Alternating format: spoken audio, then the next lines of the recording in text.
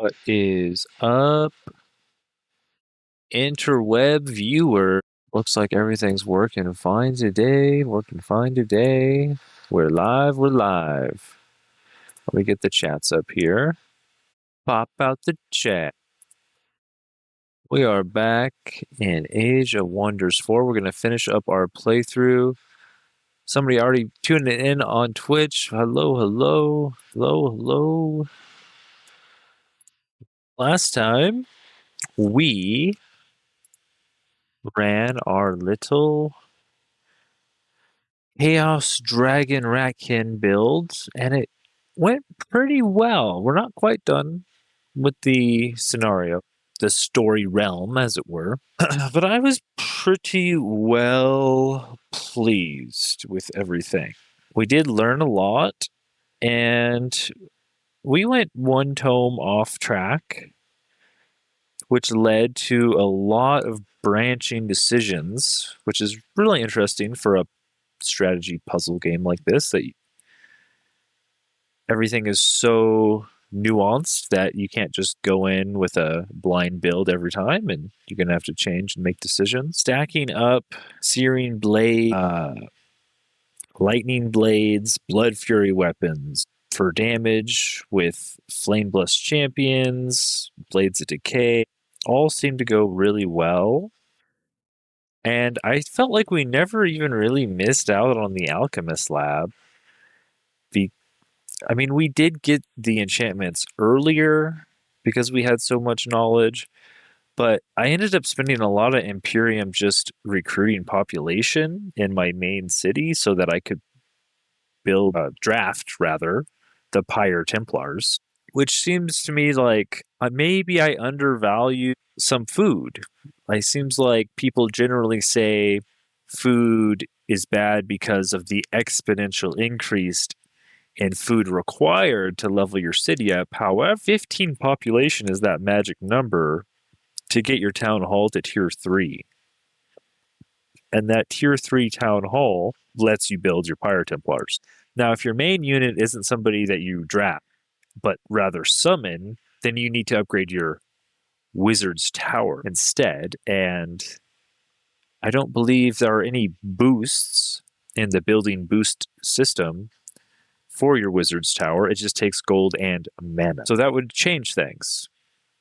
I think next we're going to do some sort of undead zombie run. I don't know what units. I don't really play with undead.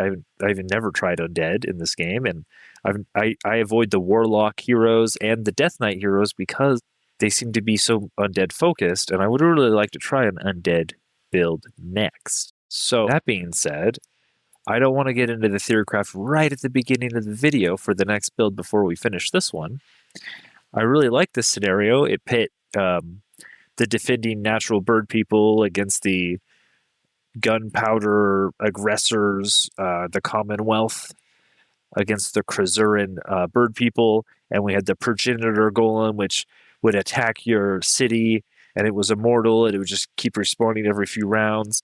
But if you chose to side with the bird people, you could get a feather that would tell the golem that you're on its side. And I'm assuming if you side with the Commonwealth, then you have to find the gemstone mine that houses the crystal that makes the progenitor golem immortal, and you could actually kill it.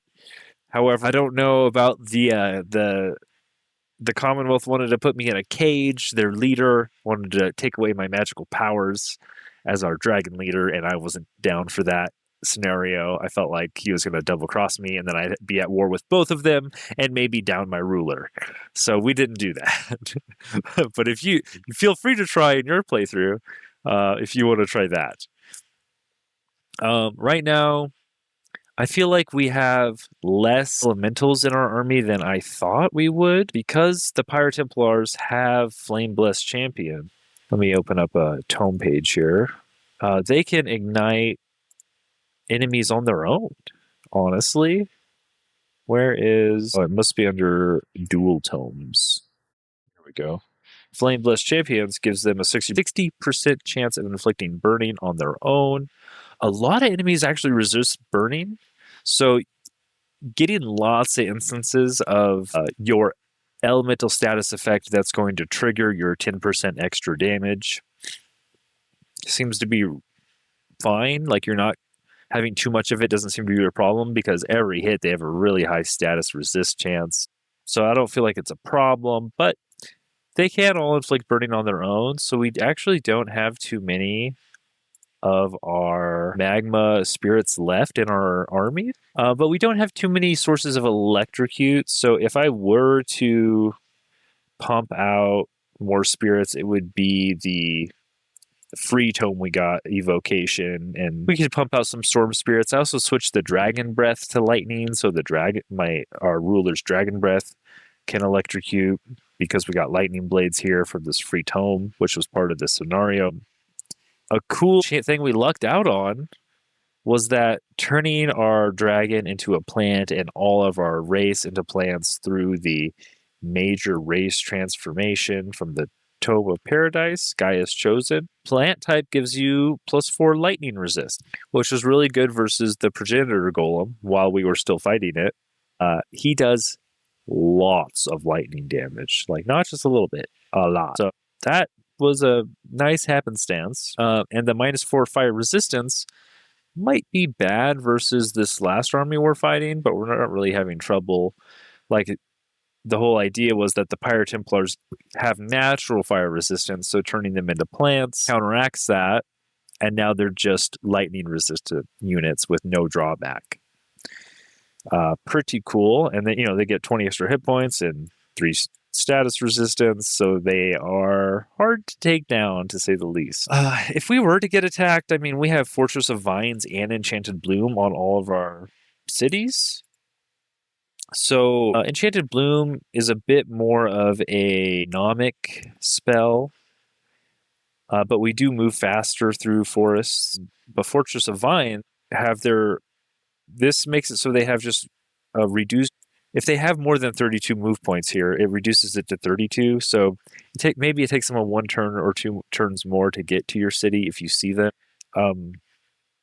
Also, any plant units we draft, which would be our Pyro Templars, start at +1 rank, which is something that's hard to get, pretty hard to get. So this is why this is one of the strongest 2 paths. Typically, from what it sounds like, for your tier 5 tomes, you want to end up with Tome of the Archmage or Tome of the Goddess of Nature. These other ones, I guess, are just a little weaker, but I haven't really tested them all out. I think the general consensus and your experience might be pretty different. If you actually go through and play a lot, I'm sure you can find ways to make everything work in the game. And there might be some power differences at the very top end, but you don't have to worry about that until you're playing hardcore PvP. But yeah, I'm looking forward to doing a necromancy run and seeing how much undead we can get in the next scenario. And yeah, we had a nice stream last stream. We had an average of, we had hundreds of people actually tune in and watch the stream. So thank you all for tuning in. That amounted to thousands of watch hours. So awesome. Glad people are enjoying the content. However, if you want to let Google and YouTube know that I deserve a slice of that ad revenue pie, you've got to hit the subscribe button. That's how they know that I deserve my fair shake. So go ahead and keep that in mind if you want to support the channel. Now, I'm going to go cam off just to make sure we have no audio issues, and we're going to jump back into the place where we left off with our Chaos Dragon Lord turned plant ruler of the Ratkin army. No, Steam, I don't want to see your ad. Just want to play my game. So quiet. Here we go. There he is. There's our big boy. I love the details they added to the bird nest and his horns and stuff.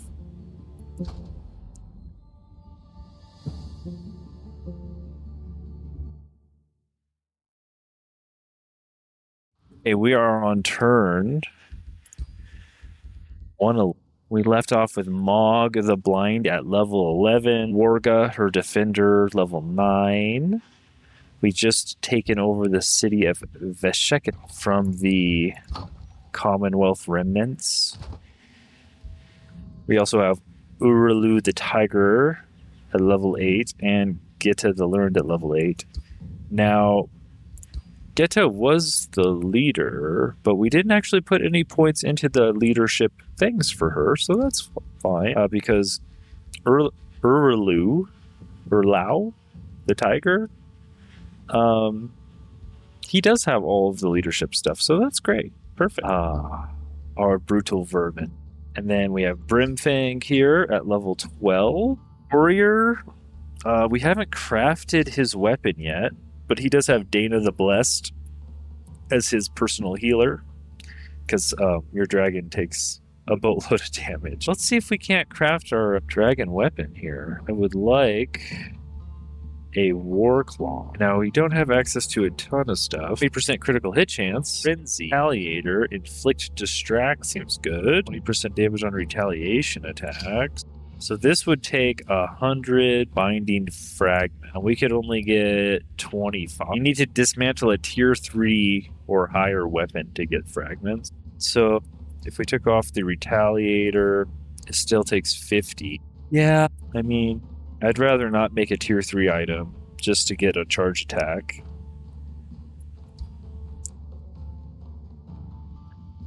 Might as well wait on that. Veshekin is being migrated to Brutal Vermin. It will lose some population for us doing that, but that is a price I'm willing to pay for incorporating another city. Everything's basically built in Slog's Law. Slam Pit has just a few parts of the Wizard Tower left and maybe a couple of province improvements, maybe a few defensive city structures, and it's done. Axe Tusk, they have a lot to go because they had very, very little production, and we got them pretty recent. We did take Scragheim away from the Commonwealth, and it had a Farmers Guild here, but I think we are going to perhaps get a Smith's Guild, or a Scholars Guild. We don't have a ton out of the Scholars Guild. We only have 2 research posts, so it'll be 20 knowledge. But the Smith's Guild really, I mean, it gives you food and draft, which is great if you need to draft units. But honestly, we can't hardly make enough mana to keep up our summon. And we only have a few. We have 2 Magma Spirits here, 3 Magma Spirits. We go to our armies. Let's go here. Right, so this army takes 90 mana. This is 73, 63, and 71. Most of it's just enchantments. Like, if I got rid of all these tier 1 units, I mean, that would generate us 71 more mana a turn. And then we could try to evolve more spirits, which might be something we could do. We would want to do to get some lightning spirits in the army. But what are these? Are 3 Pyre Templars apiece. This one's a low combat rating because they're so low life, but they're each sitting at about 2,000 strength at full life.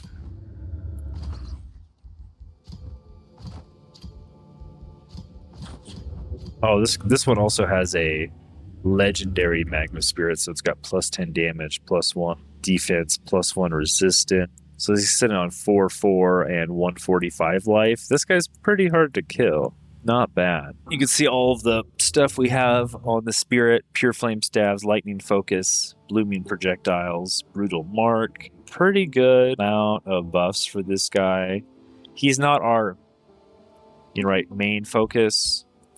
These Pyre Templars are. And do we have a Pyre Templar that's fully leveled up yet? No, they're all low ranks. Oh, we just have this one random Berserker in here too. You can see all the stuff we've added to the Pyre Templars: Searing Blades, Reveler's Heart, Lightning Blades, Leaf Skin, Guy's Chosen, Flame Burst Weapons, Flame Blessed Champions, Brutal Mark, Blood Fury Weapons, and Blades of Decay, and Aspect of the Root. So, pretty good. Oh, you also get a Bathhouse XP bonus for having visited a bathhouse? I didn't know that. They would have been here last. Does this place have a bathhouse? Grants Bathhouse XP bonus to every unit produced in the city. Wow. Did not realize that was that valuable. Very interesting. So yeah, we can start. I think all of our units are going to sit here and chill. They need to heal. Hopefully before they get in another combat. Axe Tusk can produce its own Halls of War. It's a pretty expensive buy though. Let's just do a bathhouse here. Ragheim.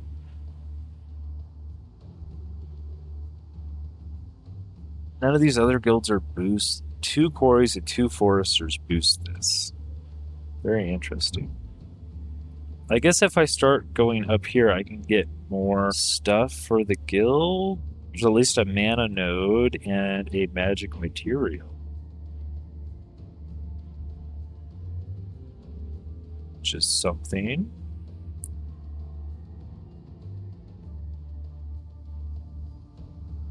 I guess. We have a fortifying governor here. Could do Dana, a second scholarly governor. Mines, water provinces for more mana and gold. I guess we'll just try to go scholarly here. Seems fine.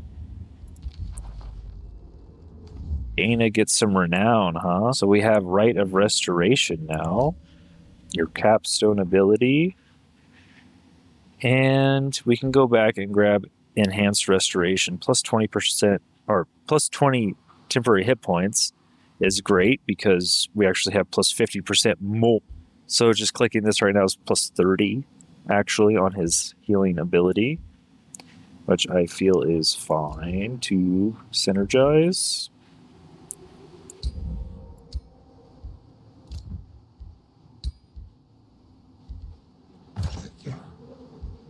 And we'll start kicking off these turns.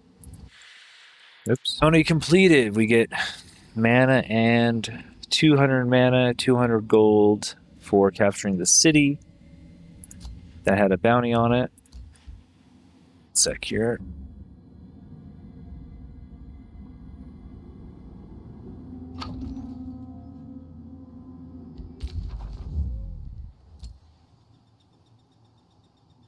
We have our 4th army over here just doing its own thing with our tier 1 legends that never died, no matter how much danger we put them in. Receive 200 mana. I have so much mana. Oh, we got the city. Now it's Hartheim. Oh, you can click this picture up here to put your governor in. Look at that. We do a fortifying governor. We didn't burn down its walls, did we? Oh yeah, we did. Usually have to build walls again. Right away.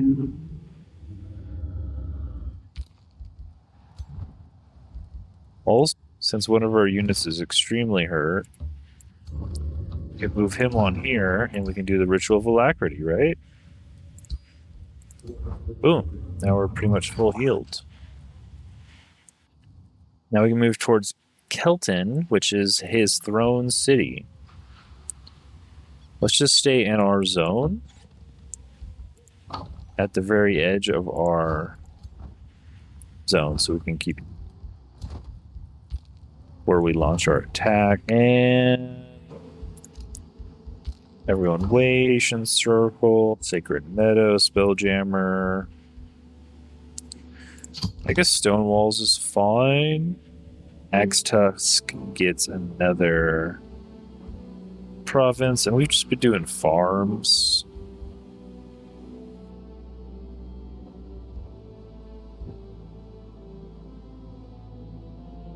Lots of farm. We did miss a little bit of clearing out down here. I've got to be a little more diligent about that in future game. Gaeta gets a level of renown. And we can give him... You know, now that we have Wildfire, this doesn't have a cooldown? Oh, it can only be used once per battle steam. All attacks and abilities ignore 10 status resistance. Maybe inexorable cast will guarantee more burning. Seems fine to me. I kind of wish this guy was doing electrifying now, because we have very few sources of that. But that's, I mean, it would take 650 to reset him again, but I don't think we're going to do that.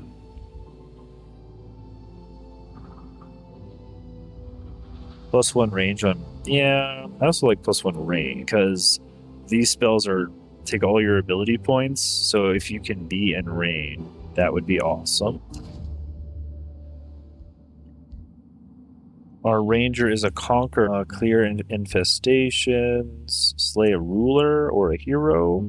We can make you a lawbringer, or you can find an infestation out there. And for spells, kind of done all the spells, you know? Can always do Enchanted Bloom on our new city, I guess. We just cast. Concentrating Firestorm. What a meanie. Why are you Firestorming my base? We have one more turn to hit max HP. Our walls are boost and go. It looks like this is void. Very much looks like this is void. It is all void.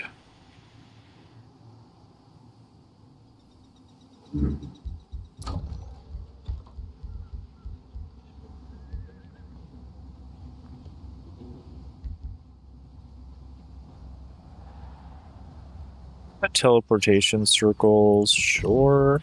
City.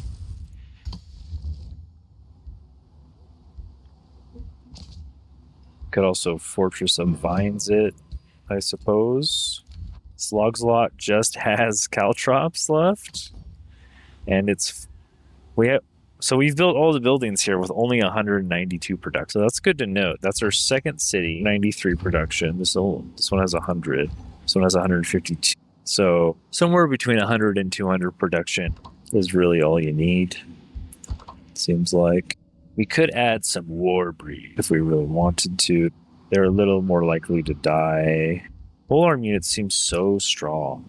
Charging units kind of run in and they get countered by polearm units unless you can do a heavy charge. And shield units have a damage debuff for almost no gain. So you would think the shield units counter the polearm units, but they just get a damage debuff. So like polearms are really where it's at, countering the chargers and not having a counter, because the shield units seem so low damage. Light of Autumn.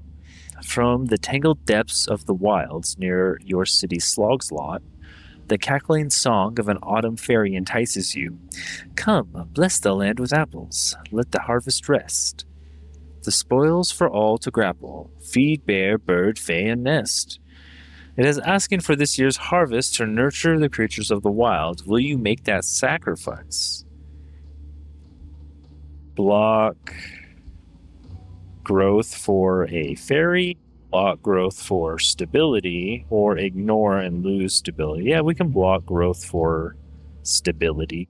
Now if we look, we are at 79 here, 64 there, over 100, so we're kind of overcapped in Axe Tusk, 79, 13 in our Slam Pit. So we are overcapped now in some of them, but just by a little bit, not too much. The most you ever need is, I believe, 80. Yeah, 80 gives you Harmony, which is all you can get. So you really only need to get up to that 80 number. And it would appear we're all full health now. So let's make our way to Kelton, and we get to see what he's got here. He has Pyre Templars and a Mage Lock Cannon, but they have very little XP on these units. A Lightbringer, these guys are pretty strong because they have Convert, which dominates unit. Very annoying. So it's only a tier 2, but Bianya, the Evoker, is a Spellblade. Belindor the Merciless is a Death Knight. Interesting. Oh, he has a bird person here. Ungarth's Skullcrusher is a Ranger level 10. And he has some gear on him, does he not? Okay. That is 1,500 army. I mean, we're at almost 3K, 2 to 3. More. Some of us are almost at 3K power. We're at like 2,000 power, so should still be generally in our favor here. And we have some good siege project, so that should be fine. Here we have much more defensive stuff, huh? A sacred meadow we can build near our conduits. A farm we can build near our farm. Let's just get the Shrine of the War God built, I guess. Oh, you need another water province for the Grand Wharf. Well, we can get that later. Axe Tusk here. So many things. Wait, let's look at your province. The best way to do that is usually just to try to build a province improvement. And then we can see we have a Pyre Shrine, a Carnival of Flesh, some mine, lots of these quarries around this war foundry. Adjacent quarry, okay. The Reavers Manufactorum. Draft per adjacent quarry, forester, or mine. Okay. And then you have a Carnival of Flesh and a Pyre Shrine. Interesting. Well, we don't really need this mine, do we? But we would like to put this is a few foresters, but we already have a war foundry. I guess all of this makes sense.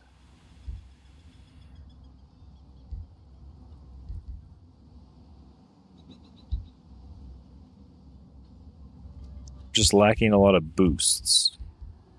We have no farms.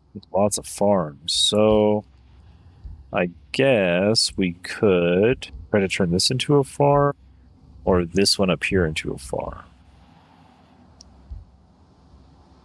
We can start farming over here. It looks like we just have foresters to advance into, though. Like a good forester here, and then we could annex all these. We have a lot of draft here, not a lot of mana. Yeah, I guess we could just try to get some mana. Getting a ritual pyre going here will allow us to annex quite a few foresters, I suppose. Or we could get rid of the carnival. But I guess we'll just leave that there for now. I guess we're going up to our next town hall here. This counts as a farm, wants to be built near conduits. This is a lot more food and stability. Don't need any more stability, though. I don't mind a fishmonger going into a Grand Wharf and a Fisherman's Guild here, perhaps. Seafarers Guild gives us a lot per water province. We have a few water provinces, but it's not boosted. Need 2 foresters to boost these, and 2 quarries. So if we look, we could probably do another forester here. And another quarry somewhere.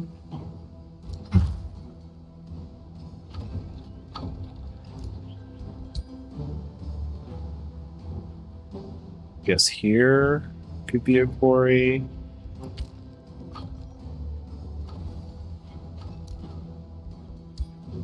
Oh, these are all farms, that's right. Do a quarry over here, and then we turn this one into a forester. That should give us what we need to boost all these buildings. But I guess we're going to go up to the next town hall also. Zandera, Bound to Wonder. That's fine. You're my ally. We don't mind if he's doing that. I doubt he'll get to his win condition before we end the scenario.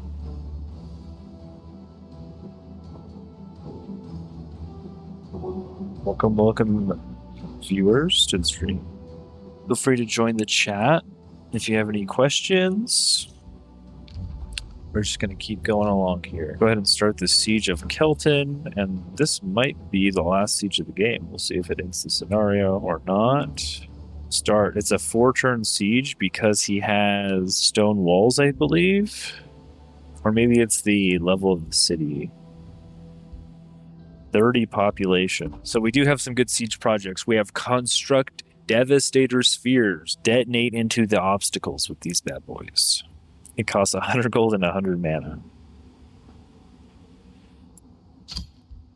We also can construct onagers.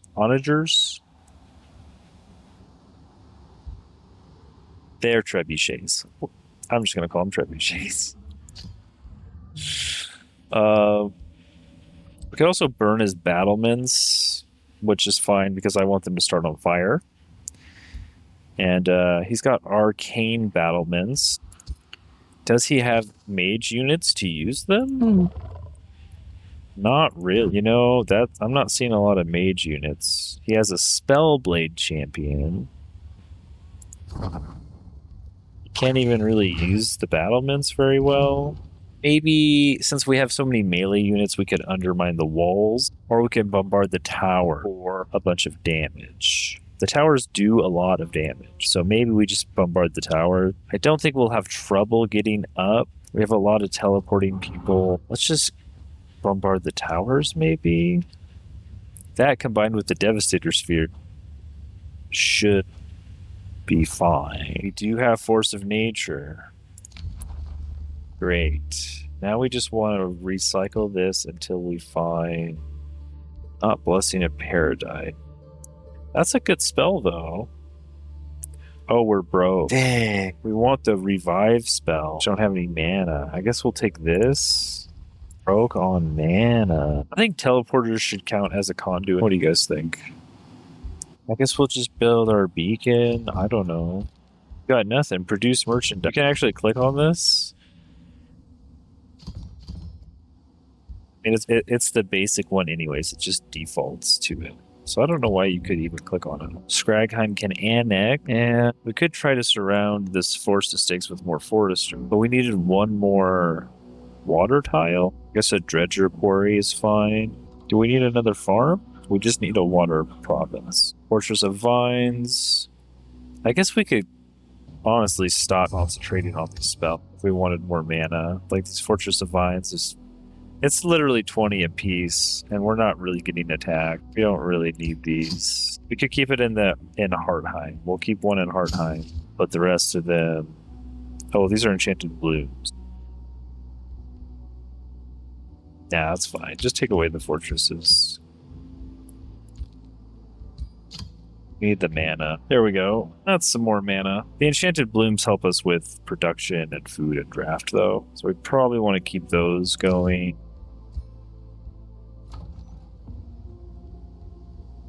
And we can build... The Garden of Bliss is a pretty strong city. Province improvement. 42 food is a lot. Just don't have good squares because all of this is adjacency. We don't have a conduit that we had. So we'll turn this into a conduit. And in the meantime, we can build an armory.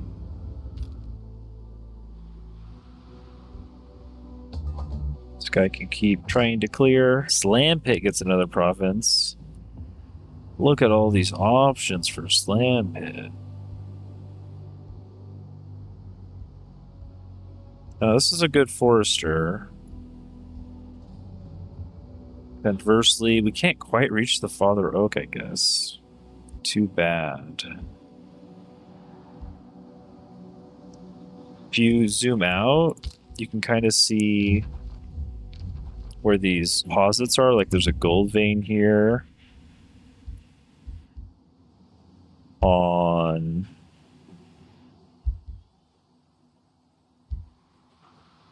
I think I already have it.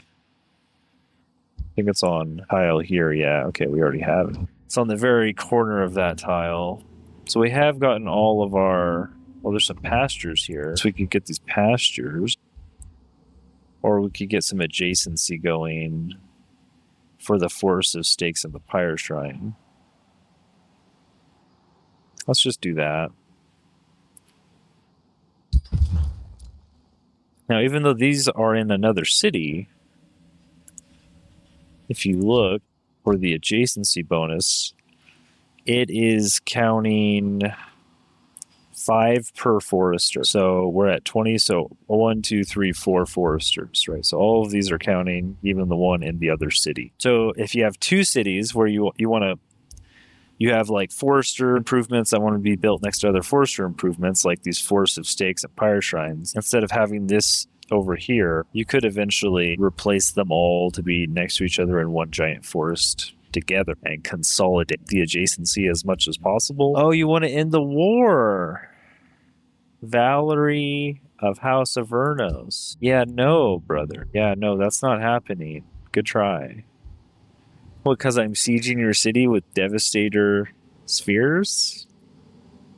You want peace all of a sudden? I thought you hated dragons. You wanted me to get in a cage a second ago. It's crazy how the tables have turned. So, I mean, the Fortress of Vines is kind of a... Oh, well, you get +1 to rank. That's true. I could have kept this in one city that I want to recruit units out of. But it's not super necessary. Force of Nature, right. Let's start casting Force of Nature. All of our units get crit hit chance and 3 blight damage. Very good. Will we get that in time for the siege? It looks like it'll be on the same turn. Yeah, got a helmet. I don't think anybody needs a random helmet.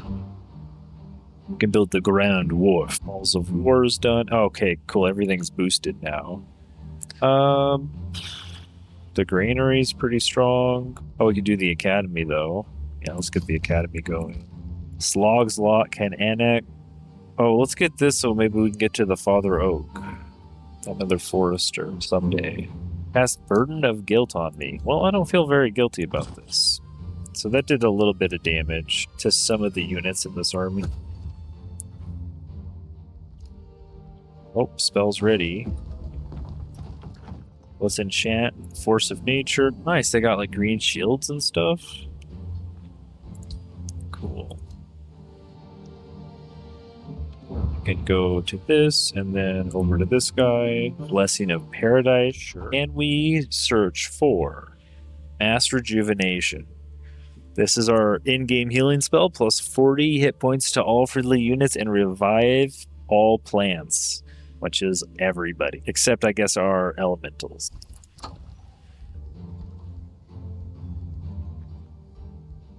And we have a boosted monolith now. But we have a fortifying governor. So all these defensive units right now are really cheap. Like we can literally just build the ballista and go into the arcane battlements. The breach is made. Okay, here we go. 1,000 power versus 5,500. He's got a level 8 ruler. Mine's level 12. His highest hero is level 10. Mine's 11. He's got tier 1 units in here. He's got a few tier 3s and a few Pyre Templars, but I've got 3 Pyre Templars in each army, and they're all a little experienced, at least. I do have 1 lesser Magma Spirit. This guy's just a little baby. Hopefully he doesn't die.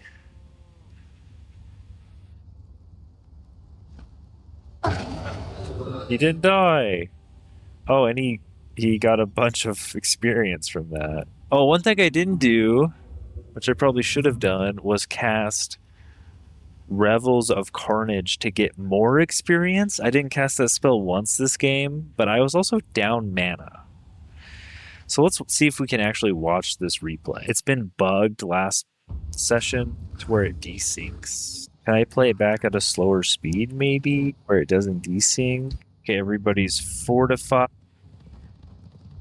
Got some defensive formations with the Pyre Templars going. Dragon moves up. And now this next turn, he has spells and I have spell. So he diseases us. These catapults hurt. I thought I cast magic on those. Ooh, our dragon's half dead. Yeah. The catapults are still basically full life. Oh, there's our Devastator Sphere. I see it now. It's this little ball on the ground. Cast Chain Lightning, and we hasten, and we breathe. Holy moly, that was like 200 damage breath. And we have 81 healing from Dana. Your job is to keep the dragon alive, and you're doing your job. And we burn everyone. That was like 120 damage burn from the Magma Spirit. Okay, that one was resistant. But the Pyre Templar comes in and just chunks his hero down in one shot. Oh my goodness. These set our cooldowns. Interesting. Yeah, the magma spirits are no joke, and they're like our secondary unit type. The Pyro Templars, when they go in and they get a crit, the retaliation attacks are killing them. Oh, that's our healing. They have aspect of the root, so if they're hurt at all, they immediately go to heal. Don't know how I feel about that.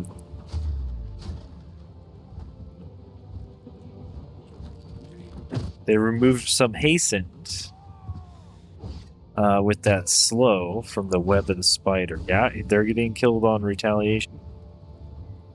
Well, this should be the last turn, right? Don't I cast Chain Lightning and just win? Ooh, Tail Swipe. Oh, that's a 200 damage Tail Swipe. And the Pyro Templar for 60 and another 50? Is that the same god? And they're routed. Yeah. We've got... I don't think the Devastator Spears did anything, did they? Did you guys see the Devastator Spears even get in there? I saw one of them up here. It's still rolling around. Maybe one of them down here went off and I didn't notice. Oh, now you summon your elemental? Okay, my elementalist is kind of chilling in the back. It'd been cooler if he summoned the elemental on the first turn. 62, that's just our Berserker, by the way. That's our tier 3 barbarian unit charging in. Oh, there's the spear. Oh, that's what the spear does. And then the combat went out of sync. Well, the spears do take those towers out, no doubt. The dragon is such a target. You really need a pocket healer, and it's working really well. Completed it. Are we done? We got a reinforced Frostbringer. Look at all this stuff, though. The fall of Valerie of House of Vernos. Amid smoldering war machines and the stinging reek of discharged magelocks, Imperial Commander Valerie of House of Vernos is brought to her knee. In this now, Brimfang, she screams like a roaring lion at its last breath. I am not afraid of death. Whatever comes after this, it will be better than all the horrors of all Commonwealth. Remnants had to endure since the invasion of Athla.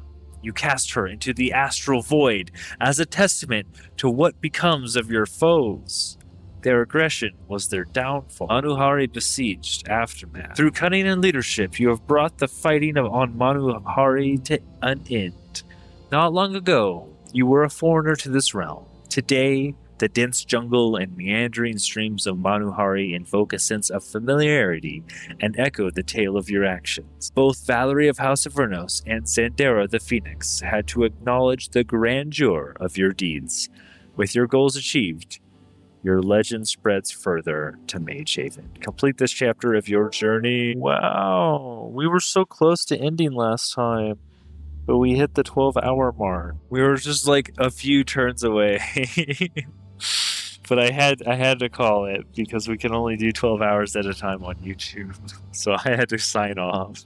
You have ended the conflict on Manuhari and unraveled the secrets of the Krozura and their ancestry. And you get a little show journey here, and this will show you where everyone spawns. So this is just a 3-empire thing. And if you play it wrong, you could be at war with both of them. But they advance much quicker than me, I think. He's got Veshikin. No, I have Slogslot pretty quick. On turn 10, I have Slogslot going. However, I don't get my third city down. He gets Yevek Kamsk, and I'm fighting Arculus. This isn't even mine city. I'm just raising it. I guess I could have made it my city. Maybe making Arculus my city instead of raising it was better, because then I don't get a third city until I take over Weirdgate. So I didn't really want to settle out here. There was nothing out here. There's nothing over here. This is mountains and void. The map is pretty small. I could have settled up here, but then you have a very vertical empire. It's hard to defend all of it. I guess over here where Weirdgate was probably fine. There was a couple magic materials here and mana nodes to build your research post. I just needed to do it. But it's kind of weird because I want to full clear, but you kind of don't want a full clear because you want your army to be where you want to settle. I think getting those cities down is pretty important. As soon as I went on my rampage, he just fell, right? And luckily I allied with this guy, Zandara, because I would have had to have trekked my army. I would have had to defend Axe Tusk, Skragheim from Steelgardus, or both of them, right? And then track my army up through here. So it would have been a lot harder if I didn't ally with one of them. Thus, by ending the conflict on the freed lands of Manuhari, a brave Godir revealed the knowledge about the legendary world seals. Many Godir had known about the structures which had once obscured Athla itself from the astral sea, but only the wizard named Merlin had ever activated. Merlin? Armed with the knowledge from the seal's very creators, I know that guy. Larissa Mirabilis continued her quest to stop Edward on his path of destruction. Okay. Brimfang has proven worthy to ascend. We get to select a trait. Firebearer. All friendly units gain Zeal. Pyromancer. You get Ascended Wildfire as a spell. Store Root Warden. At the end of this unit's turn, you could just bleed and immobilize around you. +2 range on all abilities. Does that mean your tail swipe and your breath weapon +2 range? Yeah, Objagator. Chance of inflicting dominate or strengthen and heal yourself. I mean, the range seems really strong just because you're a drag and you do dragon things. But also you're a warrior dragon. Trying to get in there. This unit has Resurgent and -20 hit points. When it dies, it blows up. Yeah, I don't know about that. Maybe you're just a warlord. Whenever a unit is slain. It doesn't say whenever this unit slays a unit. Whenever a unit is slain, you gain strengthened and heal. I'm caught between these two guys. What do you think? Is Brimfang more of a seer or a warlord? I can pull the YouTube chatters. Maybe. Maybe we can pull the YouTube chatters. I get good at streaming. I thought pulling... Oh, here it is. Sinja Seer or Warlord. Okay, there's 34 of you in here. You guys can pick one. We can all take a little stretch, make a coffee, throw something in the microwave, whatever your thing is. And we will start. I guess, I have a lot more time to stream, so I guess we'll start the next playthrough. And I think we're going to do Undead Necromancy, so we can theorycraft a little build, make another character, and see how many turns we can get in there in the next story mission, story realm. So I'll be back in a hot second. We'll see what the pool looks like.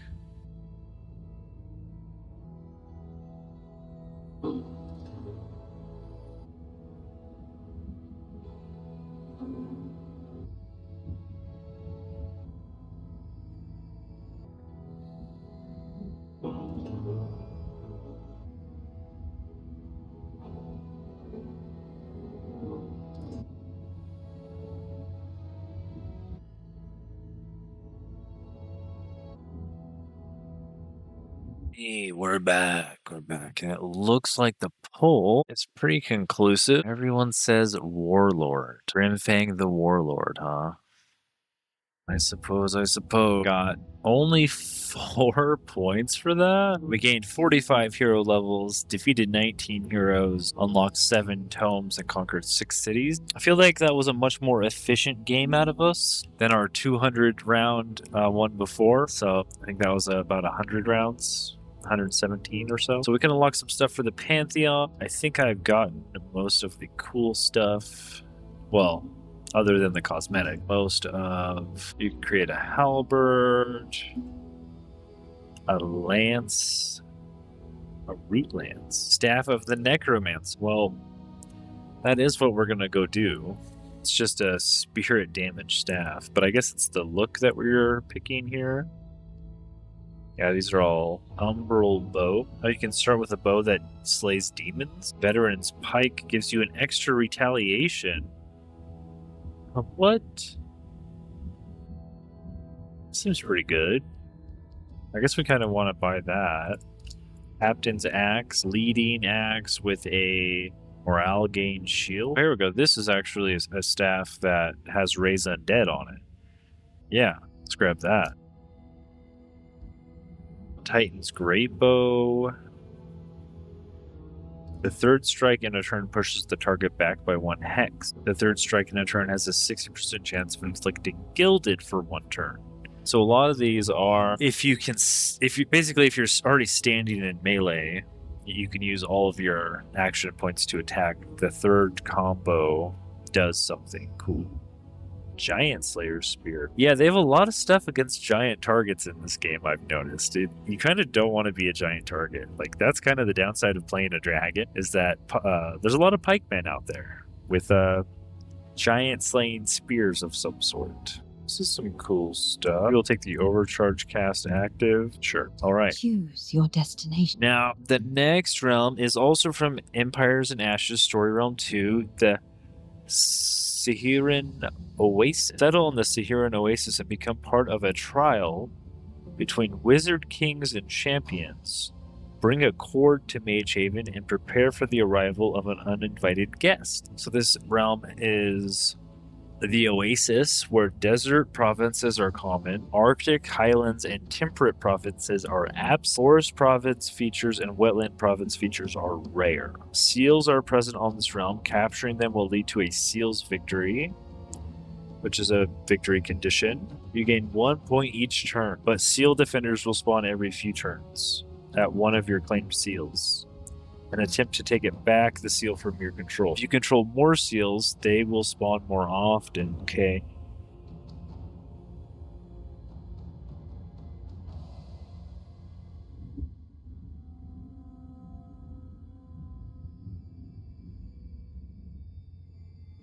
And then you can modify this. Okay. Chaotic energies make emotions run high. Each strategic turn, all rulers gain a stacking negative empire relation modifier with each other. Okay, so we're going to go to war. Notice this is rulers, not city-states. Motivated truce. Waging war is discouraged on this realm. Grievances are less impactful. Okay, well, normally I don't have to go to war. They're going to go to war. So that should be fine. So let's pop out of the game real quick, and let's go figure out our tomes. We have... If we want to, I don't know much about necromancy, but let's end the poll. Bring up, where's my Twitch chat? There you are. And we can attempt to bring the camera back. Oh, there we are. Oh, my hair's all messed up. All right. And we can look here on the website to build our next faction. This is a handy dandy little website to help you figure out your tomes and stuff. You can also do it in game. It's fine to do it in game. They have I'll show you after we go through this. But this way I get to have the cam on and not have any issues, because the game does eat up resources. So let's start over. Here are all our tomes. What kind of people do we want to play? We could do Toadkin, Orcoid, Molkin, Halfling, Sectoid, Siren. I don't know what a Siren is. Slender pale beings whose origins lie within the deep dark of the astral sea. I don't know. Dwarfs? I don't think dwarfs or elves really fit. Maybe goblins? Undead Goblinoids sound fine. But now we have to actually look at some tomes. Like, obviously we have necromancy. I don't really know how souls work, but we can start maybe with necromancy.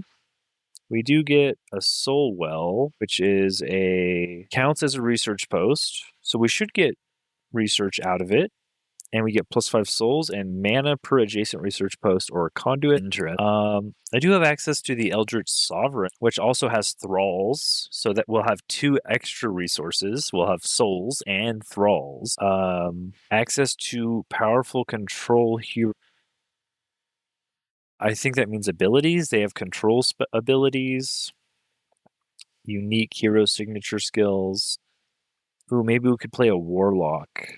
Sovereign. That sounds cool with goblins, but what's our culture going to be?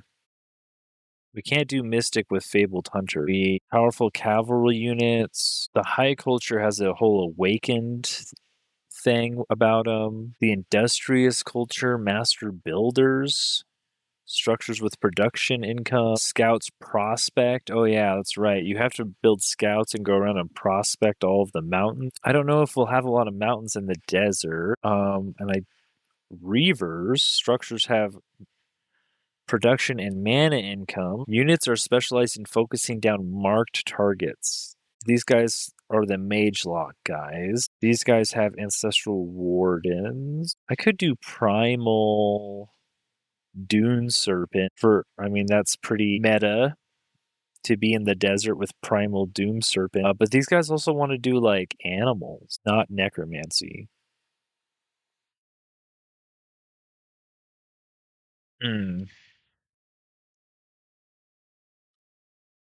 I guess it doesn't really matter.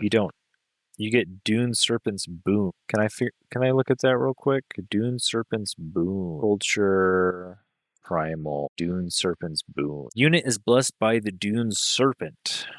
You gain Rising Fury. That turns into Fury of the Dune Serpent, and then it winds down doing physical damage and blinding. Is that it?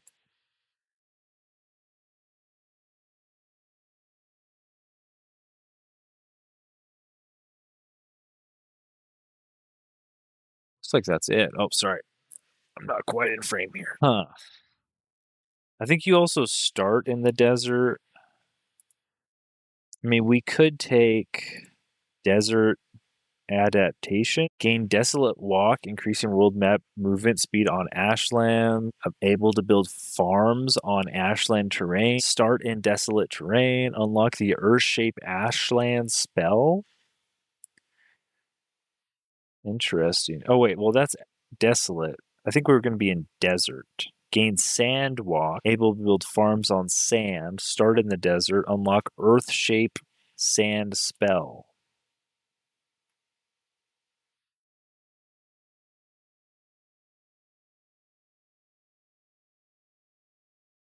Or I think I have to take away Hardy to give myself Careless. Oh, you can't give yourself Careless. What's up with that? I guess this hasn't been worked in yet. Oh, no, there we go. Careless. Desert Adaptation. Oh, it's red. Oh, can we not take it with these guys? Oh, they probably already have it, huh? We just can't take this at all. Why can't we take the adaptations? What do we do? No, it's not that. Is it primal in general? Oh, it is. I guess you get that as part of being a primal culture. Interesting. Well, I don't want to force undead. There's probably something cool here we could play in the desert, though, for the scenario. I wonder if I can bring those two worlds together. Desert Goblin.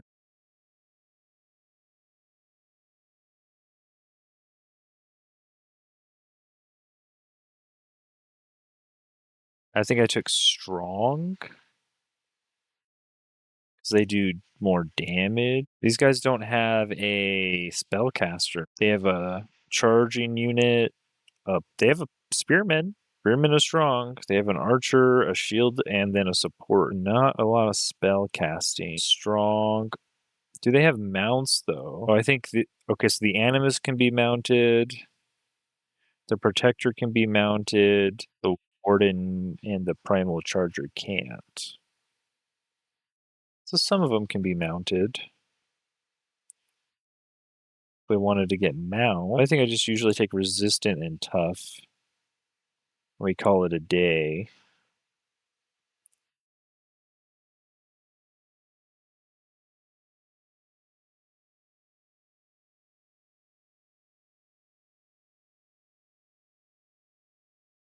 Oh, sorry. Yeah, I don't know. These are fine. Fabled Hunters, Cult of Personality. Let's look at some of our higher tier tomes. This is normally what I do to build it. If I want to, what are we looking at? Do we want to do Reaper? Reapers. Look at these guys. Finger of Death. Ethereal Magic Origin units. We could reap through the desert. Now, these guys don't they're mythic, so they're not going to take any of our race transfers or any of that stuff. I don't like minus fire resistance in the desert, though. Seems like a bad scenario to do undead, no matter how much I wanted to start with that. What other tomes are there? I guess we could try to do animal. We just did a lot of nature in the last one, though. Tyrium are golems. Golden golems. Could go golem. These guys are mythic construct. That's pretty interesting. And they have lightning weakness. Someone's a rock giant. Do rock giant. Tome of Necromancy. I don't know which ones of these are DLCs. I know the Dungeon Depths is, because I haven't seen that one. That's the Giant King. Leyline Focus. These don't have really high tier units, do they? Oh, a Transmuter. That's what they are.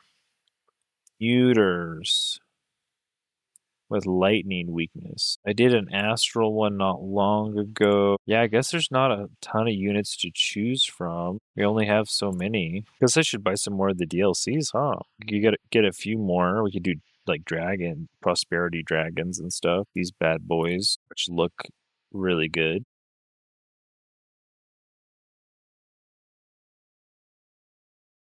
We got Goblin Hunters with an Eldritch Lord Tome of Necromancy. So we got some nature affinity. I don't know, Primal just seems like a little, has higher food, alter provinces into the primal animal's favored terrain. Compatible with adaptate. Okay. I feel like we don't want to do Undead with them, but let's try it. Undead. These guys are going to summon up some animals, summon a primal serpent, yada yada. But I think as long as we build right, it won't really matter if it's perfectly synergized or not. 50 people. Welcome to the stream, everybody. What's up? How's everyone's evening going? Feel free to hop in the chat. We're just going to go over, let's just start building this out. So from here, it'll show you everything you have access to. And if we're going to go Necromancy, Necromancy will give us, start at some shadow affinity. It will give us the Tome of Necromancy. So we will get skeletons we can spend souls on. A sustained world spell. We get Necromancer unit. Necrotic projectiles. This is kind of what you want to build around. So if we're going to have necrotic projectile, we kind of want a tier 4 unit that is a ranged unit to build around. And then we can like have maybe zombies and stuff as the front line and call that a build. So looking at the higher tier tomes, we get snow spirits. I don't think that's what we want. Do they have a unit to build around? I don't think they. Oh, here's a banshee, but that's a tier 3. Don't have a tier 4 unit. I guess living fog, but that's a mythic. And then reapers. So we don't. It looks like this doesn't really build the same as the other tomes. You kind of have to do a little finagling, which I think means I want to go astral reapers or something along that. Curse of the Reaper ability. Battle mages and support. I guess if we'd want to pick a culture that would have a tier 3 battle mage or support, then this revives all undead. Very cool. Withering Mist. Chance to blind, weaken, combat, enchantment. It's a pretty strong spell, all things considered. Yeah, I think we're going to just go into Astral. I don't know. We can do like... I don't know what to combo with it, because you have enough... I guess we could do animals and undead. We could just do both. Just call it... Just mix them up and see if it works. It probably won't, but we could try it. I was like, what's Beast give us here? Tome of Beasts is going to give us friendly animal and cavalry units get a buff. We get a wild speaker support unit. When adjacent to a friendly animal, both units are granted damage. But that's a race transformation. We can also summon animals. I think Vigor's a big one. You get summon greater animal. another race transformation, then empowered beasts that affect all animals. Yeah. Are there any undead animals? Like what about the obsidian wyvern? It's not undead, is it? That would be sick. If you could turn all your animals undead, then now that's a build. Paradox Games, you can put that in your next DLC if you want. I'll count that as a freebie from the ideas guy.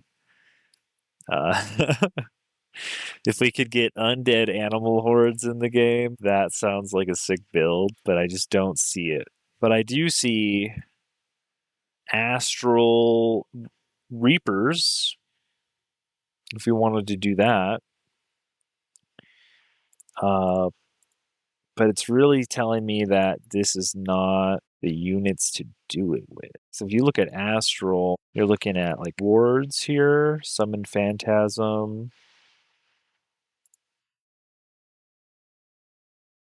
You can summon a phantasm warrior. But this guy's ethereal, he's not undead. And we're buffing support units. I guess we have animists. I mean, they're support units. They just summon primal serpents.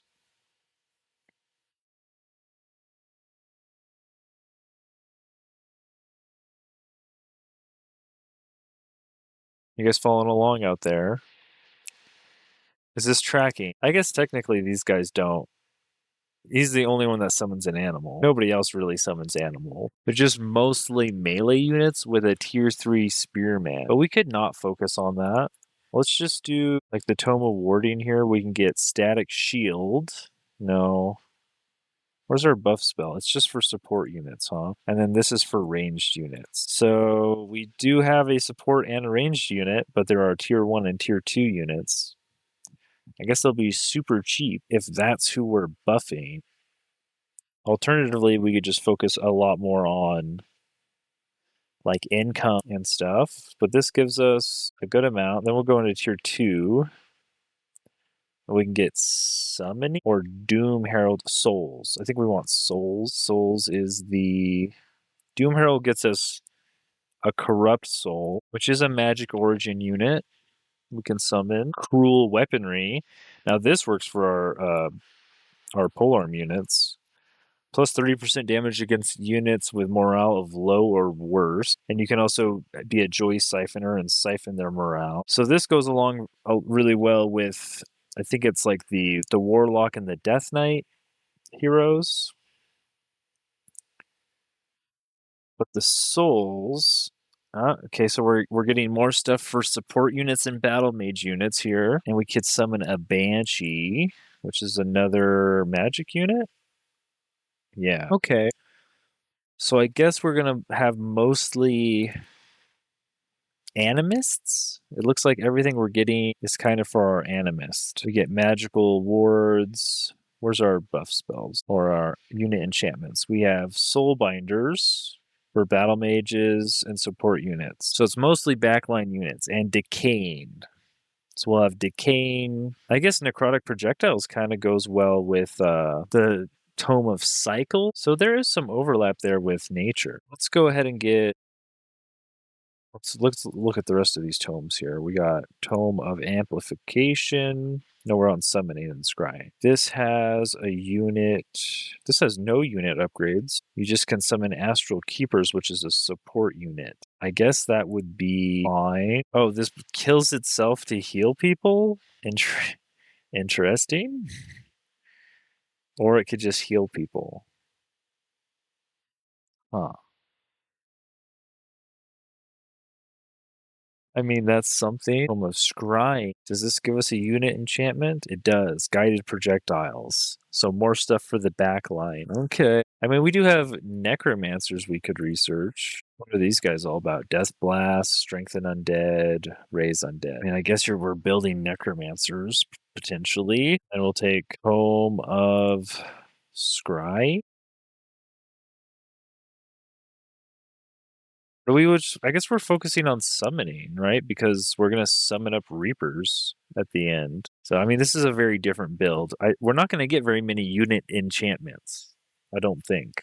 Then we can go into tier 3. I think tier 3 has the Great Transformation for us, or we could go Corruption. And we've kind of left behind Nature. So we're not getting the Tome of Cycles, but that's fine. I feel like this is better. So do we want Transformation, I guess? This gives the major race transformation, everyone's undead, and lifesteal, which, I mean, I don't know, getting minus fire resistance in the desert seems pretty bad. I assume there's going to be fire elementals and stuff, but I could be wrong. Killing non-racial tier 4 and 5 units gain an option to spend souls to create a Bone Dragon. Bone Dragon. Can I look at the Bone Dragon? Units, type, undead, Bone Dragon. They are magic origin. Okay. Because the whole idea is to get to Cosmic Overdrive, I think. Unit enchantment for all melee units with weakening or. Okay, so we'll take transformation. And do we want teleportation? This will buff our support and mage units again. Gives us summon phase beast, which is another tier 4 unit. What we missed out on was under the dual tomes.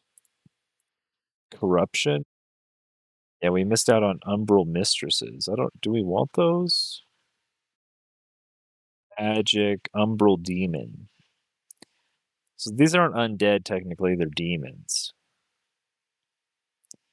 They are magic origin units. I think we need a full astral tome here though to get up to 6. So maybe this is like lightning damage, amplify mind. These are all good, but this is for like ranged units. We don't really have a ton of that in mind. I guess we'll just go teleportation here. That'll give us access to all the goodies stuff here. So we have to choose between Sehiran, Oblivion, and Reaper. I don't have Calamity. Should really get all that stuff. We could get Sehiran Golems, which have Lava Walk. Oh, they're not magic origin. These are constructs. That's for a construct build. We're not doing that. I kind of want to do Reapers. They are a higher tier unit than the Living Fog. So I guess we get our Reapers here. And we'll take. What's Astral Convergence going to give us? Mirror Veil, a Mirror Mimic. I don't think we need another summon unit, but yeah, I don't see summons an Astral Reflection. I mean, that's a good combat spell. This is another race transformation. This is a great summoning spell too. I kind of like this one more. We could copy our Reapers, I guess. That's kind of cool. Oh wait, it can't target mythic units. Dang. It'd be so sick if we could multiply our Reapers. What the heck? I guess we'll just go with like Explosive Manifestation here, and we could have a really cool summon spell in combat. It's all about casting spells in combat, though. I guess it's fine. And then we finish off with Archmage, and we'll get Cosmic Overdrive. So we'll get 20% damage and very fast movement. And this works on combat summons and magic origin units. So we dropped Nature.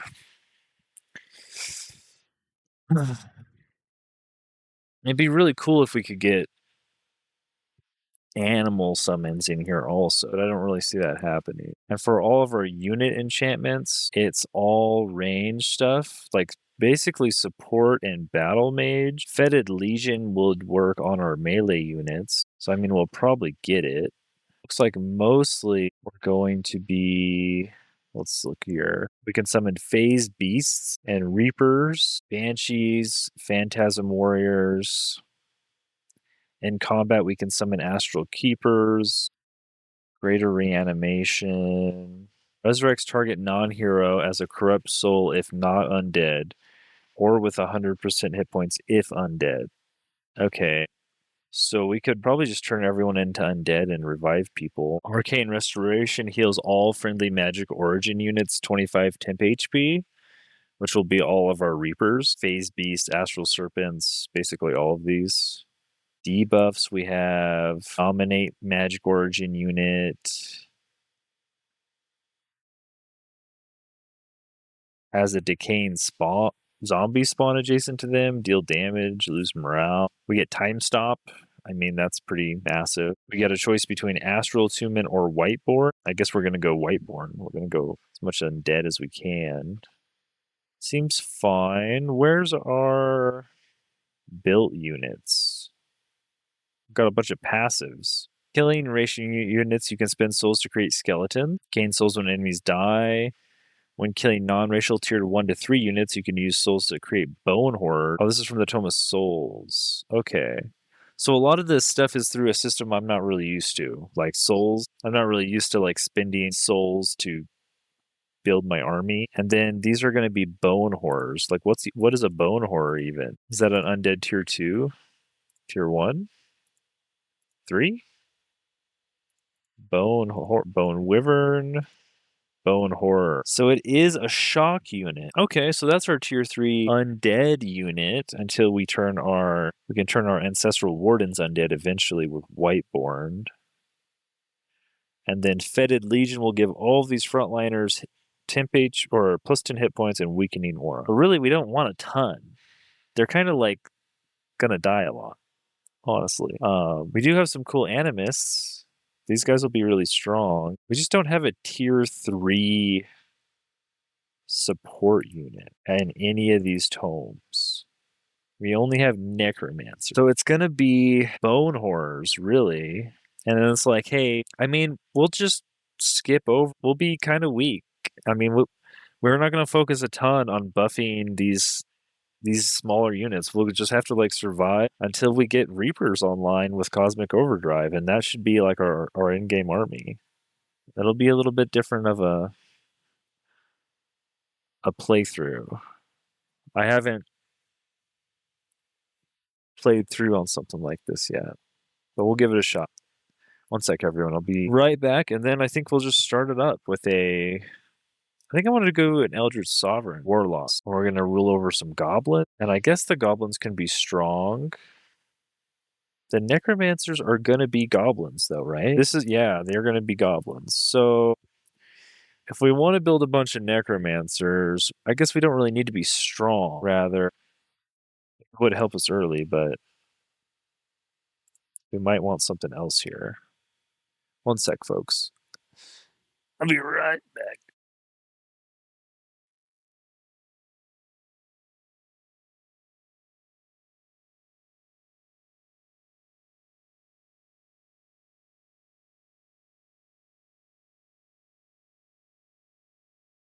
Alrighty. 57 people, awesome. Let's get this show on the road, shall we? I think this is good enough. We don't have to be perfect. We're just going to see how the build runs. I guess we could do Arcane Focus. Magic attacks deal 15% damage.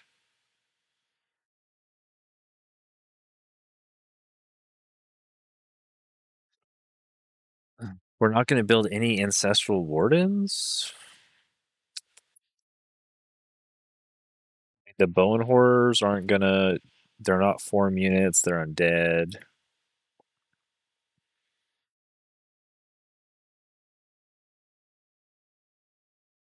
I don't even really think we need to do more damage. How about harder to hit by ranged attacks? Because these guys are going to be...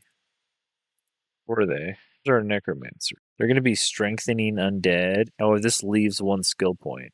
Or action point, rather. Raising undead, and then occasionally death blasting. We're going to start with another Primal Darter. Probably not very many animists. Battle Mage. We don't have a Battle Mage. We just have the support unit. Yeah. What's our army going to look like? Let's start there. We have an army. We're going to have our Eldritch Sovereign. And then and he's going to be a warlock. And then we're going to probably want like a Death Knight hero, and then we're gonna have like maybe like 2 Reapers and 2 Necromancers. Is that what we're aiming for? Something like that at the end of the game, and then we could just do like a random hero warlock and a random hero warlock and death knight. I mean, that's a pretty simple build to try to aim for. I don't really know what this primal. They have higher food income. They alter provinces into the primal animal's favored terrain. I don't know if this even makes sense. Could I see a longer list of these guys?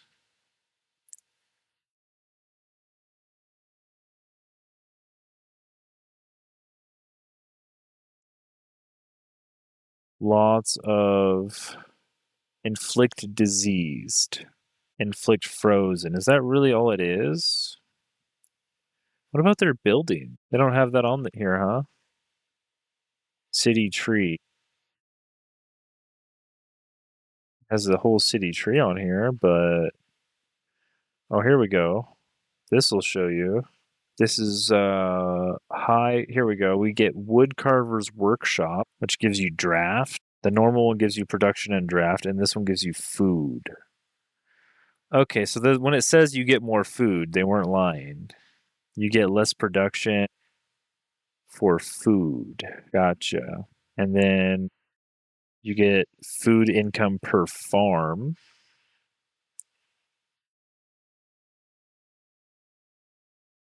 I'm sure these guys can build farms in the desert. I haven't seen anything that's explicitly said that, but I would assume that because it's incompatible with adaptation, that it just gets the adaptation, like Sandwalk, able to build farms on sand, start in the desert, unlock the earth-shaped sand spell, but it really doesn't say that, does it? No, it doesn't. Is there another one here that's good? I guess we can't take Mystic. We probably should just play Mystic.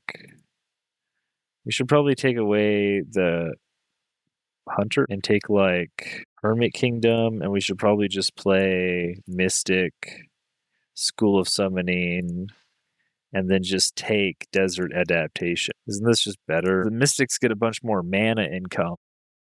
Like, if all we're looking there is for the mana income. And look, these guys also get a Summoner.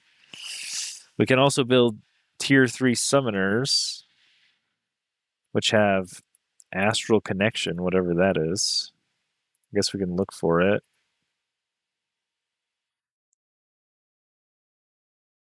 Friendly magic origin units in combat gain +5 morale for each friendly unit with this property. These guys aren't magic origin units, are they? They're ethereal. They have the ethereal unit type. I guess our 5 morale for each friendly unit with this property. Okay, so there's some math to do there. I mean, how much morale do you want to give your Reapers?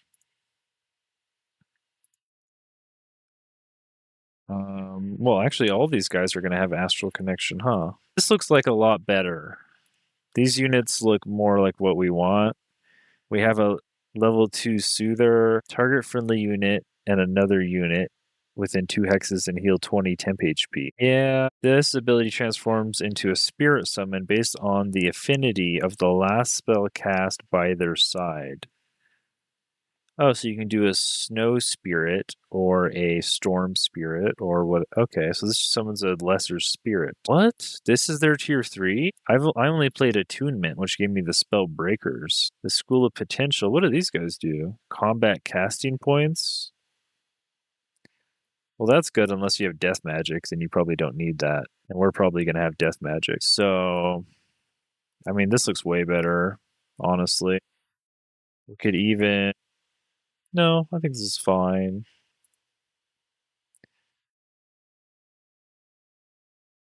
Do we want to start with a summon, or do we want to start with Soulwell? I guess we probably want to start with a summon, but what doesn't this give us something good? Well, I mean, we could research our Necromancers right away. Let's take a look at the Reaper unit again. Where was that? He is magic, mythic, and undead. So he can be revived by all of our necromancy stuff, and he can be buffed by all of our summoning stuff. Oh, you can get a ghost ship? How do you get the ghost ship, though? What the heck? This is a unit? Where? Oh, it's a wildlife unit. You might not be able to get this. You might be able to summon it from the Rally of the Lieges if you're lucky, but that's pretty rare. Zabone dragons. High maintenance, but we can get these. And we can get bone horrors, banshees. Okay. Pestilence crocodiles. It's another wildlife unit. Okay. I think we have an idea. Thing is, what do we want to research specifically? Let's go down our tome list and write down Necromancy, Warding. I do these in all caps. Necromancy, Warding. Is this Souls? Souls, Summoning.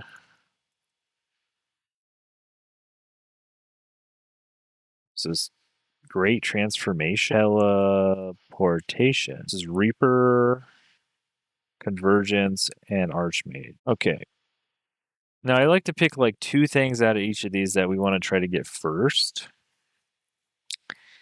This one definitely has to be our Necromancer. We have a lot of units that are fine, like the Soother, the Summoner. Well, we probably want a few Necromancers in there, so let's get some Necromancer. And then we have Necrotic Projectiles, which is our unit enchantment, which you don't really want to skip those. And then under Warding, if I could find it, we have our minor race transformation and a unit enchantment. We don't really need to summon the Phantasm Warrior. I mean, this is our first summon. Yes, true. But he's not undead. So, and we have magical words to get and staves of warding. But I guess summon Phantasm Warrior would be. It's kind of just too hard to build the Necromancers. I wish the Necromancers were not drafted units, because like having these be the catalyst to all of your undead dreams is kind of annoying. I guess we would just switch these and skip the race transformation, maybe? Like flip these around. I guess we could start with the Tome of Warding. And then go Necromancy, Souls, Summoning, Transformation, Teleportation, Reaper, Convergence, Archmage, like that. Just because I don't know, you kind of want your summons just so you can balance out your army. You don't have to build. Kind of annoying, but kind of have to get that. If we could actually skip a tome now. If we look at our affinity, one of these tomes we don't need. One of these blue tomes. We could drop like teleportation or something.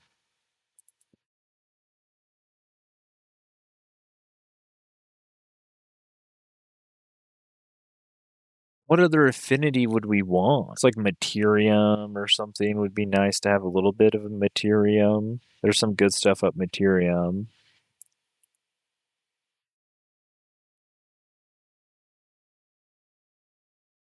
But these are Awakened Tools. Gives you draft. Kind of not the best. We could just take a Fanatical Work. Would give us a ton of production. We don't really need Summon Zealot. Legions of Zeal. I mean, Tome of Zeal's pretty strong. All friendly tier 1 units become strengthened. Yo, Unleash the Warhounds is a really early siege project. That's crazy to have 6 Warhound units. That's pretty strong.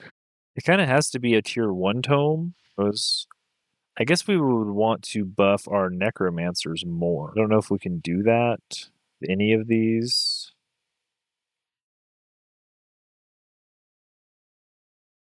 Other than what we're already doing. Yeah, I mean, we're a little over-indexed into Astral, but Astral's a great affinity to be over-indexed into. I mean, we could take one more tome somewhere else, but I mean, we're gonna get a lot of Astral up there really quick. The only problem I have is Hermit Kingdom. It's really easy to lose the Hermit Kingdom bonus. So, I mean, I guess you could do Mana Addicts. Start with an extra Battle Mage or support unit. That sounds good. Kind of like Mana Addicts. Gifted Casters. Start with one extra spell unlock. Combat spells cost 20% less mana to cast. These spells cost minus 20% mana to cast. Magic Origin, gain 20% more experience. Oh. I guess we kind of want that, huh? Mana Channelers. I think I have that in my DLCs. I think so. I guess conversely, we could change this to a different thing like Powerful Evoker, combat casting points. Don't really need that.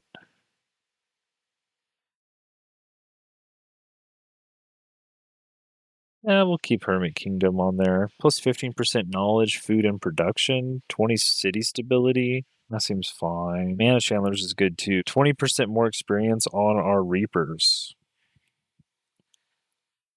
I mean, that seems really good too. But first we have to get there. Is kind of the deal. And how many things are we summoning? We're not summoning much at the beginning. Maybe a few Phantasm Warriors. But then we're going to use Soul. We're going to come down to the Tomb of Souls.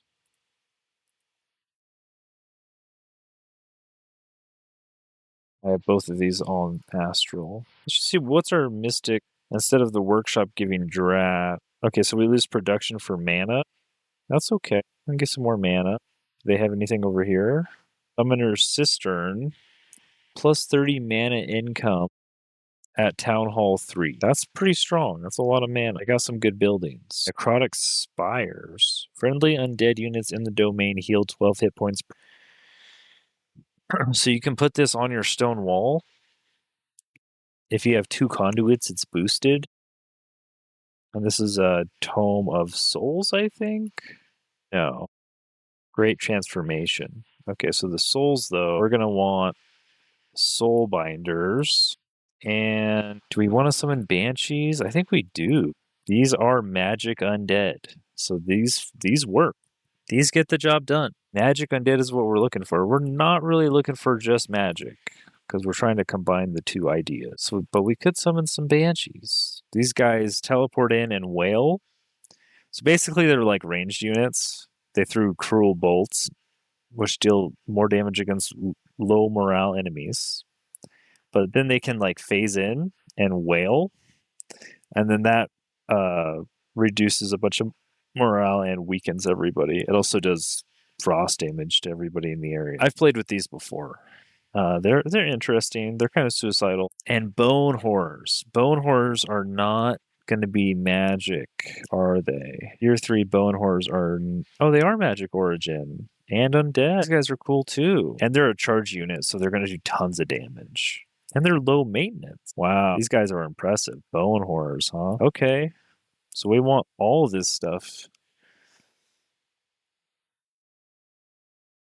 I guess, do we want more Banshees or more Bone Horror? I guess we want the summon, and this is souls, and this is mana, so...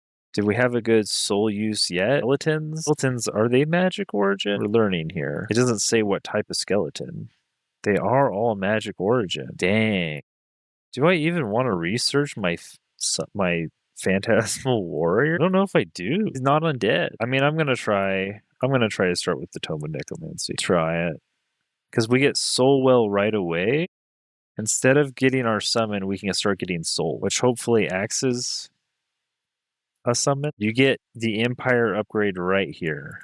I don't know if you... I wonder if you have to research this. You don't have to cast it. It's just an Empire upgrade. You might have to research it though, because we want skeletons, not those Phantasmal Warriors, because those will be useful even at the end of the game. As soon as we get Cosmic Overdrive, it'll work on all our skeletons. which will be insane. So yeah, we'll just reverse that. Souls summoning. We skipped over Doom Herald, which summons a corrupt soul, and we took Tome of Summoning. Doom Herald. Do we want any of these guys? They are magic undead. They are fighter. This is more about crushing their morale than anything. And then what's our summoning book give us? Yeah, this lets us heal, and we can supercharge. Oh, we could supercharge. I think we do want supercharge. We get 5 strength in our Reaper. I don't think we need to summon these guys. But healing our magic origin units, that's all our skeletons. And supercharging them, I think that makes us want to pick between one of these. The Tome of Souls or the Doom Herald.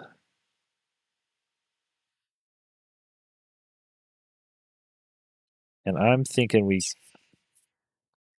Doom Herald is like this whole morale thing, which you could kind of you would kind of want to make your whole deal morale if you're going to do it. The Banshees have some morale stuff going on. Mainly, I'm pretty excited about these Bone Horrors. What were they? Bone Horrors. Banshees on Corrupt Souls. These are battle mages. They should get all of our battle mage buffs along the way. I guess all we've got is necrotic projectiles, honestly. We haven't picked up a lot of stuff yet. Souls. Okay, we're gonna get Bone Horror Reanimation.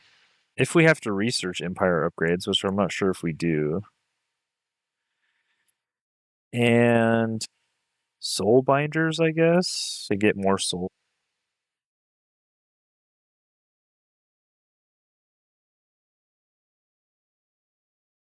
What was this one called? Bone Horror Reanimation? I'm assuming you have to research that. It'd be kind of crazy to get it for free. But you never know. Let's throw this at the end. Or summoning. Summoning, let's just get Arcane Supercharge and Arcane Restoration. Hopefully the AI can use this in combat well. And then we grab Great Transformation. For Bone Dragons and our Whiteborn. Got to get the Major Race Transformation. And I guess we want the Bone Dragons. Those are they magic too? They are. Sure. We'll have some Bone Dragons in there. If we can ever... See, the thing is, this is conditional. You have to kill a non-racial tier 4 or 5 unit. So hopefully we can do that. And then we went teleportation. Now this is where I feel like we could change the build.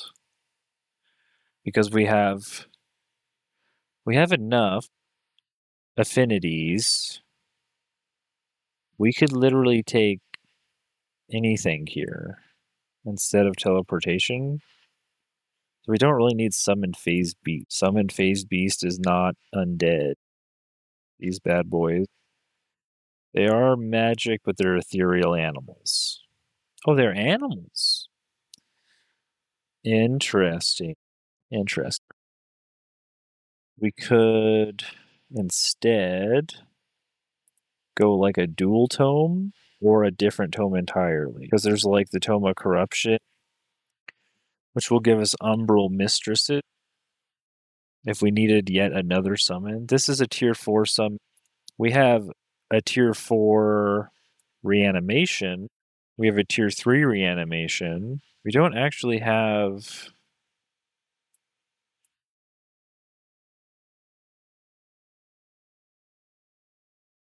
a summon yet. We have a lot of magical units, but not a legit summon. So I guess corruption, well, these Umbral Mistresses are not undead though, is the thing. These guys are Umbral Demon, not undead. Unfortunate. They are not affected by our undead spells, like our Necromancer's support abilities and stuff. They are demons. Slight difference. Demons, undead. You would think there'd be some crossover there, but what do we got then? Cold Dark? No, I don't have Prophecy. It looks like we could go back for any of the tier 2s. Revelry is always good. Beacon. Shades? Oh, I don't have Shades either. Ooh, would Shades fit in the build though? What is a Shade? It's a tier 3 skirmisher. He's a form unit. He's not undead or magic, so I guess he wouldn't really do what we need him to do. Interesting Shade unit. They missed.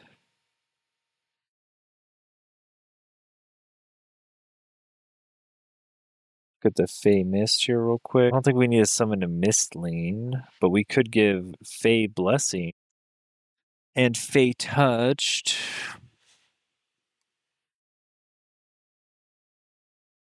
Oh, right, and you could build Feywater ponds. I don't assume there's going to be a lot of foresters to surround these ponds with. Not in the desert. I guess in the oases in the desert, you could do a Feywater pond. This tome is kind of self-sufficient. You just make all of your race, you do a minor race transformation, and I guess only your race, I guess it wouldn't work on all our summits. They would all have accuracy penalty. And I'm pretty sure the Fey Blessing ability, I don't know if this would help with that. I forget. I'd have to open up the game. Maybe I could search for it real quick. See if the wiki is like pure white, so I don't want to blind you guys.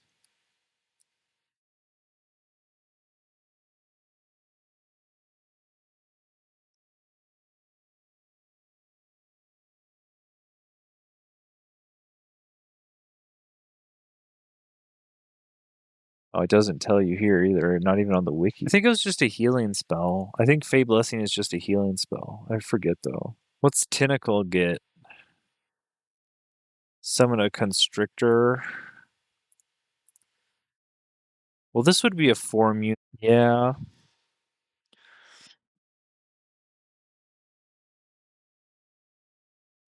That sounds right. We would just rather have the form unit be the mage or something.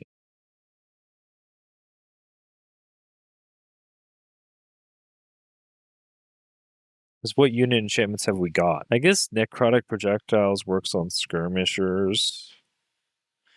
I guess a Shade would work. Where are we in this? We have no summons that are undead yet. Oh, well, we know we have Summon Banshee. I totally forgot about Summon Banshee. Summon Banshee is a summon. So I guess, alchemy is always good. You could always build alchemy labs. This is just never bad. Just getting alchemy labs to build for a bunch of extra knowledge. We're way over here. We could take a tier 3 tome of literally anything. But what does Tome of Evolution get us? Dual tomes, unit enchantment, units that evolve. Yeah, I don't think my guys evolve. I might just grab the Tome of Alchemy here, honestly. I'm not seeing...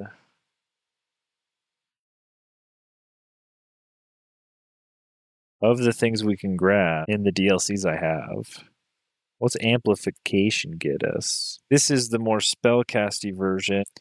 We don't really have ranged or skirmisher units at all. We actually don't. Increased critical hit when spells are cast. Plus 20 knowledge income, minus 10 stability. Oh, we could get this, Frenzying Focus. When this unit lands an attack, it gains a stack of Strengthened, plus 1 range on base attacks. This works on our unit, our backline guys. You get Amplification Pylon if you want to chain lightning people. Maybe we grab Attunement Fortune, Amplify Minds. We don't really need our backliners to do more damage. It depends on what's our makeup going to be. We're going to have summoners. We're going to have these guys. They do 20 damage. Link with target-friendly magic origin. While active, target gains +1 retaliation attack, +30 accuracy, and frenzy. That's pretty good. And then you can summon a spirit. These are all elemental spirits, which isn't exactly what we're going for, but we could throw a couple of these in there for the astral bonding with our magic origin units. I think it's fine to buff these guys, but do we want? I don't think we have any. We haven't drafted any or researched rather any spells. No, we have Arcane Supercharge and Arcane Restoration. We have a buff and a healing spell.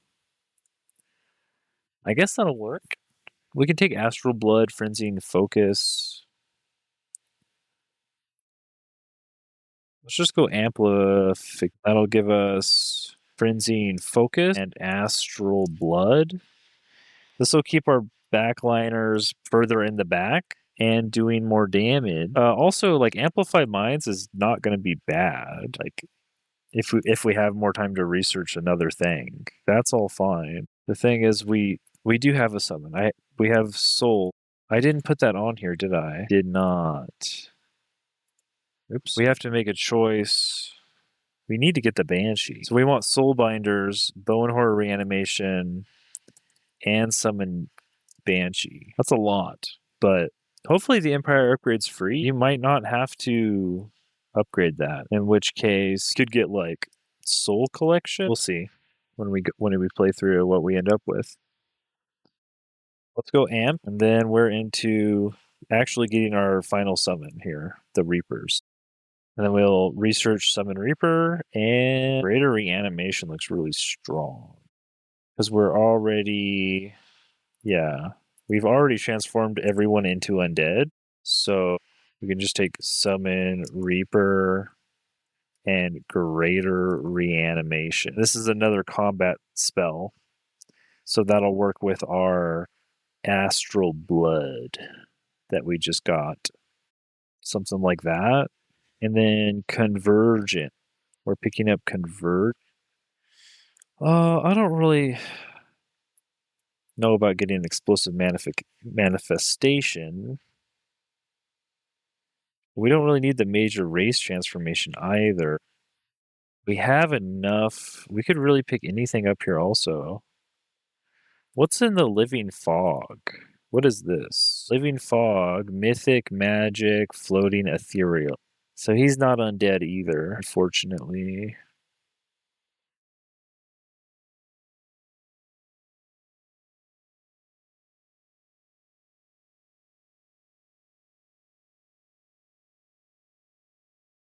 We could get... What else is here? Arcane Accumulation is a siege project. At the start of combat, gain 50 combat casting points. During combat, all enemy units suffer -1 resistance. That's okay, but we're going to have death magic. You could also harass people with Astral Shattering. Whenever you cast a spell in tactical combat, add a stack of cascading power. This is looking less enticing. What's the mirror give us? Mirror Veil, reflect damage. You get a mirror mimic if you want it. We don't really. We could summon an astral reflection of our backliners. I mean, I guess that's fine. You could also get our ruler gains 2 XP per turn. Throne of Mirrors. Yeah, I don't mind. These three all seem fine. This is only frontline units, huh? But that should be just our Bone Horrors, really? I mean, it is our Bone Horrors. That's something. This won't affect our Mythic units, though. So no dragon. Depends on how many Bone Horrors we end up with. I'm kind of more prone just to take this cool combat summon spell that we can summon an astral reflection of a target friendly unit. Now it can't target combat summons, mythic units, or heroes, but we could target any summoners we have or necromancers and just duplicate those, which seems pretty strong. I don't know, this is a rough one. This is a real rough spot. This is a combat summon spell. Cascading Power could be useful too. I think you want to do damage spells, though. I don't think we have any damage dealing spells. I'm pretty sure this just adds more damage to every spell you cast every round. And our spells are like undead focused. We have Arcane Supercharge and Arcane Restoration. I mean, we already have our Reapers at this point, too. We have to remember that. We have our Reapers.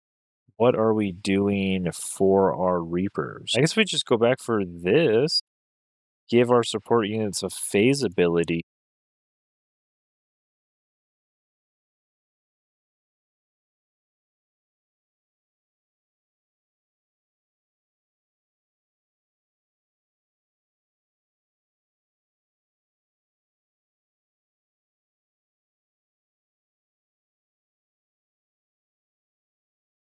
Not seeing a lot. Go back for teleportation. Some more spells and enchantments on our backline units.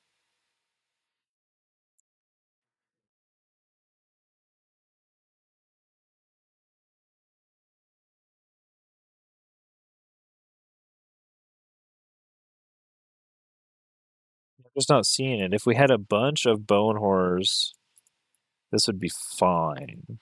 But I don't know, like, our makeup's going to be so crazy. It'll be so dependent on what happens during the playthrough, what we're going to get. I guess we'll just move on. We'll move on. We'll call it Tome of Teleportation. Oh, if I had this, I could get Revenant. Yeah, I gotta buy those DLCs, man. I gotta buckle up and do it. Uh, for now, go back scrying. Ooh, what if we go all the way back to scrying? More accuracy on all of our backliners. And we get this cool city structure. Oh, teleportation seems better. Charged phase gives them all the ability to teleport, which means even if they get in a bad spot, they'll be pretty hard to get a hold of. The AI might use this to teleport forward, though, but hopefully not. Yeah, let's grab the Tome of Teleportation now, I guess. Because those seem like useful abilities. We have Stormborn available.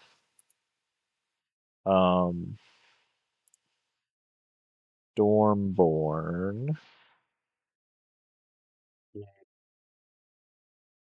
Where is it? I think it's under nature.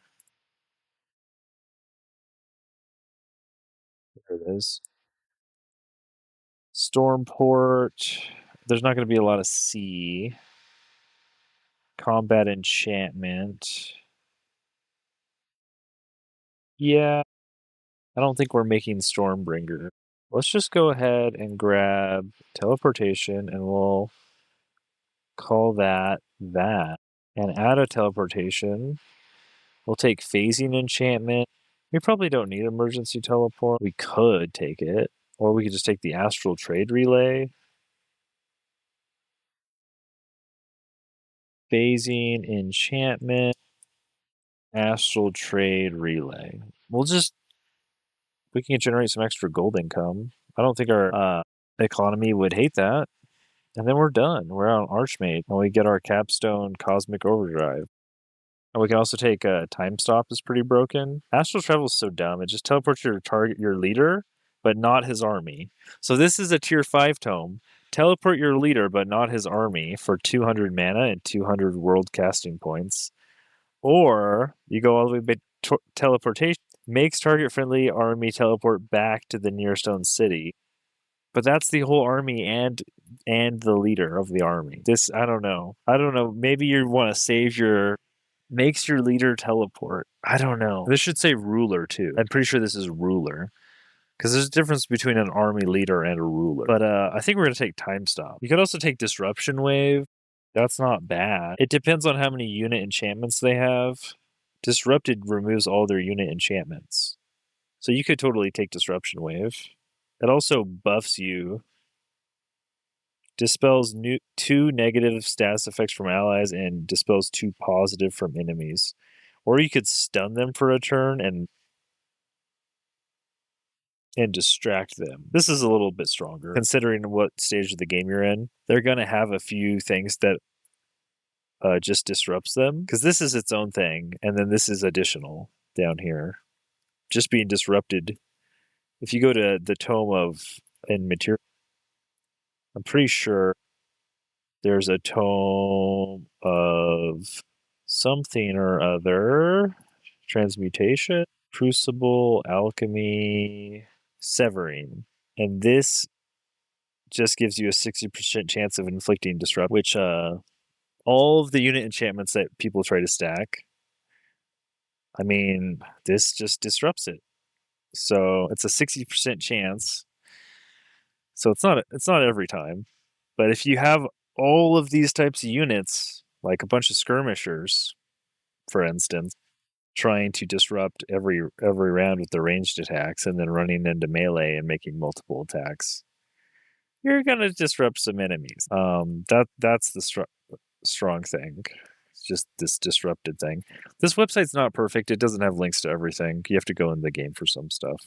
But yeah, so we're gonna go Eternal Lord. No, Archmage.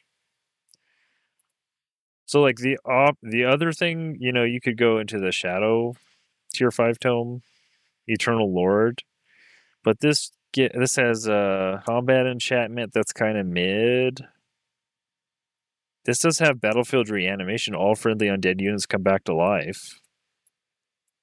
Like, that's good, but don't we have that out of the Tome of Soul? Or which one was it? Great Transformation? Maybe it was Reaper. One of these, Combat Summon. Oh, this is just healing.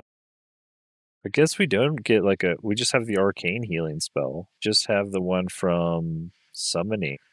Heals all friendly magic origin units 25 temp HP. So, I mean, it's not going to bring them all back to life like this will. Non-undead corpses come back to life as decaying zombie. Everything we have is going to be undead. So, this would be really cool to bring everything back to life at 50% HP if it all dies in a combat. But we have Cosmic Overdrive. All of our Reapers will have very fast movement and deal plus 20% damage. That's got to be good. And then you could also summon a full stack of low tier undead, which are going to be... I mean, there's Bone Horrors in here. There's Corrupted Souls. Spawn chance, 33%. There's a buff for our support and battle mages. Curse of the Reaper, chance to instantly kill a target. I mean, that's pretty good. We're gonna have these. It's not bad buffing these more, but they're not like the main characters anymore. The main characters are gonna be our Reapers. These guys deal 22. They can hit up to 3 times. They have Finger of Death, which target non-hero enemy has a 60% chance of dying, which I guess is what this is trying to give you on the Tomb of the Eternal Lord. True death magic. It's kind of like Finger of Death. Chance that the enemy dies. If a non-undead unit dies this way, it transforms into a decaying zombie under your control. If resisted, the unit still sustains 45 frost damage that ignores resistance. That's a lot, man. It ignores resistance. That's pretty potent. Cooldown of 4. So these guys are basically skirmishers. They're going to all Finger of Death. This is a 3 range. They also can consume corpses to heal themselves. So these guys might want to eat the corpses that we would revive, right? If we revive them with battlefield reanimation, any Reapers that are alive couldn't eat their corpse for free and gain 3 strengthened and 40 temp HP. So these have control loss immunity. When an enemy unit dies, they gain 10 temp HP and strengthened. They're demolishers. They're fearless, heartless. Heartless works both ways. So when you're winning the fight, you're going to get 50% less morale when you're winning. You're going to lose 50% less when you're losing. So this isn't good or bad. It's just you're not going to rout, but you're also not going to crit more from high morale, which is kind of bad, but if you have high morale, you're going to win anyway. It has pass through, which is really cool. You can just go through the enemy's walls and stuff. And it has soul maintenance, added 5 soul upkeep. So these guys are going to be pretty strong, I feel. We can't buff like their resistances. They have 8 defense and 6 resistance just flat. And they can gain ranks, right? They gain 10 HP, 10 HP, 10 HP, 1 defense, 1 res, 10 HP killing momentum, so that they get another attack, or another finger. Well, I guess they won't usually get another finger of death because it'll be on cooldown or something. But they can hit, killing momentum hit for 4 attacks. Or they could hit, kill something, finger of death in 1 turn, potentially. And then at legend there, another 10 health, 10% damage, and 1 defense and res, 1 res. So this will be 10 defense, 8 resistance. They'll have 50 more health. They'll have 200 health at legend status. Yeah, the only thing is like their damage doesn't scale, but that's what the Cosmic Overdrive is for. They have plus 20% damage. And very fast movement is they have floating. I think it's 48 movement instead of 32. So like plus 25% movement speed. So they're going to be able to position for Finger of Death and get into melee strike range pretty easy. I have faith. I have faith. Okay, I'm going to take a quick break before we start, and then we'll just get in there. We have our build. We have an idea of stuff. And I can, on this website, we have this little share link thing, and I'll just put that in the chats if you guys want to try this at home sometime or buy the game. Oh, wait. That did not link. Make a share link. That did not copy what I wanted it to.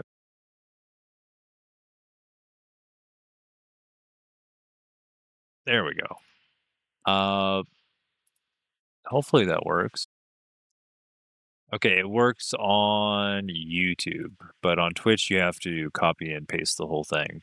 It didn't turn it into a hyperlink, the whole thing.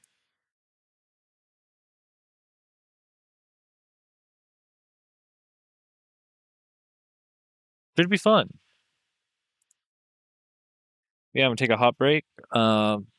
Everybody take 5, stretch your legs, move around, put something in the microwave, make a coffee or a tea or whatever you do, and then we'll jump back into the game and start our faction. Hope y'all something for yourselves. Let's get this party started.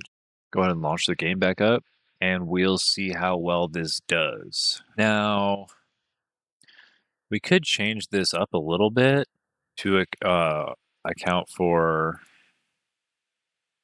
the units that we actually have. Like a couple summoners.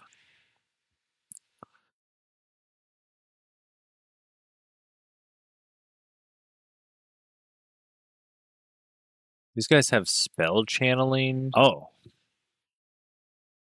While this unit is in battle, spells are 20% cheaper to cast. Yeah, we're gonna want at least one of these guys. What the heck? They're the only ones that have spell channeling? Maybe we have 1 Necromancer, 1 Summoner, and 1 Soother? Instead of 2 Necromancers? And then we're gonna have probably a Reaper. We'll just leave this spot open for like if we have a Bone Dragon or a Bone Horror. Well, all these are gold. These are all gold units, huh? Or our Banshee. Our Banshee's a little bit different. 1, 2, 3, 4, 5, 6. I guess we don't need that many Soothers. But in case one of them dies, I guess it'd be nice to have a backup. Where do our Banshees fit in? I guess they're kind of taking up the Reaper spot as a summoned undead. And these are reanimated undead, or like skeletons, like random skeletons. Can I type? Okay, there we go. So maybe, and the Soothers are kind of taking up the Necromancer's spot. So I guess, oops, this is, oh, I messed it all up here, didn't I? Something like this. We have options. We're going to want to, like some of these, we're going to want to have Soothers in for our 3 armies. Some of these we're going to want to have Necromancers in. Some of these we're going to have like skeletons that survived a long time and they're going to be high ranks. Sometimes we'll have a Bone Horror. We might get a Bone Dragon. And then we're going to summon Banshee. And eventually we'll replace as many of these as we can with just Reapers and maybe a few of these backline units to support them. Bone Dragons are fine. Can we have a second look at the Bone Dragon real quick? Because this is a pretty high tier unit here. Inflicts poisoned with a pretty high damage. That's like 29 damage a hit. And he's going to get plus 20% damage.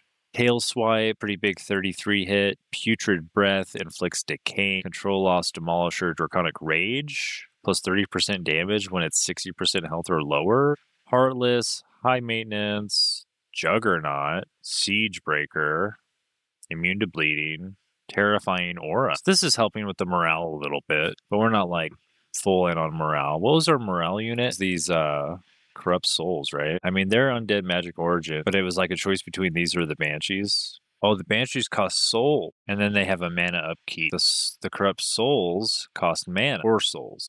Oh, well, wait. I guess I don't know why they have 2 costs. Bone Boy, Best Boy? Unless it's beside your enemies. I guess we'll find out. I think I've killed a couple of them. But he's a pretty big boy. He's got flying. I think large target is a bad thing. Yeah. I mean, it's immune to most displacement effects, but I don't think displacement effects are the end of the world. He's just vulnerable to pole arms, specifically Pyre Templars. But hopefully we don't go against any of those in this scenario. Welcome to the stream. Welcome. Thanks for chatting. Appreciate the interaction. We're going to get in here, start up our next playthrough. Choose your destination. In the Sehiran Oasis, Story Realm 2 of Empires and Ashes. World Seals, Chaotic Influence, Motivated Truce, Oasis, all on. I'm just rolling easy. Starts here. They're great tier 4. You don't know why people don't like them? Oh, it's probably because a lot of people play. Well, they're kind of hard to get. One, I mean, you have to like reincarnate them. We'll see. But also, polearm units are so strong, specifically the Pyre Templars. But really, any polearm unit is really strong. And so, if you are on cavalry or you're a large target, polearm units get a lot of advantage. Like I played a dragon, Chaos Dragon was the playthrough we just finished, and he was getting destroyed half his health in the first turn all the time. You really need a pocket healer, which I had, to make sure that your large units don't get just destroyed. What is your people's form? I mean, that's my experience at least. We're gonna go Goblin. We're gonna take all those away. We're gonna go Desert Adaptate and Tough Resistant, because most of our units are support units, right? We have a few battle mages in there, but I think most of our units are support units. And shouldn't we be able to customize their look, but not right here? What is their origin culture? What is your people's form? We could have Careless. Do we want anything for Careless? Would we get anything? Not really. Hardy, Bulwark, Elusive, Mount Master. I guess we could take Adaptable. I might want Adaptable. Let's go Careless and Adaptable. Some more experience. What is their origin culture? And we're Mystic Summoning. What defines their society? Anna Channelers looks really good. Start with 100 Imperium. Start with an extra Magic Origin unit. It's 15% knowledge from your city. Hard to say which one of those is better. We're definitely taking Cult of Personality. For our build, we have a lot of Magic Origin units. Basically, all of our units are Magic Origin that I can think of. So if there was a time to take Mana Channelers, I guess it's now. And we don't have to worry about our borders being encroached upon and then Hermit Kingdom turning off, right? If we end up with an ally, they can build right up to our borders, annex right up to them. Choose your first tome. It won't get turned off. We're gonna go Necromancy because we want Soul Wells right away. Oh, Soul Harvest is a passive. Is that what we were talking about earlier? No, Skeleton Reanimation. You have to research. Mana Addicts? Yeah, if you... Right, Mana Addicts is... Oh, I don't have Mana Addicts on here. I think you have to pick that up in the Pantheon bit. I don't think I have Mana Addicts. Yeah, it would be here, the blue ones, right? The Astral. We'll get it eventually. Actually, no, I think it's in the other DLC. I think it's in a DLC I don't have. I only have the first 3 right now. Kind of waiting for them to go on sale. They're pretty expensive. There's only like 6,000 people who play this game. So, and like, I mean, look at the quality of the art. So, I mean, I get it. They have to charge a lot for the DLC to keep the studio going or whatever, but there's just not that many players.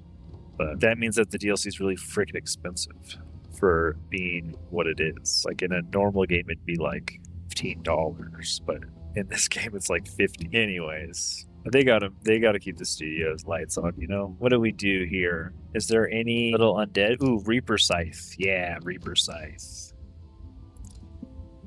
We do a black background, purple scythe, like a Stellaris. Yeah. I know a lot of games in this genre, the 4X genre, they sell the game for like crazy. Like, look at Civilization 6. And like, if you were to buy all of the DLC for Civilization 6, it's like $500 and they put it on sale for like $5. So it's like, why would you charge so much for it all the time and then go, oh yeah, we don't really need that money, like just put it on sale for $5? Like, okay, so we're a warlock. All right, we start with a special relic: havoc, fire, poison, lightning, summon wisps. Wisps are pretty good. Or you could gain knowledge with thralls and gain draft with thralls. We don't need draft really, do we?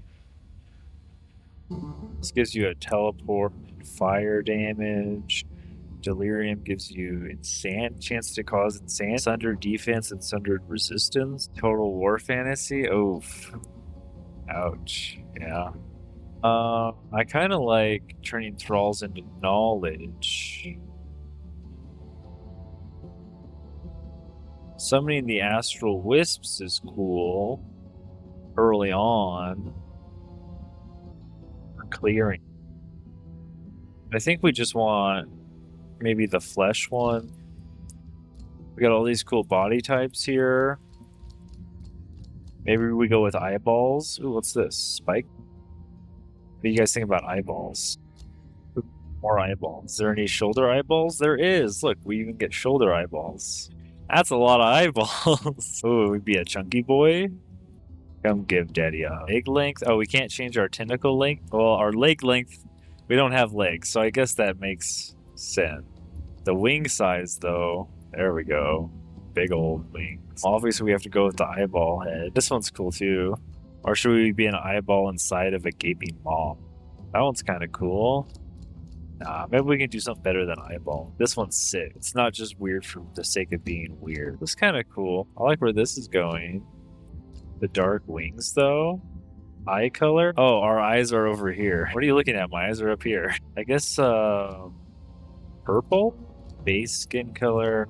We could accent with purple. Be like bluish. A little more fleshy. We also have a sideways eye. I like it, the little blue accents.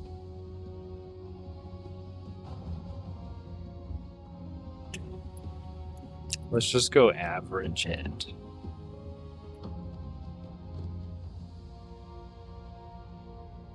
just be very average. Or a very average ruler. Thing to see here. I don't like how the shoulder pauldron sticks through the wing. I guess it doesn't really stick through it.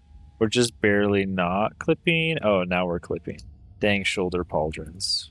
Do we have anything cool here? Ooh, this one's kind of cool. It's definitely a lot of clipping though. That one's kind of cool. Here's some claw. I like the claw. Oh, we do have a metal color now. It's a little blue accent. Gives it some variation.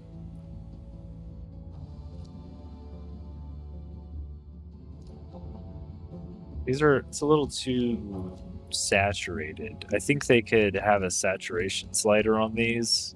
Or just an average guy, said the Eldritch Horde. Just your average Eldritch Horde. I mean, that's black. That's super dark. You have like a metal color. I guess this metal color kind of is natural looking.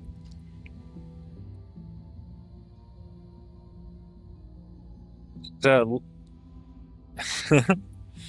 look into my starry gate. It's pretty cool. Oh, here's the race. This is the tab I missed last playthrough. Our goblins. Our summoning goblins who have accidentally summoned an abomination Eldritch Horror Mistress. Maybe these guys are a little blue from all the magic they've dealt with. Their armor. Maybe they follow her and they got a little purple going on. Some subtle purple. This is kind of bright. Let's just take the subtle hair color. Everybody's got the same hair color, huh? You guys have no variation in hair color. Maybe you've all done too much magic and your hair's all white.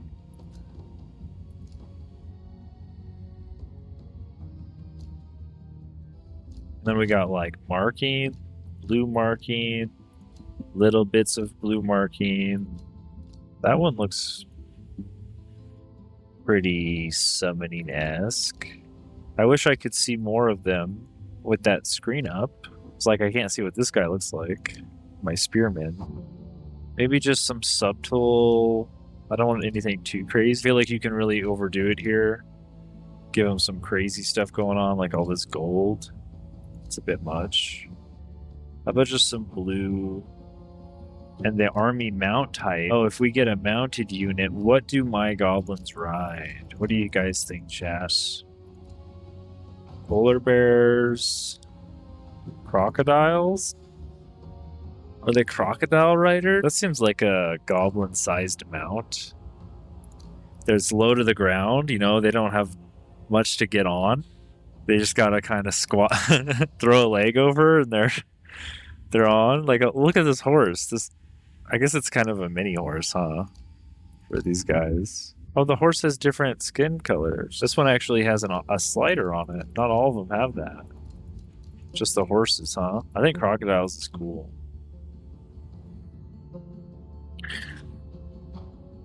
I think it's thematic. They're a little blue. I don't know about this much blue. Maybe like a grayish blue. Like this one. It's a little more normal. Or we could match the crocodiles a little bit. Be a little green.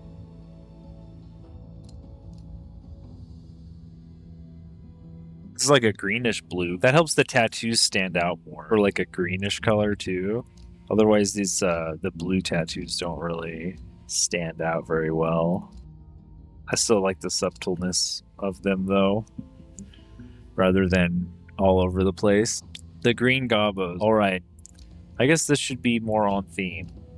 Maybe we could do like green on purple. Can't really see that very well. Or maybe the background's going to be our brighter color. Yeah, that's a little bit better. Sure. Your journey begins. Oh, we're definitely a female sovereign. Oh, did I not choose my body type to be a female? I mean, it just kind of looked like I was a female, honestly. I guess there's not an option here. I guess Eldritch Sovereigns don't identify with our normal gender conventions, if you could imagine that. But when I go here, your journey begins. I get to choose she, her. Title? Is that what does it? Okay.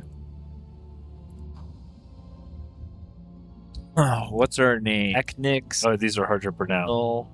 Tanit. Can I get one I can pronounce? Umbra.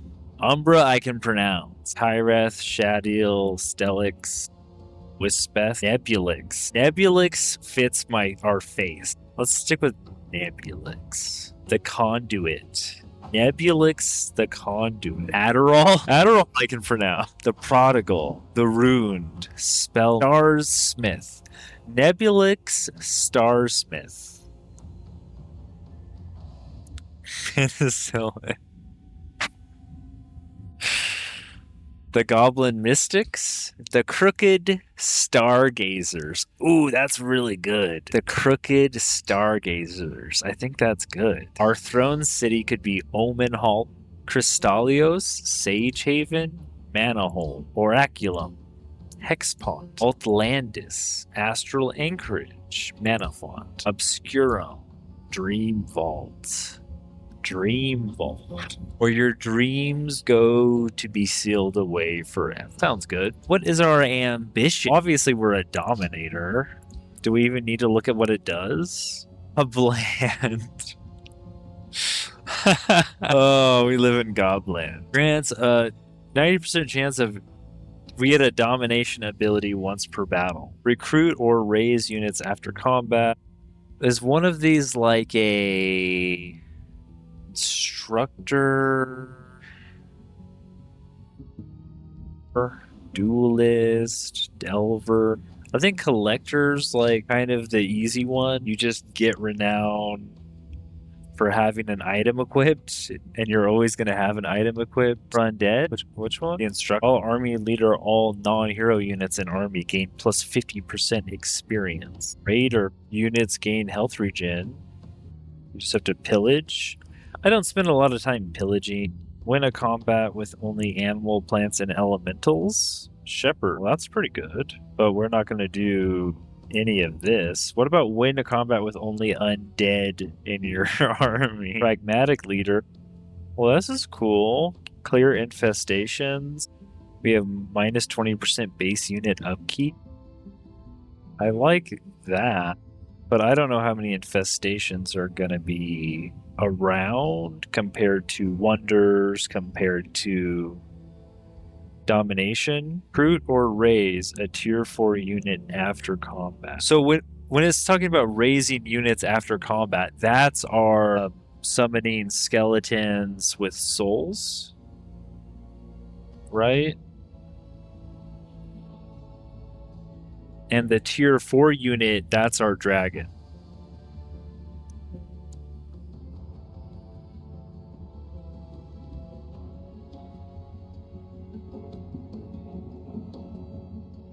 I mean, we should be doing some of this. And we get a free ability, 400% chance of dominating. I mean, that's not terrible.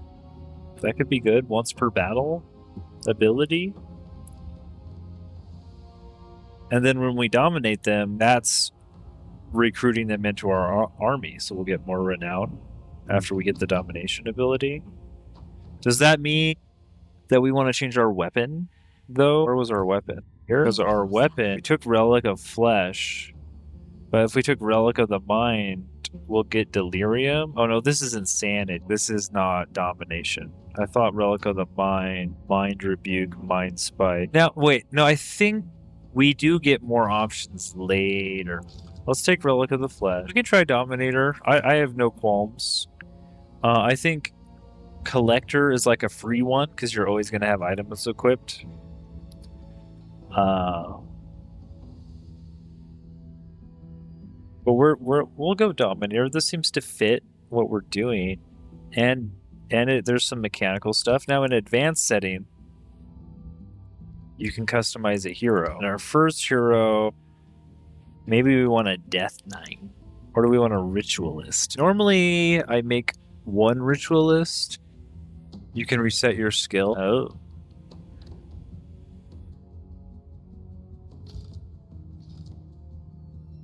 A mystic mace.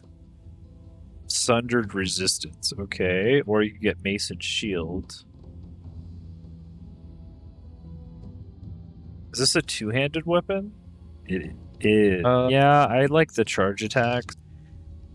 And this guy, I usually make this guy a elitist because he wants to play with the ruler, and a scholarly governor.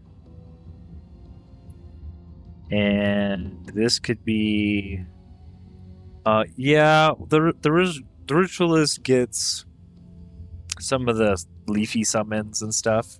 But if you go down the right side, it's just healing stuff. But it used to be the meta where you have to take a ritualist because they could hasten your whole army. And that's still true, but it only lasts for one round, I think. Rather than the whole combat or whatever it was before they did that last update. So I don't think it's 100% necessary, but we'll be all right no matter what we do here. Was this just default body shape, voice override, physique? Where's your helmet? Can I see your face? There we go. We do a purple crown, and you're a death knight, huh? Wow, look at you. Where's the armor? Is this the most armor I can get? I guess. That's pretty Death Knight-y. Oh, we got a bone case. It's pretty Death Knight-y if I've ever seen Death Knight armor. This one's pretty cool too, though.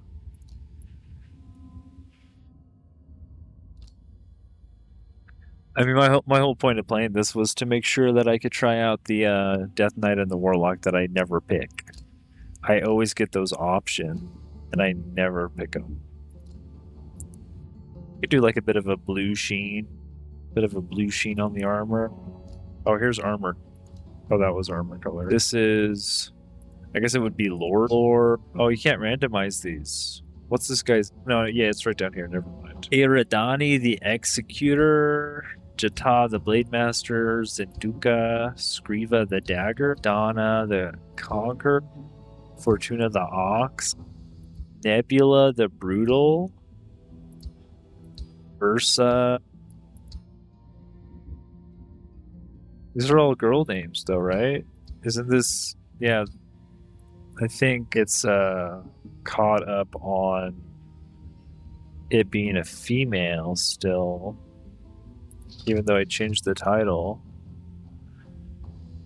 Gabale the Mage Hand, Socrata the Cleaver, Lyra. Yeah, they're all. We're gonna have to come up with our own. It's not randoming.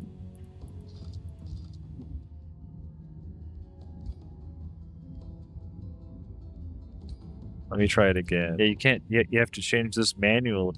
Oh, here we go. These are masculine names. Now, more Mundis. These are way too, like, not goblin. Orion, Estoc, Orbios. I mean, Taco. Fear, Taco the Ox. Makai. Echo, well, that's a League of Legends character. Halo, that's a video game. Tarl, I could believe Tarl, the Dread Knight. I could believe that's close enough.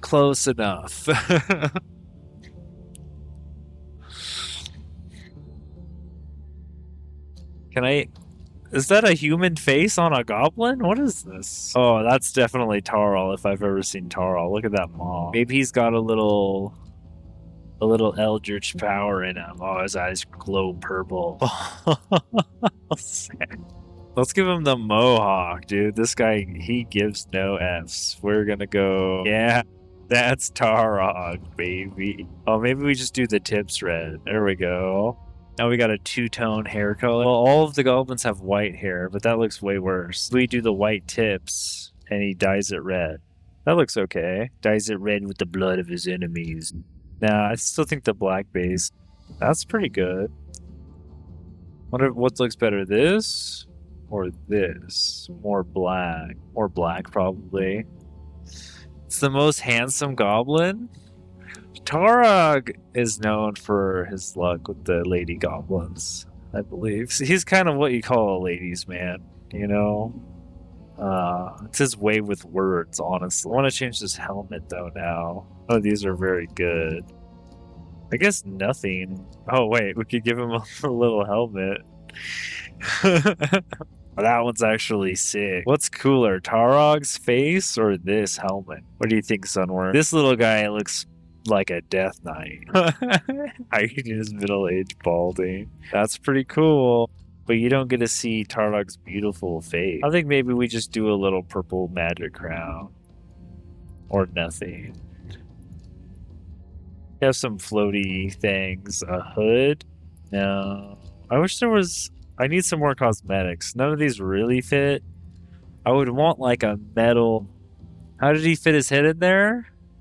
What do you mean how? It fits perfectly. Can't you tell? You just gotta smush it in there a little bit. Fold up the edges and grease up the helmet a bit. We'll just keep the little floaty crown, sure. Oh, what's our biography? Why does it still say lady? Lord Tarl the Dreadnought. Lord Tarl the Dread Knight was gifted Eldritch powers by the Eldritch Sovereign by consuming the flesh of his brethren. That's hardcore.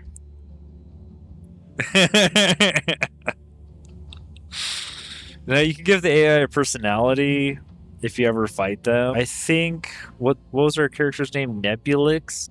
Nebulyx is probably a sage. She could also be a spy. But I think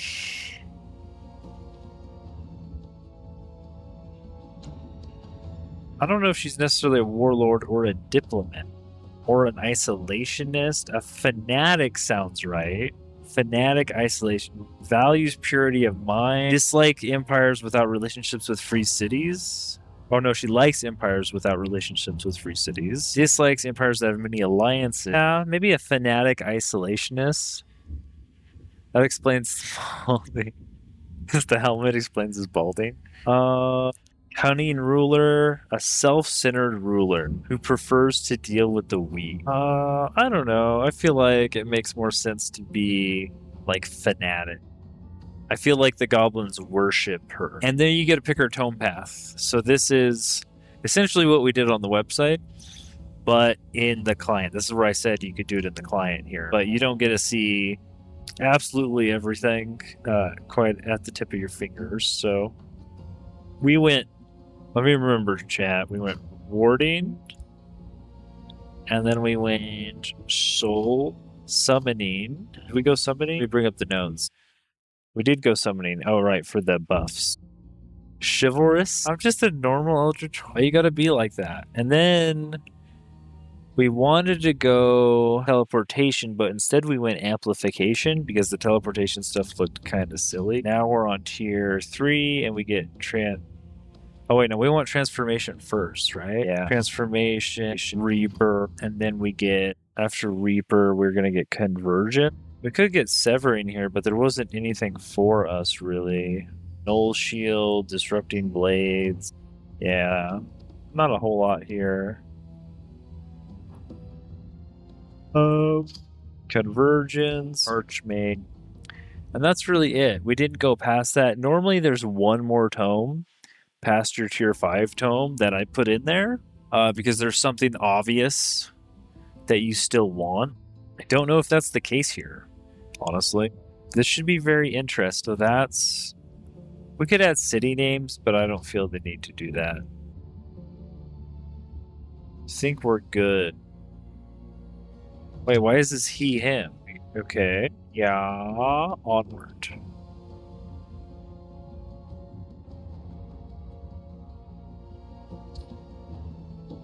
There we go. Ashes from the past. Sehiran Oasis. Hours from the world. The Sehiran Oasis. Sehiran. Little did they know, their trial was about to be rudely interrupted. Okay. Yeah. Okay. Anna Channelers. Let's get into it. We start with Necrotize and Conjure Astral Ward. This just takes damage for you. This does Frost and Blight damage, stacks 2 Decaying. When unit dies, becomes zombie. And here's our first thing with Meandor again. Hate this guy. You step into the desert sands of the Sehiran Oasis.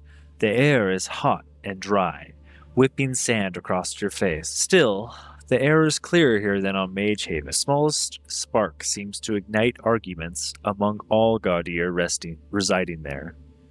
Before you can ponder further, you are approached by none other than Shadow Prince Meandor of House Eniok, Eldritch Sovereign Nebulyx Starsmith. You have arrived at the Sehiran Oasis, where you will attempt to settle the differences between other Gaudir through a form of competition. The rules of this trial are simple.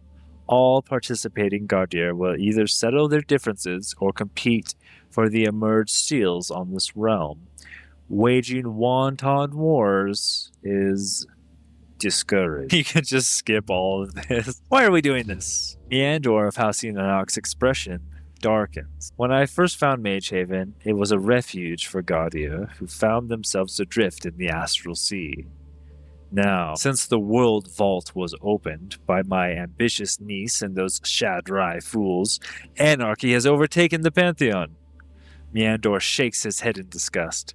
It saddens me to admit that of the entire Pantheon, you lot currently seem to be the most reasonable. Whilst I try to return some sense of order to Mage Haven, you will settle your differences so the Pantheon can once again concentrate on more important concerns. The Sehiran Trials, unique Pantheon quest. 0% seals control reached, or meet 3 participants. So we need to find a seal or meet all the participants. The Sehiran Oasis was chosen as the cradle of this initiative. You will find the 3 other participants have settled around it. In my past experiences, it is common for simpler minds to revert to skullduggery, especially now. Petty violence seems to be the first response for many Gaudir. As such, I am interested in the outcome here. A thin smile creeps across Meandor's face. Good luck, Eldritch Sovereign Nebulyx Starsmith. Perhaps you can show us all violence is but one of many ways to resolve a conflict. With these last words, Meandor severs the connection, leaving you and any other participants on this sandy realm. We'll settle these disputes one way or another. Okay, so it sounds like the whole challenge of this story realm is to actually get a seal's victory. They're trying to introduce you to a new way to win the game, and that is controlled points of interest on the map known as these seals. These gate seal. So, oh my, did we choose the right subrace? We still have Astral Echoes.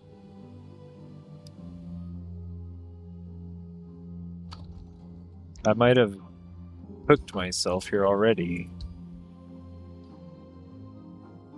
No, there's some. I guess all mystics get Astral Echo. Echo Infusion. Oh, you can empower magic origin units, granting them additional ranks. So we use Astral Echoes for Echo Infusion instead of Echo Casting because we're summoners instead of the other one. Attunement. Sure, we promise to be good and probably won't raise you guys back as undead. Yeah, definitely won't do that. So we started with 2 Arcanists, a Skeleton Archer, our Arcane Guard, and a Soother. And we have our Mystic Projection, which are our Scout unit. These are the Astral Echoes, these little things on the map, pretty hard to see sometimes. They show up as question marks. This is probably guarded by something, but we just can't see it. If we look at the map, we have 0 roads, but we do have desert adaptation, so we can move pretty normally. Everybody's got 32 movement.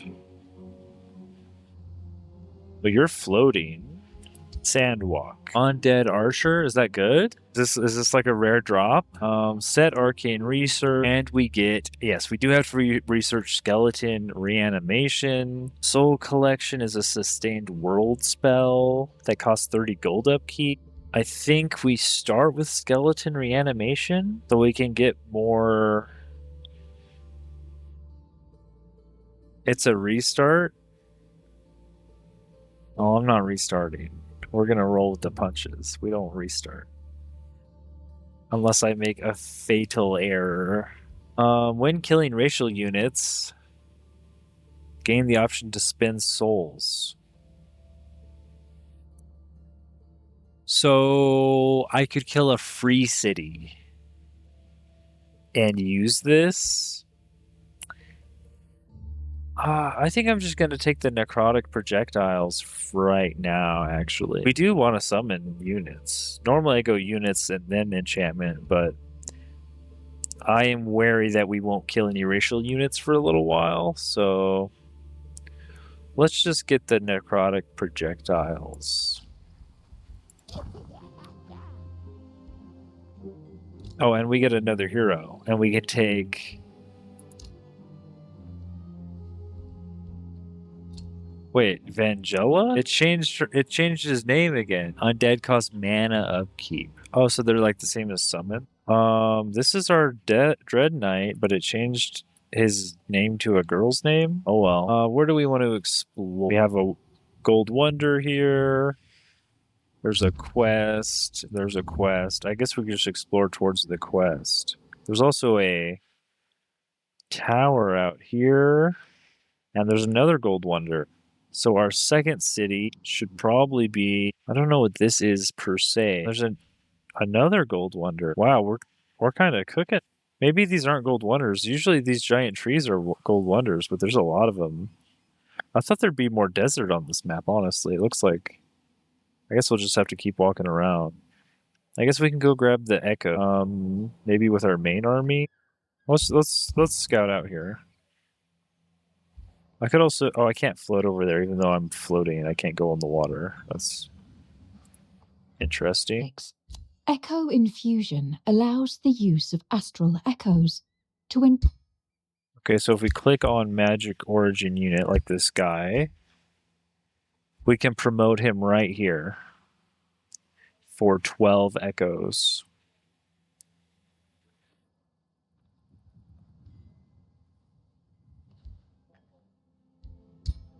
Interesting. So we have literally every type of resource in the game right now. We have thralls, souls, echoes, mana, gold. Maybe there's another one that we could get, but we got a lot of them. Can't really... I didn't realize there'd be water in the middle. I guess we want to go here. So this is 8 experience. If we just send our heroes in there, we will gain 4 experience on each hero.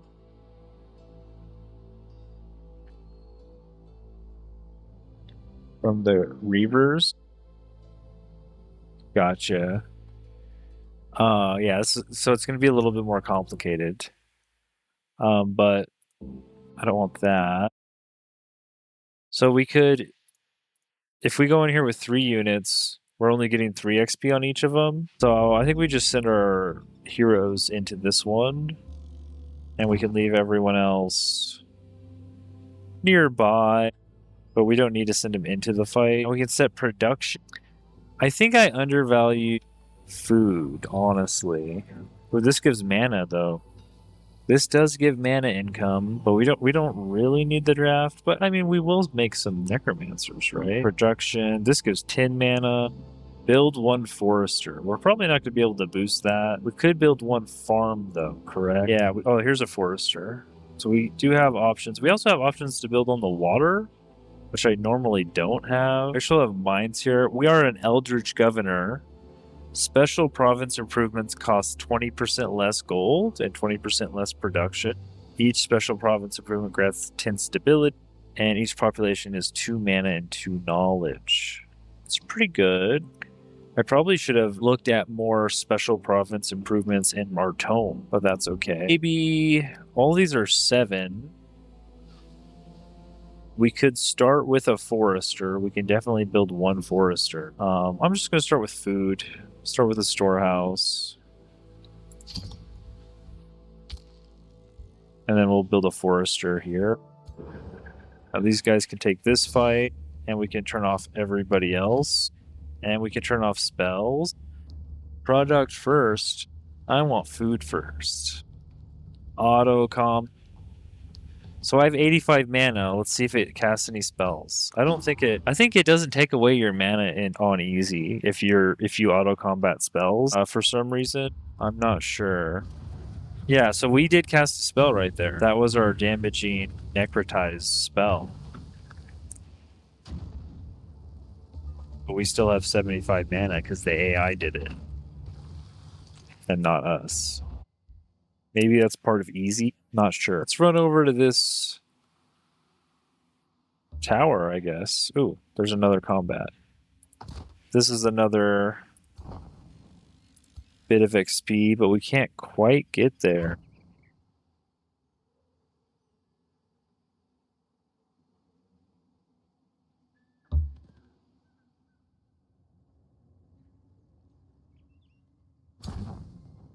Can't quite start the fight. We can annex. Let's annex this forester. And that'll speed our storehouse up to 3.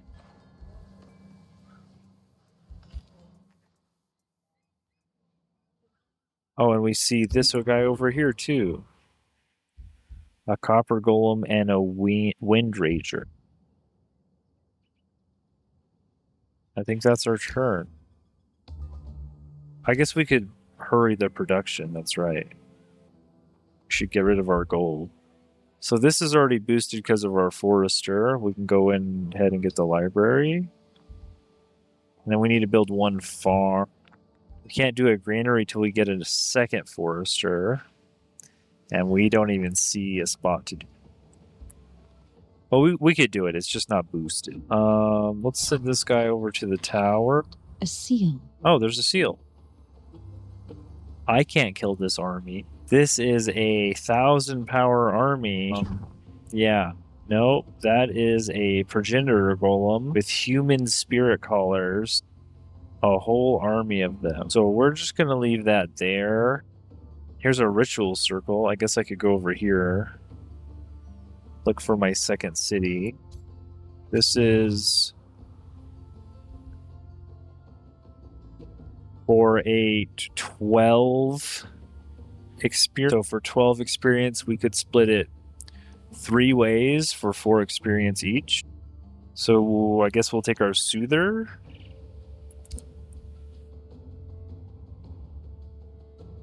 Into combat range with that. And that'll give us a level on our... Oh, we got a Wind Rager fighter unit. The rest of you... Oh, I forgot about this guy. Oopsies. I've totally forgot about this guy. I guess I'll come back and get this guy too. Well, that was a little suboptimal. Not a big deal. This guy can move a lot. I'll just use this Wind Rager as another scout. Let's look a little bit over here. Ah, here's a brigand camp. I suppose we could leave this Soother with our heroes. Maybe take everyone else somewhere else. This over here. They're 3 fight. I guess we could also just explore this way.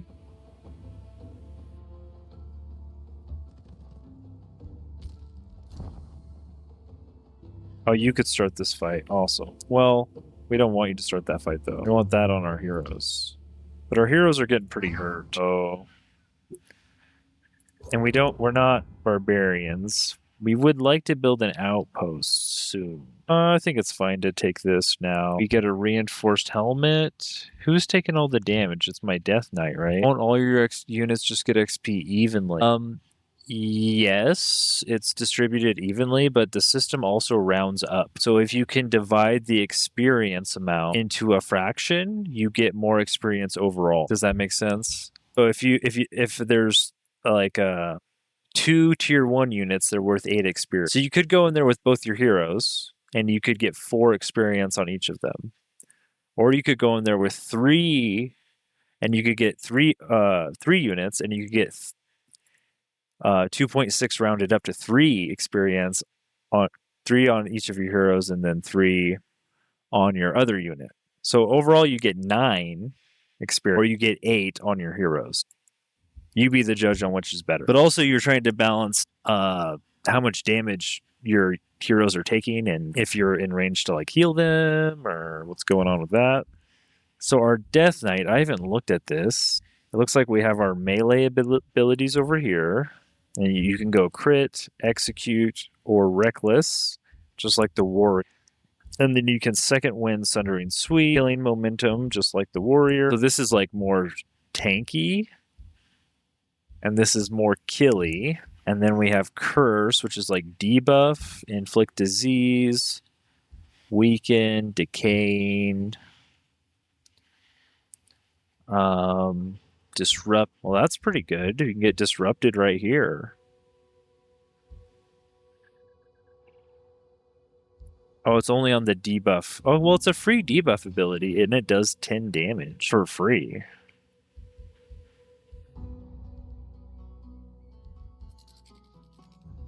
Yeah, I like free actions. You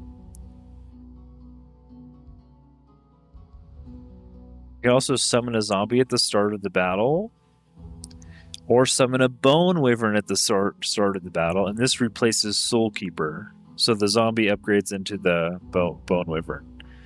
I think these 3 are probably the strongest. Getting a bone wyvern for free in every combat. Oh man, this guy's only down. This guy's down to 12 health. That's probably going to be pretty good.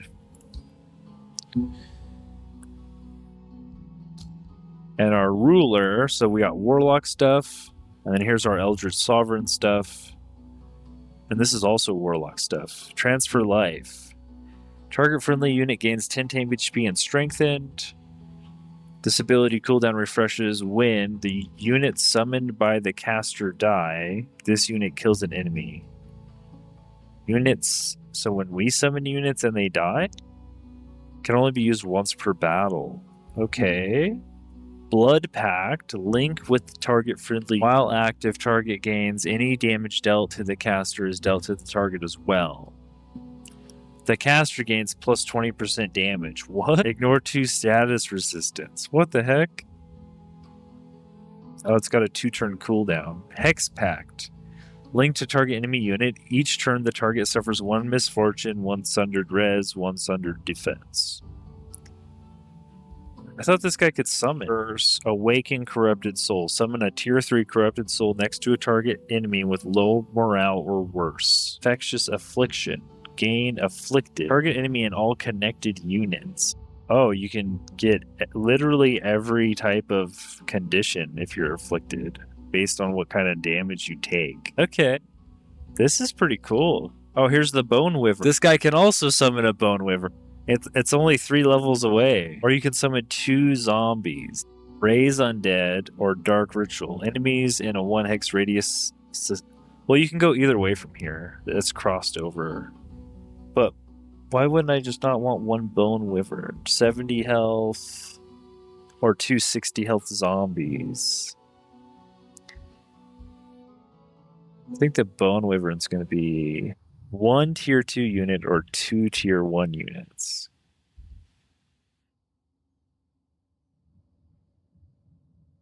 I mean, the Bone Wyvern's probably better than 2 zombies. Could depend. You could want some fleshy frontliners. Not a Bone Wyvern, I guess. So we just get Raise Undead. Or an 11 damage Dark Ritual spell that takes our whole turn and all corpses turn into zombies. Don't like the sound of that. Units summoned by this hero have Aura of Disease and Immunity to Disease. You can only get that if you go Dark Ritual. Whenever a friendly unit dies, this unit gains Grace. Summoned units gain Decaying Dissolution. When this unit dies, adjacent enemies suffer 15 blight damage and 2 decay. I'd rather have Graceful Servant. 15 blight damage. I guess that makes your zombies blow up. Diseases -4 resistant. Okay. And there's a 60% chance of spreading. Okay, disease is pretty strong. I think it's better than decaying even. Whenever a friendly unit dies, this unit gains grade. Okay, I can kind of see where the 2 zombies are pretty useful too. But the Wyvern's like a better competent fighter, but you do have a lot of stuff like having another body that dies or explode is not nothing. That's actually a decision, which is cool. And then over here we have like morale stuff and a corrupted soul. Blood Pact, Siphon Blessing, Sundering. And this is like debuff stuff. Huh. So there's no like tankiness on this warlock at all. It summons and mess up your enemies. Pretty cool.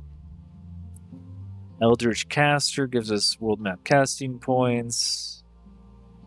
Delirium is a full turn, but you inflict insanity. 90% chance in Sunder, defense, and resistance, which is pretty good. Eldritch Phase is a free teleport. That's pretty good for a warlock. Or you could get the Astral Wisp Ritual, which gives you just like a summon right away, which is good for clearing early. We're already at -2 mana per turn.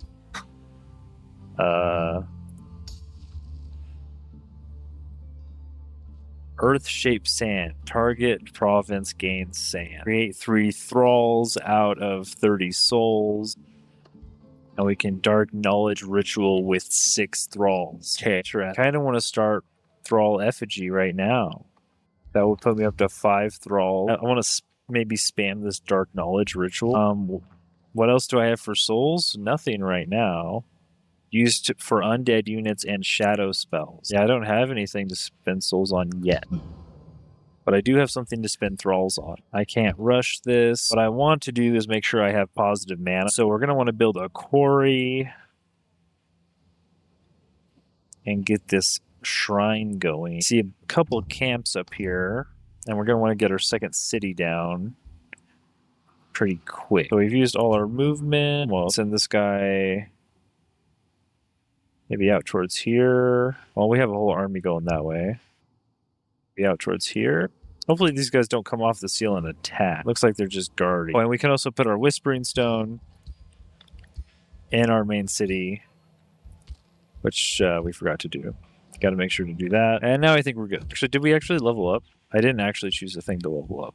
I think I'm going to go for the summon. The summon that doesn't cost mana upkeep. And we got to look for a second city spot. Here we can do our rush this and get a quarry going. This has an iron deposit on it also. That's good. I mean, it's fine to be at -2 mana when we have mana, but try to keep that positive. I guess we could also just run over what's a little closer, like this brigand camp rather, or this ritual circle. This is 2 turns away, 2 turns away.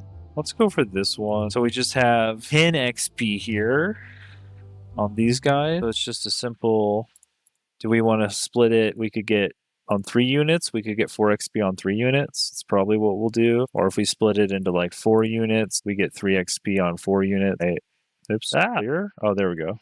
3 XP on 4 units or 4 XP on 3 units. Yeah, so typically I like to consolidate as much as possible. Our Vangela, the Dread Knight, is pretty low.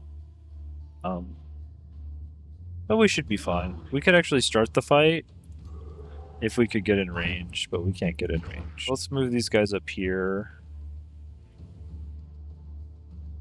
And we see like a mana node, an oasis, An iron deposit. Here's 2 mana nodes. It's kind of close to our city, and we have the seal here. We could do another city like right here. 1 mana node, knowledge stash.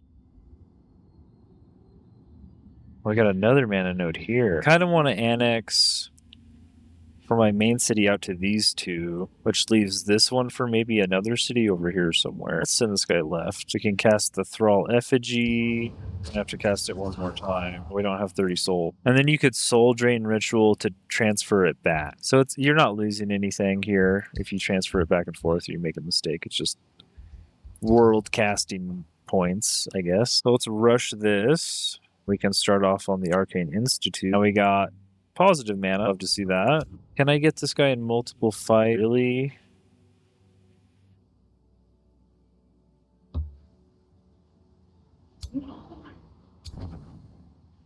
Not quite in range there.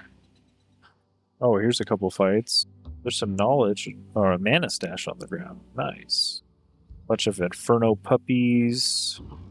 Well, I could start this. Shouldn't be too bad. A War Shaman and a Sunder to level there. Get a bunch of production and mana and a Ranger weapon. Boom.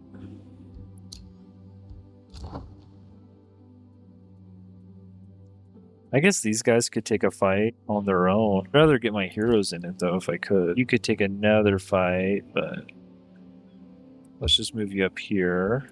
Strike, heal a random friendly unit adjacent to the target for 10 temporary HP. Okay. I can't believe it gave me a ranger weapon. I'll have a range. Guess we're good. We really need to put down our city, though. Maybe we could fight these guys right here. You start the fight with these guys. And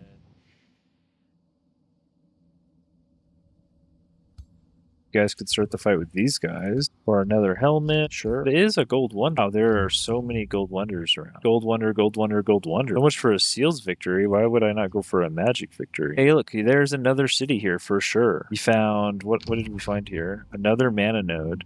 So we got 2 mana nodes here. Kind of want to put the city in betwixt them.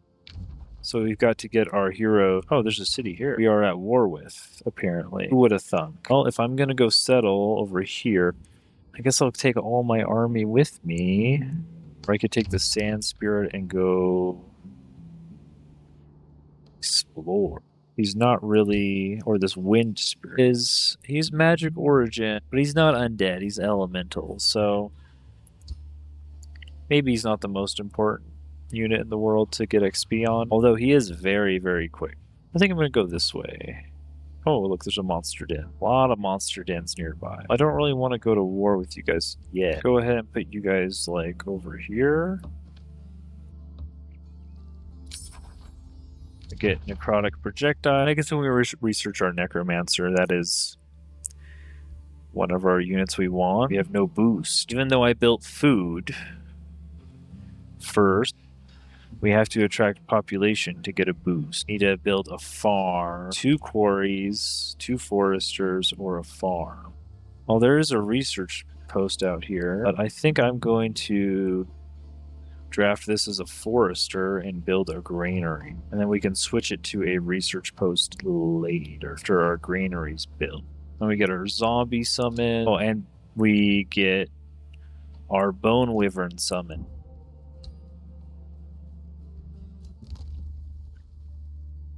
Very nice. Per hero defeated in combat. Casting a combat spell reduces the cost of all other combat spell types. That's good. That's good. These are great. If I get into a fight with a hero, I'll buy that. Beating hostile North Peak.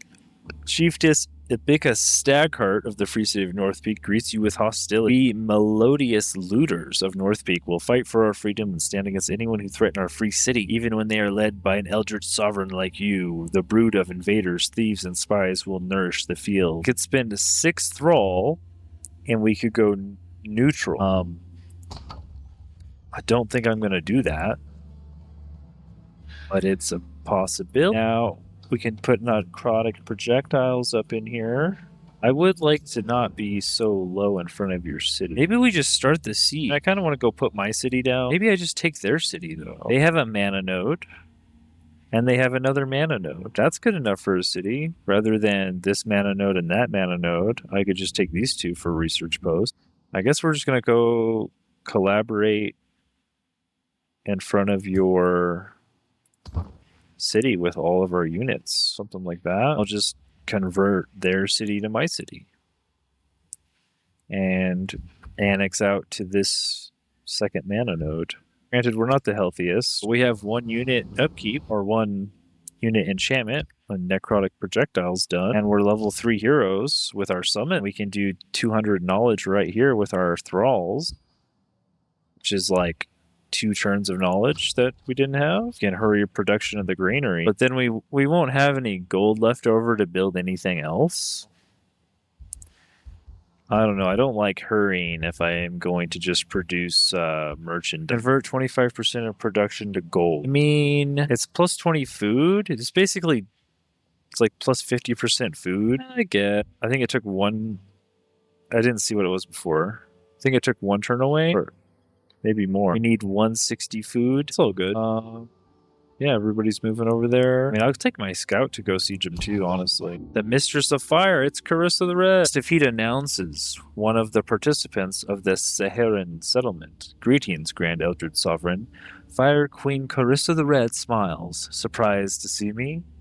After my visit to Obadoth and the constant war raging there, I grew bored. It is amusing to stoke arguments between the Gaudier of Magehaven, but without true carnage, the strife of old wizards becomes bland rather quickly. When I heard of this amusing initiative, I volunteered. Besides, I sensed the heat of battle in the desert winds. This may become more interesting than we think.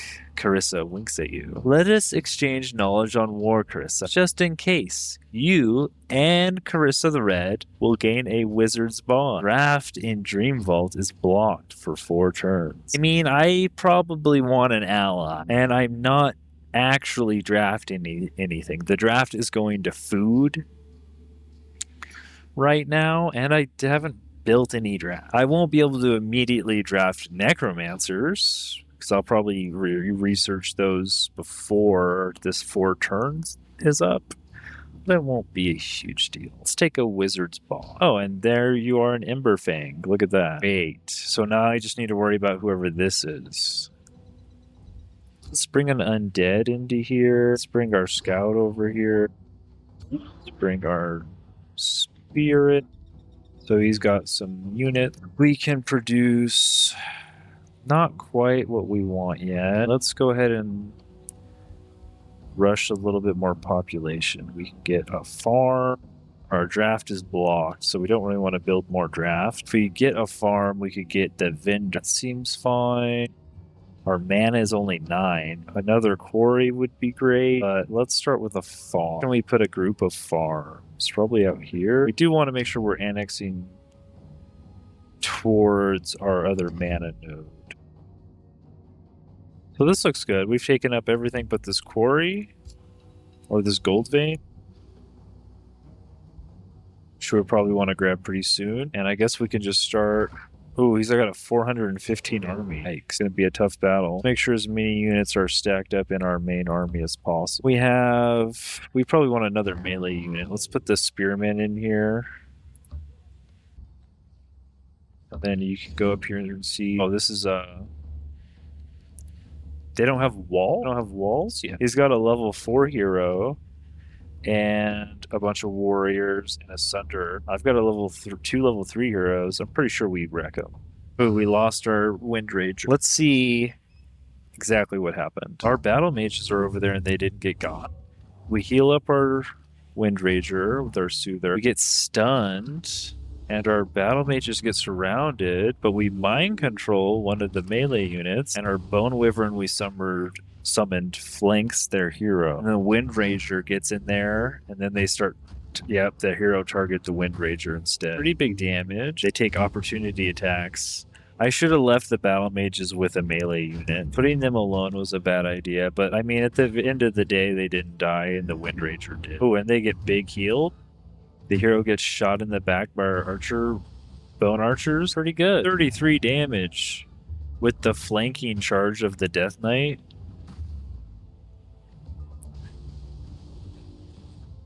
I think we only have one summon, right? We don't have our other summon on our ruler. I think only the Death Knight has it, or vice versa. We got another level now, and we got 9 souls. We got a Ring of the Killer. Slip away. Ooh. Inspiring Killer. This unit grants double morale bonus to itself and its allies when killing an enemy. Let's put that on you. And we can give you your Bone Wyvern.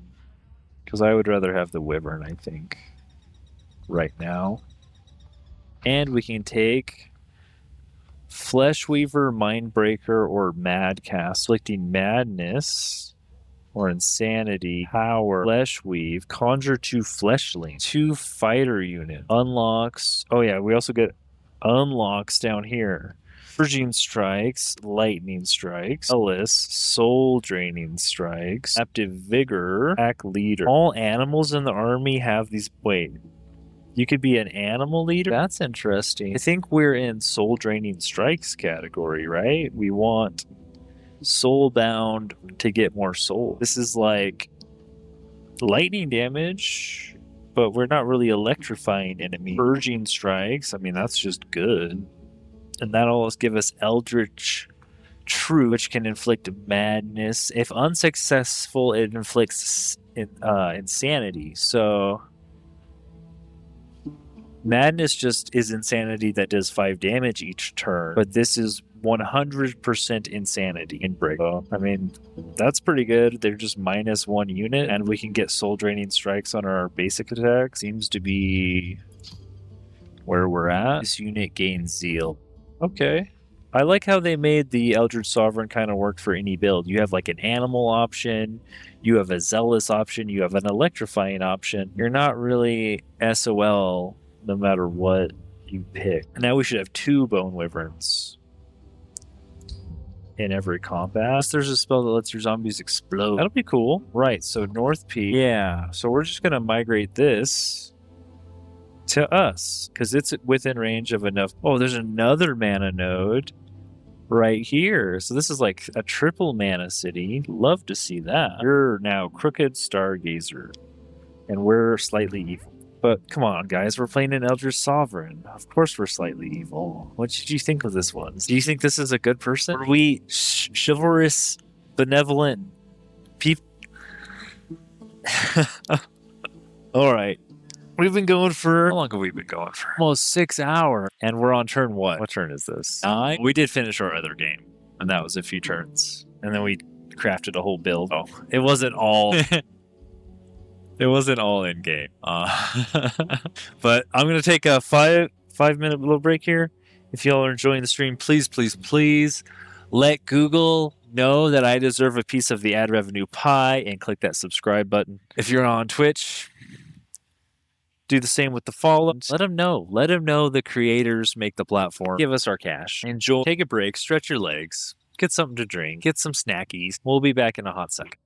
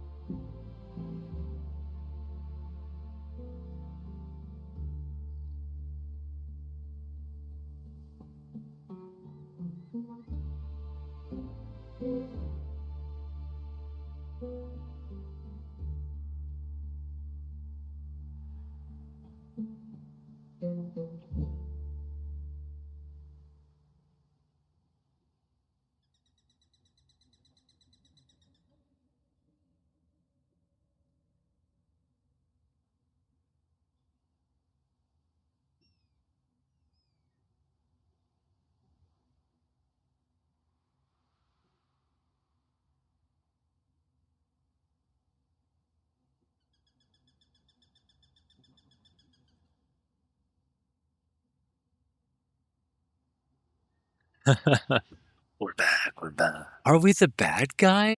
Yes. Yes, little goblin. We are the bad guys.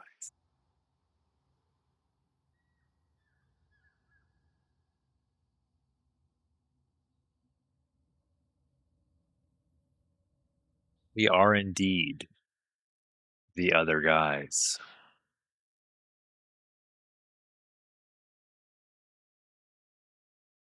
Got one subscriber. Let's go, whoever you are out there. You're the man or woman of the night.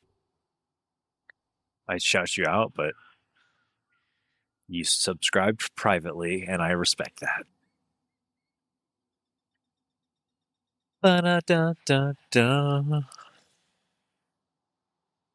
All right. Where are we at? This city is now ours. In 3 turns, it will transfer over. We can continue our path of destruction. I see some astral. There's our necromancer. Now we can get skeletal reanimation? Question mark. So we could turn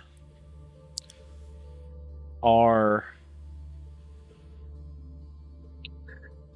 souls into thralls, into knowledge, until we get units that we actually want to make. Now, if we look at our end game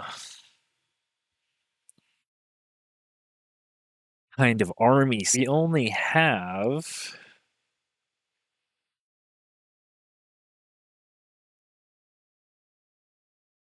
like one spot in the army for an undead soul creature that we reincarnate. If we're gonna have like a summoner and a necromancer or a soother, and these are banshees or reapers. But they are, what are they to us? They are mana cost unit, right? You said they cost mana when you summon them with souls after a combat. Yes, they are mana cost units, but we only have plus 11 mana income. So I'd rather build units right now, or rather draft them. So we're looking at trying to get necromancers and soothers drafted until we have at least 3 of them. Cost souls to produce but mana to upkeep. Right. Well, we are kind of in a mana shortage for right now. When this number gets to be about even with this number, then I'm going to consider this. This costs 30 gold upkeep for soul upkeep. I don't really like that either. But I guess our souls, this is passive soul creation. And we can turn souls into thralls, into knowledge. For 5 units needs souls to up. What's a tier? What do you mean? What tier 5? The Reaper? You're saying the Reaper? This guy? It's just mana and Imperium. That's all it says here. If these guys are summoned, and I guess it counts as summoning, then yeah, they cost. Does it say down here? No, it's soul maintenance. You're right. It's down here. It's in the passive. They didn't put it up here. It's down here in a passive. It has soul maintenance down here. I gotcha. So if it costs 5 souls to upkeep, that's essentially 15 gold if we have this spell cast. If we have one of these spell cast, we can generate. I mean, this is a roundabout way to spend gold to get knowledge. Maybe I'm just going to grab this, because I don't feel like we have the mana to create a bunch of skelly boys right now. Soul well. Yeah, that's probably some building I haven't built yet, because I haven't played these guys like this. Ibika Stagheart, this was their ruler. I'm going to sell her remains for gold, because I did. And now we can rush the production of our vendor, and immediately this builds in 3 turns, and by then we should have draft again. Yeah, so I'm fine building the Evocator's Abode. It also gives us 5 mana and 8 production, and it's boosted because we have 1 farm. So Let's put that up in there. And now we're thinking about our third city. We want our third city up and running. It takes 200 Imperium about. That was... Oh, wow, we actually have Silver Tongue Fruit up here. This is a really good city. 2 mana nodes. I think we need to see more what's down here. I think I walked over all of this, though, and there's nothing. My scout scouted all of this. Maybe. I don't like to forward settle towards the enemy because it makes it a lot harder to defend your territory. Typically your home city, right, is going to have the most walls and catapults and stuff, your capital. So again, but this is all cleared. I don't want to walk back through here. I could walk around this mountain, see what's up here, and then loop back down around the outside. That makes sense to me. That way I'm not retreading previously cleared ground and I can find a spot for another city. Instead of, yeah, I mean, I haven't actually cleared this ritual circle. Or I could just do a smaller loop and go derelict workshop, ritual circle. There is a tower out here I can send my scout to. I do want to get these dents before they wake up. Also, if we sit here for a hot second, we'll heal pretty much to full. Oh, they still have an army on our mana node? Yeah, we're going to clear that out. The Athlin Unifier. I think I've played with this guy. Yeah. Wait, this was my old character, right? In an honorable competition with Wizard King. But I have learned our natures do not define us, and that unity can be found in the most surprising places. He smiles. Let our actions and alliances speak louder than our differences. Wizard King, Ascended Champion, or anyone else, in the end we are all Gaudir and share a responsibility for all the people in the Astral Sea. Let's break bread, King Alfred, so that we can soon negotiate further. We could flatter him and block our growth. I don't really want to block my growth. This guy's probably the guy to the southwest. I get permanent flattery with him, though. We're in peace. This guy is a... Where is it? Chivalrous Diplomat. Likes empires that have many alliances. Likes empires with good relations with free cities. Dislikes empires that breaks treaties or start wars. Well, he's not going to dislike me. He's probably going to like me because I have an alliance already. He never breaks treaty. He's trustworthy. I'll break bread with you because I'm sure somebody will hate me on this map. Yeah, he is the guy to the southwest. I would rather not have enemies right outside my gates, but I can probably wipe them, honestly. Can I negotiate a wizard's bond? Oh. No, he asked for gold. He has a wizard's bond with Carissa, but not with me. Proximity of your domain is threatening to them. Okay, well, interesting. The trade value for both of us is equal, but he demands gold because she's vigilant of me. She's also uneasy of me. But we at least have a wizard's pack. Okay, maybe I shouldn't have broke bread. True. Greetings, my zombie friend. Other ruler. You mean good friend, right? I mean, he is awfully close to my city, and I haven't built walls yet. No, I think you have. I think you start with walls.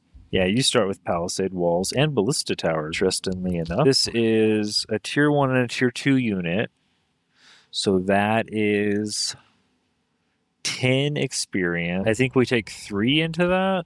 Could get 5 on 2 units. We just take our hero. That's true. I guess we could just take 5. And you can run over here. Probably want all these units to heal. Oh, it's going to take 2 turns. Okay. He's got a trusting relationship with me. She's indifferent. Why wouldn't you negotiate a wizard's bond? You like me more than she does. And she negotiated a bond.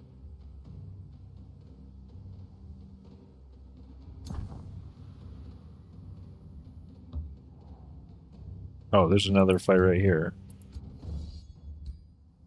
Oh. No, my scout died. I didn't even mean for the sky to be this fine. I didn't realize that she was in range. Okay, that's a misclick. I'll take it. I deserve that. I clicked auto combat too soon. Too soon. That's a learning experience. Yo, this is a huge fight. What the heck? Can annex something. We do want to build these soothers. Oh, the necromancers cost 20 souls. Need another quarry for our academy. Want to work towards that mana node, eh? I guess we have all that. We have this mana node, the forester. I guess we want this gold node here. I guess we could do another farm.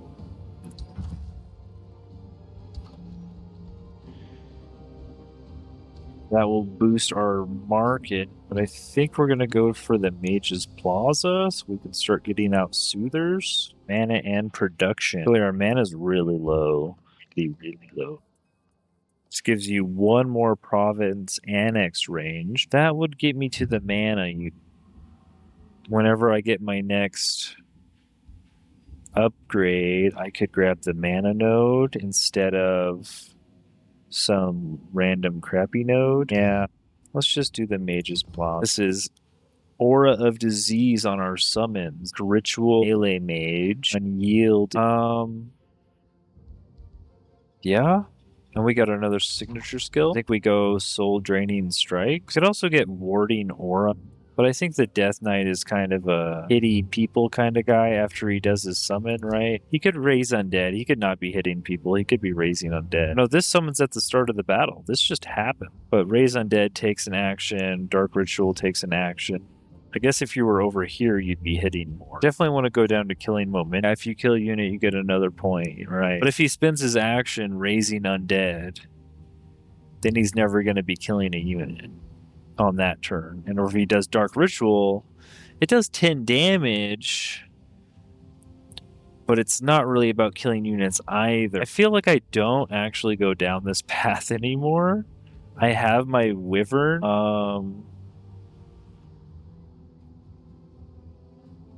First is a free action. Always hits one range. Sunders defense and resistance. This gives my attacks and debuffs 90% chance of inflicting disease. My debuff ability inflicts decay. Curse is now an AoE ability. Or curse. I see. Curse now deals 30 frost damage. Chance of inflicting froze. Well, that's kind of crazy. Frost curse or mass curse. So you have AoE clear or single target clear, essentially. Kind of want to get Curse and Second Wind because they're like free actions. I think I'll just start with Curse.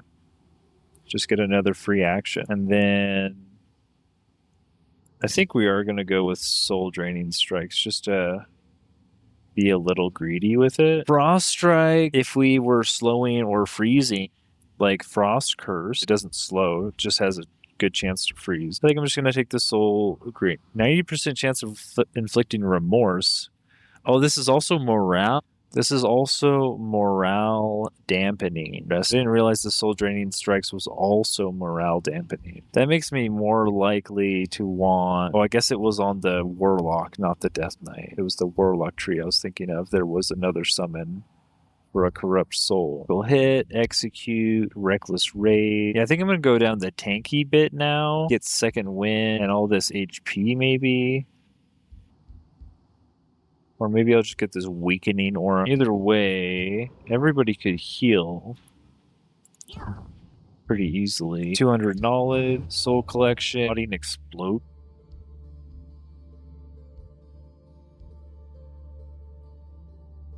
I guess I'll take Rotting Explosion. I don't have any zombies right now, though. Is there something else here? I guess I can take the Skeletal Reanimation first. Well, you get a reward for researching this. Interesting. I didn't realize that that's how I was getting Astral Echoes.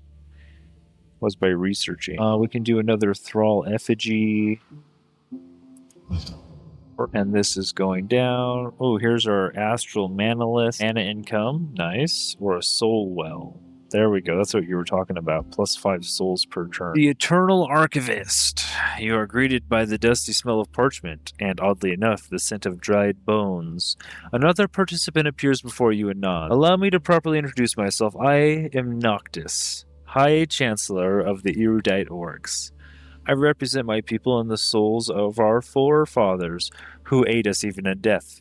As you may know, I am closely acquainted with death and betrayal, which seems to be an inevitable even for those who want nothing but gain and to share knowledge. Magehaven has become an unreasonable cesspool of petty arguments. I believe we can write history here in the Sehiran Oasis. No, I'm not going to block my knowledge. Oh, we are both of the same affinity. So this guy is going to like me a lot more than the others.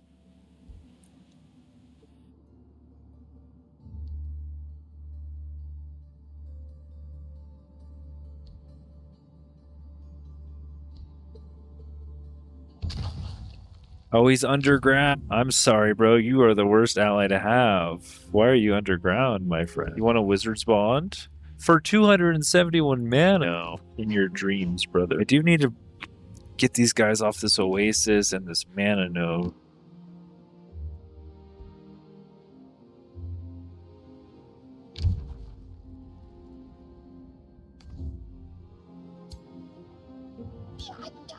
Scholarly governor, let's go. However, we have no things to skull. We need... Why did this guy build a mine? Can I change this to anything else? Like a farm or a quarry? I should have... Oh, well, I guess this is the first turn I had control of the city. I need probably a forester. Well, let's attract some population. We can get a forester here. Yeah, that will let us build a storehouse.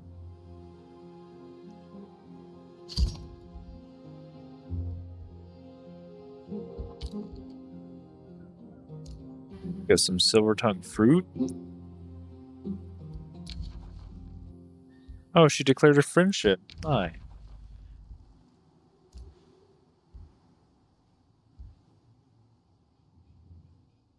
Chaotic influence just met. Alignment. Threat level vigilant. We're gonna go to war, Alfred. This guy's neutral. He doesn't like that I'm evil either. Maybe I should stay neutral. She wants a defensive pact. Oh, I guess she's evil. So me being evil doesn't matter to her. Interesting. Everybody's alive. Well, eventually I'm just gonna not care, and if you want to go to war, then we'll just fight it out. I felt attacked because I like starting underground. Oh no. I don't know. I haven't tried starting underground personally, but I've heard that it is very slow to get going, even with all of the good stuff you can do.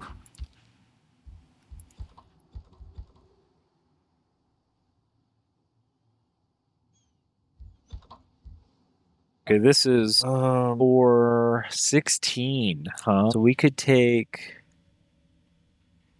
like 5 units in there probably. We could still get 4 XP with 5 units.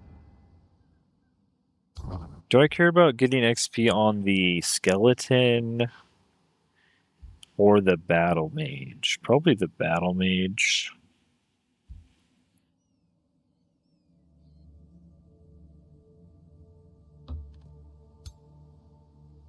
We got our second tome.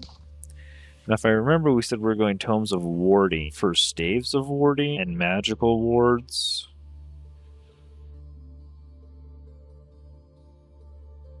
We don't really need... I guess we could take lightning focus technically, but I don't think we need that.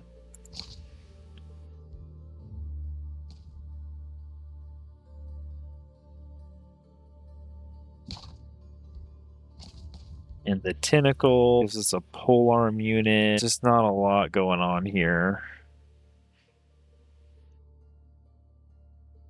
Makes the base magic attacks of enchanted units gain 30% chance of inflicting constricted and 60% against increased 60% against marked or slowed units. That's interesting, but this is just simple. We get magical wards and stabs of A warding. soothing breeze upon their allies. Cushioning. I have a larger domain and now she's mad? Well, look, if you want to go to war, you start the war. I'll finish it. You know what I'm saying?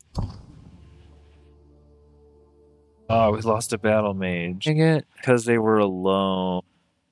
They got rushed down.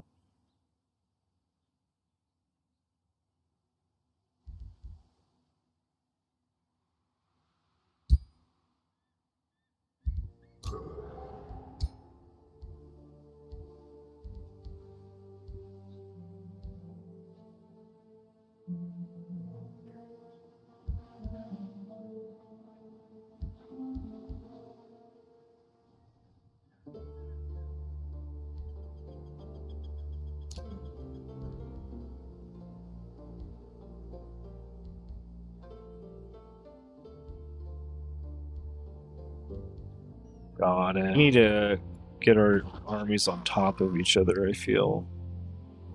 Just roll as one unit so we stop losing.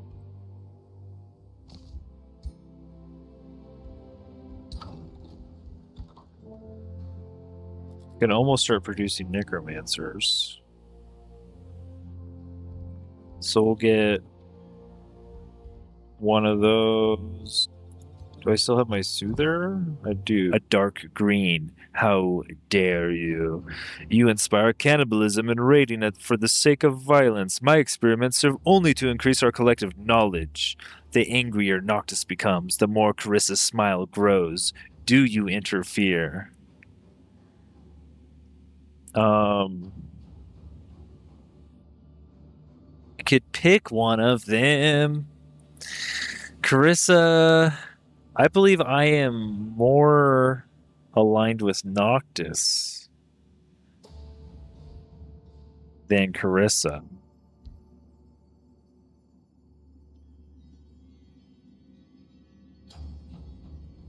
This is interesting because I could actually try to turn them against each other and ally with one of them. Carissa's easier for me to attack. I'd have to walk across the whole world to attack Noctis. Carissa also could more easily attack me, but me and Carissa have a wizard's bond. Both rulers agree to a bond, but that doesn't mean she is evil. Like, she would break the bond and attack me, correct?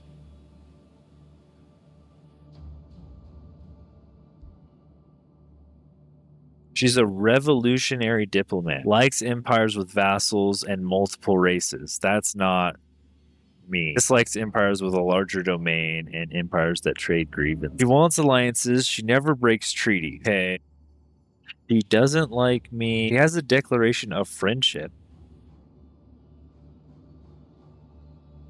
Chaotic influence. Oh, this is part of the game. Every turn, you lose 10. Right. So this is the thing. We're all here in the desert trying to get the seal victory, but every turn we lose 10 relations with each other. So war is inevitable. It's just, when does it break out and with whom? This guy likes empires that do not start wars, empires with few alliances, dislikes empires that have defeated other empires, or empires with vassals. You're not going to like me either. I'm going to defeat a Carissa. I guess I won't have any vassals, though. Wary of treaty. They're reluctant to call another ruler to war and to answer any incoming calls to war. So this guy's not really going to help me.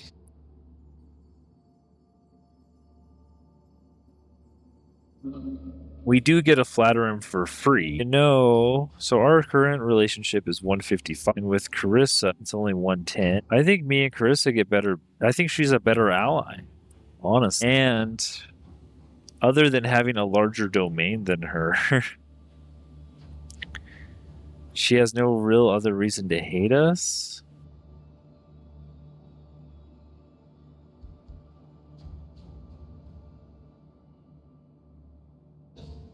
We already have a wizard's bond with her, though. Plus 200 and minus 100 with Noctis, or minus 100 with Carissa, and we get a wizard's bond.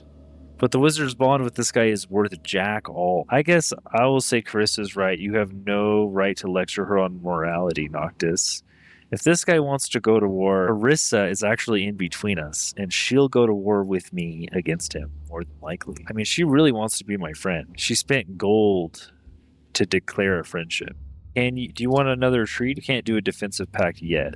Try it for turn. I actually don't want another pact with you right now. Let's see, though. What if, like, a province claiming pact? No, I don't need that right now. We're respectful of each other. I guess the closeness is a small issue for negotiation. This is just 2 people. We can just run into this stat.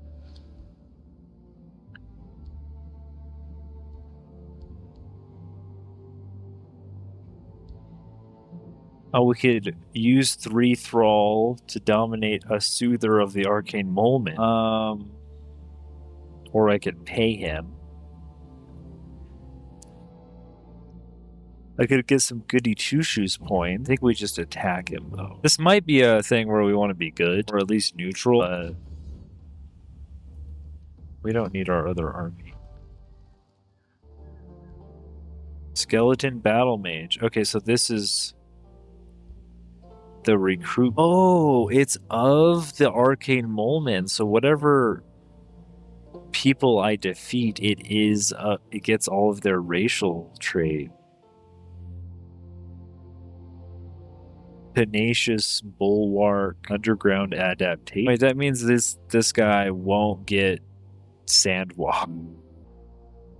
I guess I raise a Battle Mage. The whole point, right? We get Raise Undead here.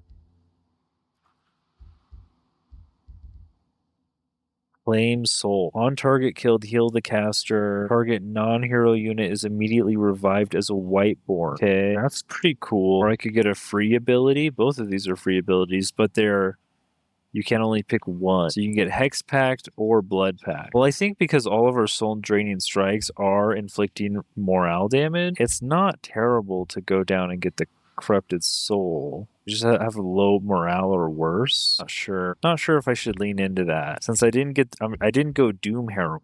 Attacks and debuff abilities against the target of the Hex Pact always hit and ignore status resistance. Soulbound is something you can resist with status, right? It doesn't look like it is. There's no chance to hit. There's a chance of spawning a zombie. I guess we go Blood Pact then. Target gains lifesteal. Link with a friendly unit. This just gives us 20% damage, but we share damage with another unit.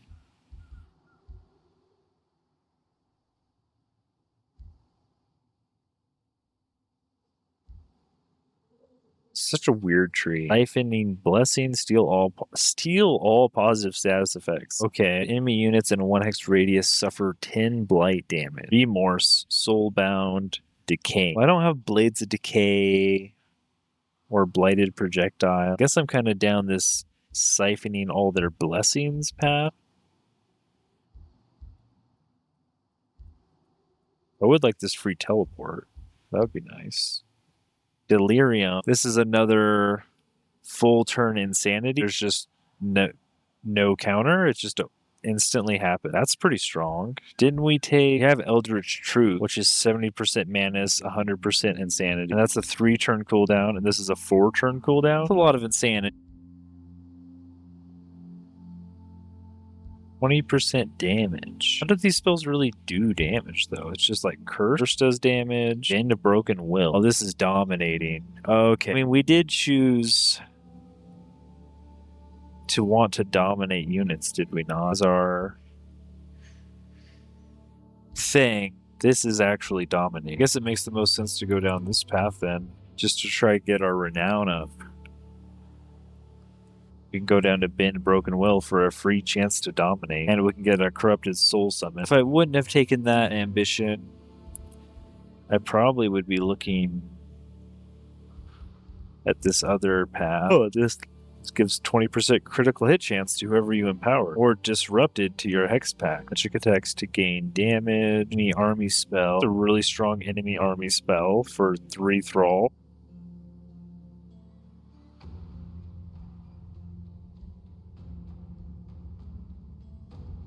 Wow. And this targets a whole province. That's Phantasmal Ritual. Forgotten Tome. Forgotten Tome's signature skill. Where is that? Tome's signature skills. These give their next spell 1 turn faster. Maybe that's down here somewhere. I don't really see that on here. Let's go Hex Pact. Hex of the Broken Spirit, Draining Magic, Will Break, and Broken Will. Despair is pretty good too. When any enemy unit fumble, this unit gains 5 max hit points until the end. That's pretty cool. And we give them Misfortune, which is 15% fumble chance. Okay, we'll take that. I guess we're going to go up to this workshop.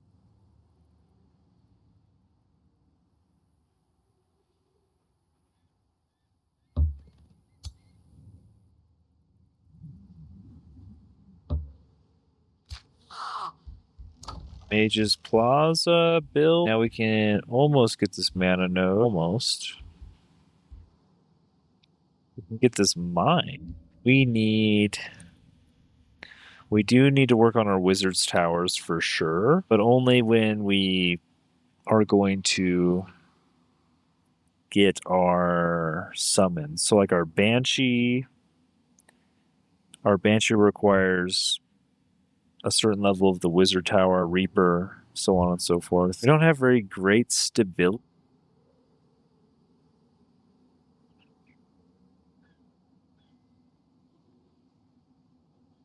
You get 5, so that's like 1 draft, 2 production, like 3 foods. Actually, stability doesn't actually do a ton. I would go up from neutral to stable. I mean, that doesn't hardly seem worth it at all. But the bathhouse, however, gives bathhouse XP bonus. Let me double check I just got a unit, right? Yeah, this guy. He does take 8 mana. You're right.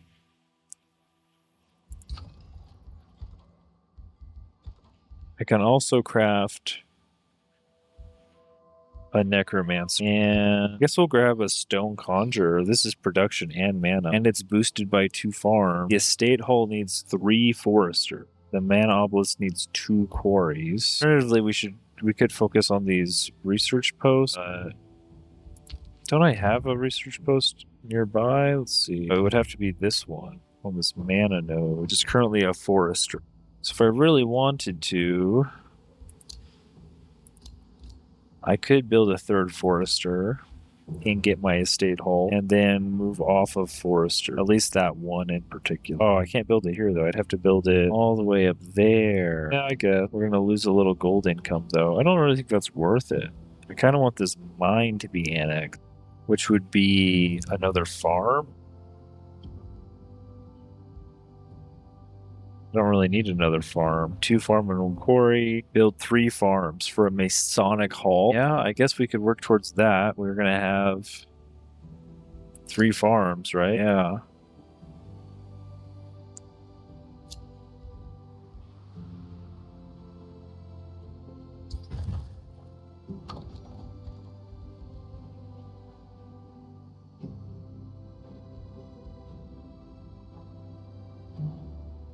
Oh, did I build a mine? No, I built a farm. Why does it say...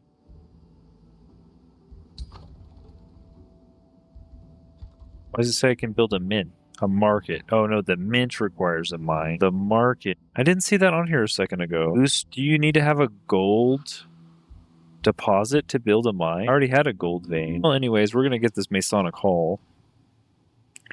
Well, it's boosted by our 3 farm. And I guess the mint is also. These guys, Prime City, huh? Definitely want a library.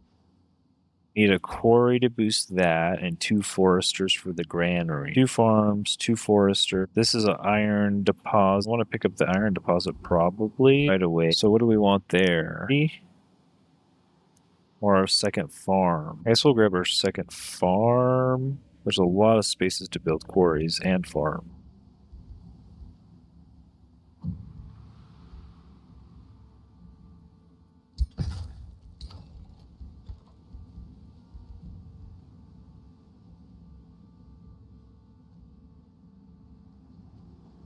Oh, was that our first farm? Oh, that was our first farm. We can rush the storehouse and then start on the library. Seems fine. Or we could get the mage's plot. +1 annex range. Let's get the library first. Just need a mine to build a mine for miners to keep on mining. True. Definitely true. Locking and shuffling research skills cost 50% less. Research city structures cost 25% less gold and production. Let's grab that. We're not quite in place for our next city. And we are building research city structures right now. That is a 2-turn library. Yeah. Okay, so my alliances with these other people are going to devolve into war, surely. I would like a defensive pact, but we have to wait 4 turns. I guess we could do these soul ritual. We need some more souls. Oh, this is a world spell. What do you mean it costs mana as long as I pay mana each turn? I have to pay mana and gold? I don't think so. No, it's a gold every turn. So we get some more soul. Forgot we had that. I could have probably cast that a few turns ago, but it's okay. Not the biggest deal, I guess. We do have a lot of mana banked up.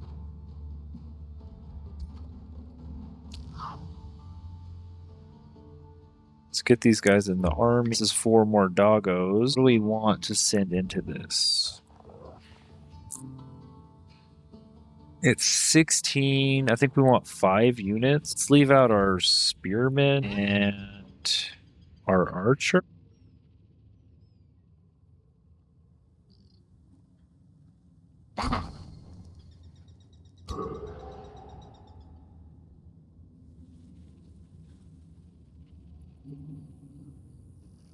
Yeah, this will work. We'll move everyone here and then engage the fight with 1 unit, like this guy. I'm beginning to learn how to do this. It's only been, what, hundreds of hours on this game I've played, and I'm beginning to figure it out. Ever so slight. This is another 18. This is a hard fight. I think we send the whole stack at these guys. This is 3 tier 2 units. Age Locks, Scrap Hermit. Oh, I could actually start the fight right now.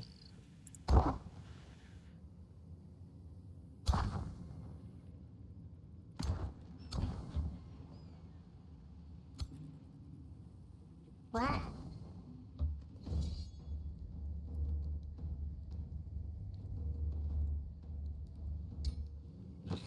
Oh, we did lose a maid. Dang. But I guess we get to recruit some skeleton. I guess we'll take a skeleton archer. Or no, we need to use our souls on... No, I'll take an archer. Why not? We can raise him. Paladin Winged Helmet. This unit loses 50% less morale. 1 defense. This is 3 defense. This is 3 defense. I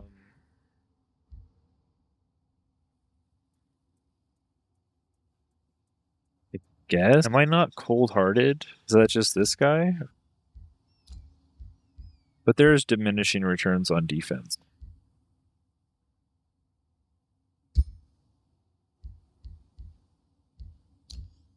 Let's grab Second Wind. We produced our library. We do have a scholarly governor, which means we want those research posts down. So what is taking the place of our research post? A forester. So what's boosted by our forester? The wall, the Arcane Institute. So let's get... Oh, and the granary needs a 2nd forester. I guess we'll start with the Arcane Institute, assuming we're not at war right now. We can actually rush that out right away. And then we could build some wall. Oh, we really need that granary. Oh, we also have a mana tower here we can replace. A conduit with a research post. Or another forester, so we can build the granary and then go to a research post.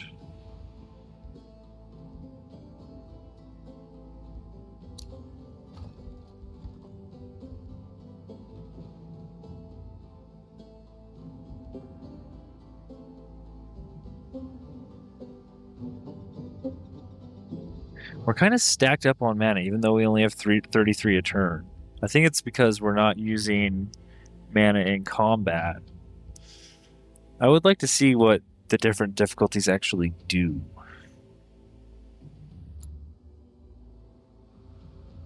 Let's go ahead and just take the vendor. We can turn this over into a research post right now, I guess. We have plenty of stuff to build. Oh, I didn't take the knowledge per hero defeated when I took down the city. That was my bad. I could increase my hero cap right now.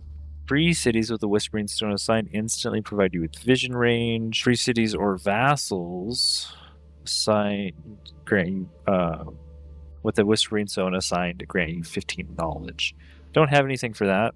What I do have is the ability to rush hero cap. Well, let's do that. And we have a defender, a warrior, or a spell blade. I don't really like defenders, I'll be honest. Spell blades either. I'm gonna take the warrior. Oh, this guy is a scholarly governor, though. But we're going to get a lot of different types of governor. A prospecting governor. This guy wants mines in his city. I like that. Search. When's our next hero? 20 turn. We are surely going to want to have some governor in our city before then. If I could spend Imperium on that. Dang, a scholarly. This guy's a defender, though.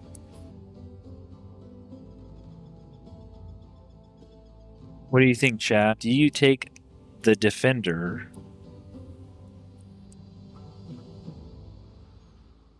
because he's a better governor, or do you take a warrior who's going to pump out the big damages? I already have a Death Knight. Anyone want to chime in? Sunwar? What would you do? Defense, you lack someone to tank. Ooh, well, isn't that what the skeletons are for? Actually, the skeletons are all battle mages and archers. I thought the skeletons would be like frontline dummies that would tank. You're kind of right. You're not wrong. Literally, my whole army lacks any frontline. And even once we get the Reaper, those mythic units, they get hurt real bad. I guess we'll take Cost the Shield. If only we had Pyre Templars. I miss Pyre Templars.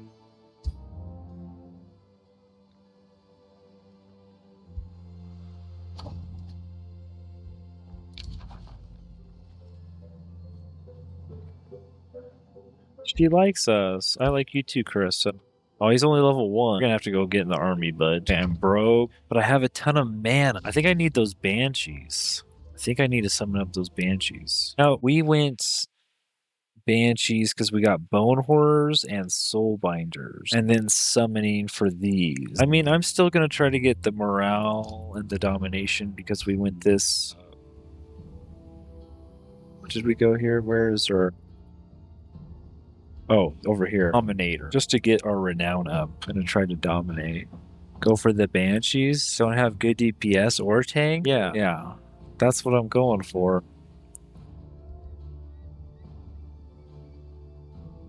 We go big damn. Guess we're going to get an academy here. Bone horrors are good. Yeah. I mean, they're just charging units. All the charging units die really easy because they charge. It's just kind of what their job is. But when they charge, they do big damage, you know? They do their job. All right, I'm out of movement. Well, technically, we can move these guys a little bit out of the army. Should have grabbed this here. These guys are right here, though. Actually, we could start a fight. Yeah.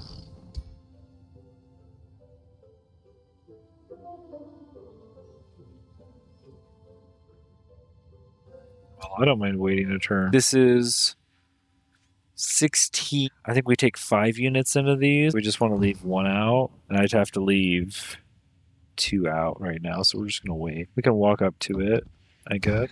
Whatever game you are playing, Carissa, I'm not joining in. Carissa continues. You pretend to be accepting, but you too are Wizard King. Why is it that people love those who are granted power, but hate those who take it? What is so great about self-righteous passivity? What do you think, Nebulyx? Are ascended champions better than wizards, as so many with their granted powers believe? Or are wizards better for taking what they have earned? Oh, geez. Carissa, we get a defensive pact with Carissa. Or I could get a wizard's bond with Alfred. He only likes me 15. Carissa likes me 320. Hey, Carissa, you're my one ally. We're gonna murder everyone in this desert together. Kings and Eldritch Sovereigns unite. It's gonna be war with Alfred. I guess that means we might as well go down there pretty soon. We're gonna want to like do a mini clear, kind of take out this spawner between me and Carissa, and then wrap around here and then take Alfred out of the game. But we need to put a city down. And honestly, there's one mana node right here next to the seal. I probably actually don't... Well, I have another scholarly governor. He does want some things to be researched towers for sure. This guy's set. He's got 3 mana nodes and a rainbow clover. This is a perfect scholarly governor city. Down here, I don't see a lot. There's actually somebody's down here. Maybe that's one of Alfred's city. I see a barrier to my land. Maybe we break up. I think the most units I'm taking into combat is 5. 1, 2, 3, 4, 5. Maybe we send him an archer. That's not enough. He's level 1.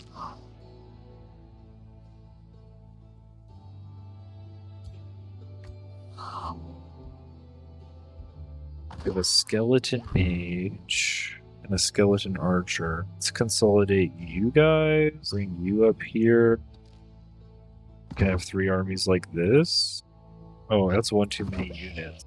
Oh, I guess I could take this archer out and stack him with the other one. Yeah, got a mask. Unfortunately, whenever a friendly spell is cast, it loses 1 defense, though. I'd rather have some defense on this level 1 guy. Oh, here's a research tower. What's this? Something over here I can build research on that I can't quite see yet. I guess I could put a city right here, in between these 2 research towers, the other side of the Father O, and is sequestered away in the corner here. Let's go get that down. We'll have enough mana or Imperium to do it pretty quick. Just rush the ritual circle and...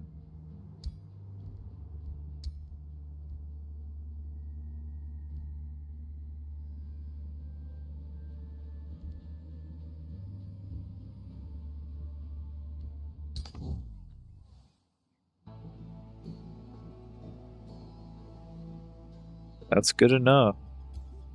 I could probably clear this. This is a 260. Oh, this is only a 169. I guess I could take costs and then my archer, maybe my arcane guard. That'll leave 4 units and 4 units. We'll split up into 2 groups of 4. I have enough thralls. I could do another dark knowledge ritual. Let's go ahead and do that. That's 2 turns of knowledge. We are making a necromancer. We can start another. We could hurry him. I don't really like hurrying out units all that much, other than the building. I guess as long as we're positive, we're making gold progress. This is mana and production. This is a vendor for more gold.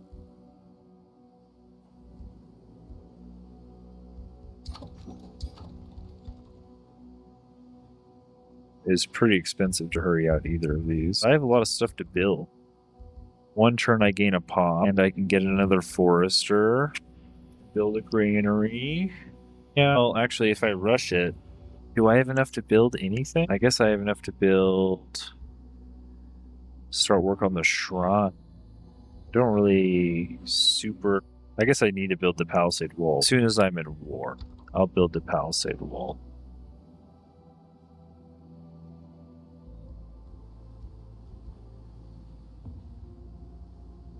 Tavern's still not doing a ton. But the bathhouse XP would be nice. 10% XP on all unit. Yeah, I just don't have a ton of gold to rush these out with.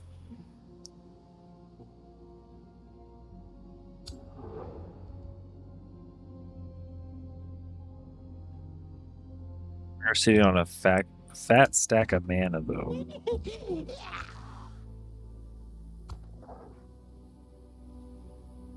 So we might as well bring 5 into this. Oh, this guy can move a lot. He's got a crocodile mouth. Let's go. Helm of Hyper Awareness. Immune to flanking. That's pretty good. What about our Death Knight? We make our Death Knight immune to flanking? Because he kind of is just going to run in there and get flanked, yeah. Now everybody else, let's group up and we can go clear this other stuff out. And we'll do a little duo clearing. Do have magical wards done. Oh, this is from the Mystic School of Summoning. See, I didn't look at these. So this is a Summoning Rift or Astral Divination. You can create new astral echoes in provinces near you. Okay, that's pretty good, but it costs 100 mana. I guess we do have a lot of mana to go through. Conjures a Summoning Rift on an empty hex in the target province. This structure allows summoning spells to be cast on or adjacent to it. Provides vision in a 5 hex radius. Wow. On an empty hex in the target province. So this is a spell that summons a structure. So you could leave this, because normally you have to summon next to an army or into a city. You could leave this and you could have to have a summoning point, and it also provides vision. So it's like a mini lookout watchtower. That's pretty interesting. I guess like a late game summoning mystic might have these all over at the edges of his normal vision range to extend that. I guess you'd want to do it like 5 hexes away from your vision range, so you get max benefit of all the extra vision. So you're like kind of outside of your domain, just barely all over. But it is 60 mana. Don't know if we need it right now. I will take Astral Divination. We have 260 Echo. I haven't used any yet, but we could rank up our summons. But I think I want to wait until we at least get Banshees, and we could rank up our Banshees. I don't really know about our skeletons getting our Astral Echoes necessary. Time City can annex, and I think we wanted another Forester. That's all we can build here, so let's build the Forester here. Oh, well, there's a quarry here. That is right. Quarries are nice. You want the granary. What will the quarry boost? Our mana obelisk? Yeah, let's grab the quarry then. We could also build a farm. The farm will go to the market. I guess we'll build a farm. And then we can go... Oh, the Conjurer. Let's just grab the market. Shrine's 1 turn. I guess the Shrine is only 1 turn.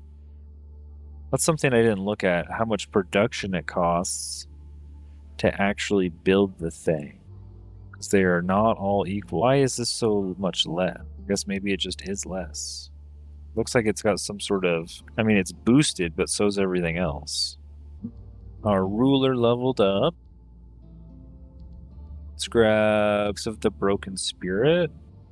We can start down towards this Ritual Circle. Oh, oops, actually I didn't want to move there. Hopefully we don't get attacked. I think it's still asleep. Yeah, it's in a deep sleep. Good. Because I moved away from my other army, unfortunately. I think that's the second time I've done that.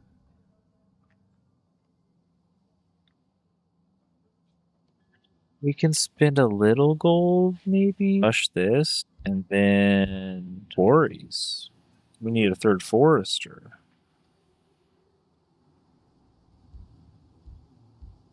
I guess we'll just get the market for now. Ice of Knowledge. During a diplomatic gathering, King Alfred and High Chancellor Noctis have an argument. I cannot condone your experiments, Noctis, Alfred said. Your experiments on lost wizards are immoral. They may be monsters, but they are tortured souls who used to be people like us. Noctis scoffed. It is typical for those of lesser intellects to fear science. They do not comprehend. My experiments serve the greater good. As you say, lost wizards are tortured souls. How is this fate to serve my pursuit for knowledge? Worse than an eternity lost in the astral void. Alfred looks at you. Eldritch Sovereign Nebulyx, what do you think? Is the torture Noctis Harumph's experimenting of lost wizards immoral or justified? I think Noctis is somebody we're just gonna... Alfred, I think you're my man. I don't want to go to war with you yet. You and Noctis will gain a wizard's bond. I don't care. Noctis is a reserved isolationist. He wants to be alone, wary of treaty, does not like empires that start wars, or he likes empires that do not start wars, empires with few alliances. So he's gonna piss everyone off. Even though we share affinity. Also, I'm kind of balancing this because Alfred doesn't like me. We're at minus 100. I could put him back up to plus 100. Noctis, we're at 300. I could put him down to 200. So I'm going to balance this and say, experimenting on lost wizards is immoral. They were once like you and me. And flatter Alfred and disagree with Noctis. Now we're playing the game. Now we're playing everyone against each other. We have 500 with Carissa, and we have a defensive pact. If anyone turns on us, we can count on her. He's evil, we're evil, it's all good. She loves war, I love war. We will go to war with each other. She will never break a treaty. She will never break the defensive pact. And even though we have a larger domain than her, not a big deal. She's sending us compliment. We have a defensive pact. She has, yeah. These other guys, we're just barely keeping out of war with so far. We want to get our 3rd city set up and then kind of clear a bit more. Our early clear's not super been great. We've lost a couple units, mostly due to my idiocy. Oh man. This is a hard battle. We're probably going to lose unit. I think I need to give these guys another guy. This is a risky battle too. Oh, this is a lot of units. Yeah, no. Can we bring you down here? No. What about just the hero? Well, that's a little bit better. Got a 5 stack versus a 5 stack. This is 20 XP. So that's 4 XP each. Or we should bring one more. We should bring one more unit into this. We can't do it this turn. We need to clear together for a little bit. Eventually, I'd like to send him off, but he needs a slightly stronger army. Team Vault can annex a province. We need to set production here. We will set production. They both require 175 production. I think we'll just grab Stone Conjurer. The Academy's not boosted because we don't have 2 quarries and 1 forester. We need another quarry. Let's just do this for now. Dream Vault is annexing so much. We need a quarry. I think the mana's on this node. It is. So we could do a quarry out there. Can we not? Wait, I think that's outside my annex range. No, there it is. Quarry. Now basically everything's boosted. Just need a 3rd forester. Again, get 200 knowledge. Halves of warding, we do want this. Ward abilities grant bolstered resistance. And we could get 20 combat casting points. I don't think that matters a ton. Road building. This would help us get around. Excavation, seafaring, expanded government. Not super excited about any of these, considering we're going to get death magic, and then our casting points don't really matter. Magical ward, yeah. We can dump our mana on this real quick. In turn, get one more unit in here. Let's choose, I guess, our Arcane Guard or our Skeleton Archer. I guess our Skeleton Archer. Oh, there we go. Now we can get some shield units, some Skeleton Warriors. Now we got some tanks. We can raise a boatload of them. Might as well get them all. We need to clear it, baby. We get a resistant tier 4 chest plate plus 15 HP. Oh, I'm going to put that on my leader, my ruler. Bloodletting Frostbringer, equipable by a Warlock, Elementalist, or Ritualist. I don't think my Eldritch Sovereign can use this. Nope, they can't. I'll put that on you, though. Got a level, which we can go down here and get Draining Magic. We have our first Necromancer. You're going to run over to our army. Lost the shield levels up.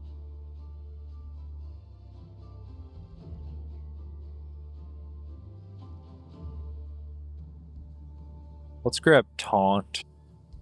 I think. Well, we have a bunch of shield skeletons. So now, maybe we'll just make him a leader.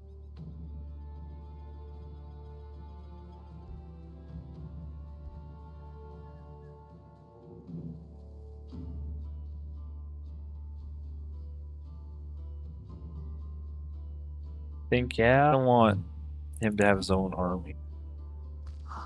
We can bring skeletons, huh? So let's give him his whole own retinue. Don't want all melee units in it, though. I want to leave some room. Like, he's gonna have the Soother. I guess I'll keep the Soother here. Well, I guess he should have the Soother. Then you can take this Archer and one of the Skeletons next round. I guess you could take 2 of the Skeletons. Or this Arcane Guard. Something like that. Something like that. This Archer's holding us back from moving. So I think we want to start an outpost. Like right about here. Should I do this Father Oak? 1, 2, so like this one? I guess we should all go here. I should build an outpost. 2. Well, I can't be right equidistant away from each of them, unfortunately. I guess down here a little bit more for this one. This one looks good. Guess I don't see a whole lot. But this is like 3 away from this one and 2 away from this one. And it's still adjacent to Father Oak. I don't know if my army's even like 1,000 power. Maybe if we get absolutely everyone together. I think we need to come back for Father Oak. It's a 3 skull. It's food. I think we want to be at least 1,000 power. We're not even close. 300, 4, 5, 6. We're like 600 power army right now. Must say, you may actually be worth my attention, Nebulyx. Perhaps our empires may actually be able to coexist. Noctis is ready to discuss another treaty or diplomatic state. What do you want to discuss? Wizard's Bond for 300 mana? No. What do you mean? Didn't I just disagree with you? I guess that's it. Next turn, we need to figure out our army composition. The last Dreadnought. The sounds of a strange thunder rumble in the distance where dark clouds rise from the desert. A stern-looking man appears before you. You are witness to the arrival of the Commonwealth Remnant. We have survived torment to liberate the realms from all invading wizard kings and those who support their rule. What they have stolen, we will retake. What they have destroyed, we will rebuild. As the ally of the invading wizards Carissa and Noctis, you are just as guilty as them. I will cleanse the entire astral sea of the cursed of wizard kings and those who support them, including you. Do not resist. Your diplomatic state with Edward Portsmouth changes to war. Diplomatic state between Carissa and Edward and Noctis and Edward changes to war. Last Dreadnought Edward Portsmouth will create several outposts on the world map. Oh, this is who shows up and disturbs the peace. Edward Portsmouth, the militant warlord. Driven by war, never surrenders. Likes empires that start wars, likes empires that are at war. Dislike empires with weaker military, dislikes empires with good relations with free cities. So be it. Oh my goodness. He's everywhere. Wait, he's right next to my city. What do you mean? How is that legal? Oh, you also scorched the sand and turned it into rocky ashland. You absolute monster. That's a 490 army. Okay, let's make sure we build our palisade walls. I mean, we could just... Let me look. They do have less resistance than defense, but they also have -4 shock and +2 spirit. Yeah, so lightning magic in particular. Which, I mean, I don't have in my build, but we could switch the build a little bit if we really felt like it. Honestly, though, I think I'm going to get everyone at full health and just go try to defeat that outpost. We're going to turn this into a city. Let's get our armies together. Oh, they do have reinforced +3 defense and resistance against physical ranged attacks. We have room for a lot of these types of units in our assumed army. So we have 3 summoner spots. And we're not quite there yet. We're getting... What did the summoners have exactly? They had something that we wanted to stack a lot of. I think it made our summons stronger for every one of them we had. And we only needed 1 soother, technically, to be alive in the fight.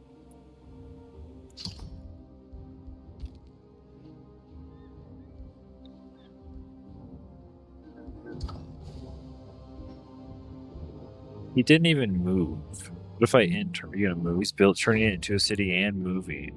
But dread. Edward Portsmouth defeated. After the last dreadnought, Edward Portsmouth left to prepare his war machines. An emergency conclave is called on the Sehiran Oasis. I did not settle here to be provoked like this, Noctis exclaims. Alfred is surprised. That was Edward Portsmouth, a legend on Athla. Surely we can bring him to reason. Even Carissa seems startled. Those war machines, they are like anything I have seen before.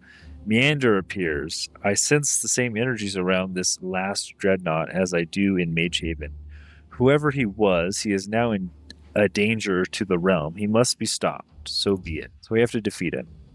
He's pillaging my farm. What a jerk. And he could just run in and take my city if he stopped pillaging. So let's hurry production on the palisade wall. We can wait on that. We're going to walk up here. We're not quite at full life, but if we keep the armies together, we shouldn't lose anything to him.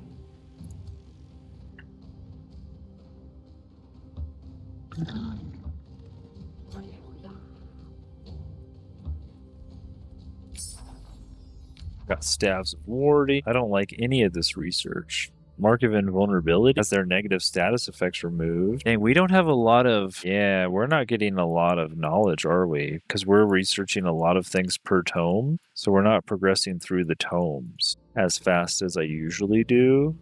Because we're only at 129 knowledge. Usually I have twice this much. I guess we'll take Mark of Invulnerability as another spell.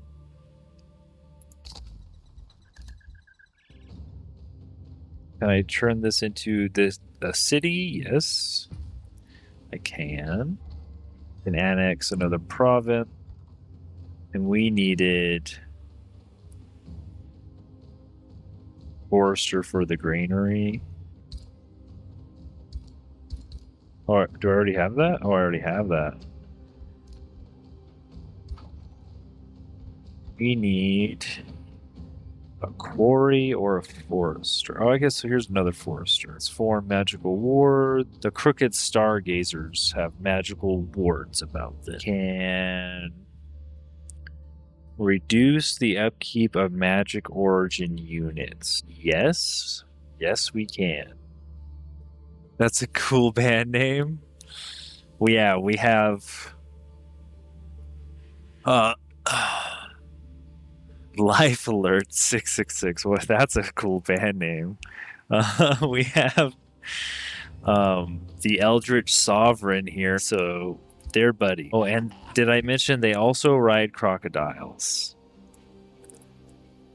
as their native mount? We are in the story realm of the Sehiran Trials, where all of the Gaudier, both champions and wizard kings, are placed after the world gate is open.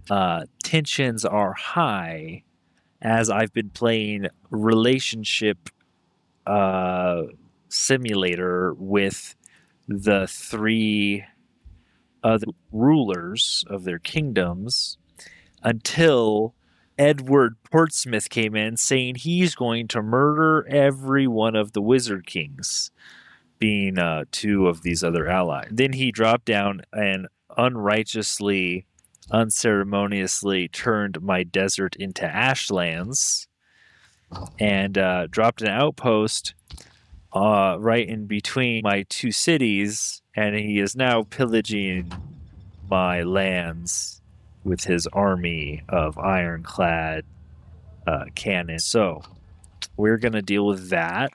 I just started my 3rd city, and we have some more clearing to do.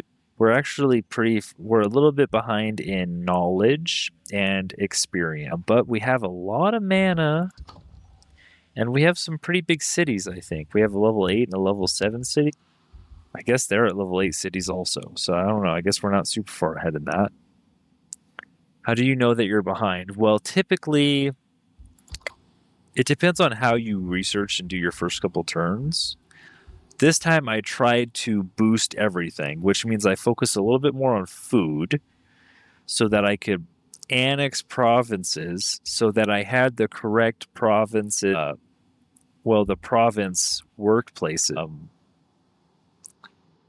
the right structures on them to boost city structures. Essentially, if I annex a quarry in a province, you need 2 of them to boost building a blacksmith, so on and so forth for all of the city structures. Typically, you just rush a bunch of knowledge, and I would have probably 200 right now. What turn am I on? I'm on turn 21.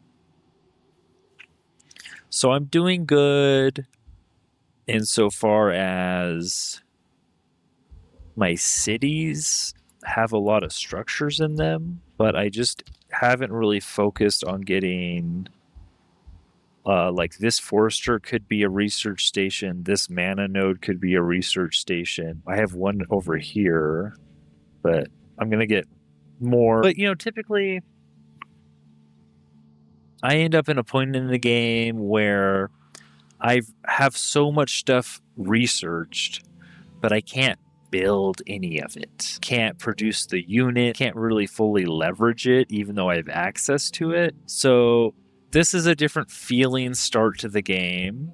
But I think eventually, if I go into knowledge after this beginning phase of building my first couple, and I just keep evolving the cities in ways that make sense, I should be able to bump that knowledge up a bunch and come to a point to where I have the high tier stuff researched, and I have the means to fund those large armies. How long have I been playing this game? Well, this one in particular, we started probably like 4 hours ago. I probably have like 100 hours in the game, probably a little bit more than that, but most of that was months and months and months ago. I just came back and started playing it again, so I'm trying to relearn a lot of stuff and learn a lot of stuff because there's only about 6,000 players that play this game. So the meta and what is considered good is pretty slow to advance, I'd say. But it still is changing when you take a break for a year and they come out with a bunch of DLC. Bro was playing a dating sim before it became a survival game. Exactly. Exactly. We were just playing. Oh, here we go. We got a message. We may not be so different after all, Nebulyx. Your actions are promising. By all means, continue. Noctis has a personal preference for your actions of empires that do not start wars. This improves your relations by 150. Cool. Not my farm. I'm on YouTube and Twitch. You guys are on two chat. I can't tell you which one's better. I can't direct you from one site to the other. Y'all pick your favorite. I'm on both. I'm gonna take a hot break though. If you want to wait 5, I know you just got here, but I'm gonna warm up some coffee. Make a drink, stretch, maybe grab a snack. I suggest you all do the same, and we will come back to this in a moment. I believe we have about 3.5 more hours in this session before YouTube will tell me that I've streamed for too long. And then we'll call it a day. And I gotta edit some stuff too. But yeah, I'm going back and playing all the games I didn't play over the past 15 years. Going to college, getting a job, yada yada. So I didn't play any games for about 15 years. And yeah, that means I missed a lot of gaming culture and history. So I'm going back and playing the best while picking up some of the new ones and trying to get some recurring games. I know people like to latch on to content that's, something more consistent. So we're doing Path to Exile every time they have an update. And I have like Subnautica and Hollow Knight and a lot of those core indie games that came out that I'm going to play on the channel live, blind, and then upload to YouTube. And yeah, we're just kind of vibing. Eventually, I'd like to start up a Discord if enough people are down to find like-minded gamers, get together, do cool stuff in games. Or it's Path to Exile or League or Battlefield 6 or whatever you like. Or Age of Wonders 4. I would like to get to the point where I feel comfortable playing this online multiplayer, even though I know there's some issues with desyncs and reconnecting. But I still have a lot to learn. Essentially, everyone takes their turns simultaneously, so you've got to be quick. You don't want to be the last one turn because it slows everyone's game down, and the games are usually 12 hours long already. So if you could cut that down to 8 or 6 hours by taking your turns a little bit faster, then everyone can actually have a relatively short, concise, fun game without slogging through it. But yeah, I'm gonna take 5. I'll be right back, and we'll get back to it. Alrighty, I'm back. So Zunwar Shin says the meta's probably Materium and Astral, then getting transmutate. I haven't played Materium Astral. I've played some Astral. I've played some Shadow. I've played some Chaos and Nature. I think I should probably do Materium to learn more about what's in there too. But I think it seems like there's some better Materium stuff in the other DLCs. I don't know which ones are in what I have with the first pass. There's I think there's an earth-bending one, and then something like that. So anyways, let's get back to it. See how far we can get here. I'm going to try to start cooking on my turn counter. We are trying to get our armies together. It's all about converting mana into gold. Sounds good. Then the gold can rush all your building. Yeah. We're gonna deal with this. Then I guess we're gonna clear up and around. I guess we could deal with this outpost too. We're not going this far, sure. I will duo clear all that, and then we'll come back to the Father Oak, and hopefully we'll be strong enough to take care of that. We'll do another sweep, a little wider. Do we want to potentially take his outpost here? I guess we'll see if this is a good outpost to take or not when we get there. And we do have 300 Astral Echoes. Speaking of that, well, we can do our staves of warding. Let's do that and end our turn. He broke his army up. What a meanie. Healed from chaos. Whilst the others are reeling from the arrival of Edward, you are approached by a sorceress who introduces herself as High Sorceress Larissa Mirabilis. Eldritch Sovereign Nebulyx Starsmith, she says, catching her breath. I traveled here as soon as I could. I see Edward has already arrived. There's not much time to explain, but I know him well, and he is not behaving like himself. I'm not sure what ails him, but if you carry any love for Athla and its hero, hear my plea. There's a different way to subdue the last dreadnought. Rather than defeating him in combat, use the seals on this realm to lock him in. We can stop his rampage and cure him of his affliction. Result, an objective for the quest Napa Dread will be updated. I will consider this. You recruit Larissa Mirabilis, and she will equip a cosmic orb and boots of the astral traveler. Whoa, these boots are sick. Pass through slipper. We get she's an elementalist. Oh, she's gonna be really, really good at killing the dreadnought. Yeah, she does lightning fire damage. Oh. Oh, and she's riding a horse. I thought it was a crocodile for a second. She's riding a horse. Level 7. Okay, why don't you just go meet up with our army? I don't want to go too close up there, though. And you guys can go here. This is a necromancer. I guess that means our archer out of the army. Pick up our necromancer. Bring our croc up here. What are you doing over here? Where are you going? You're gonna go pillage something else? Yo, this is not very nice. She's got 6 points available that I get to spend however I want.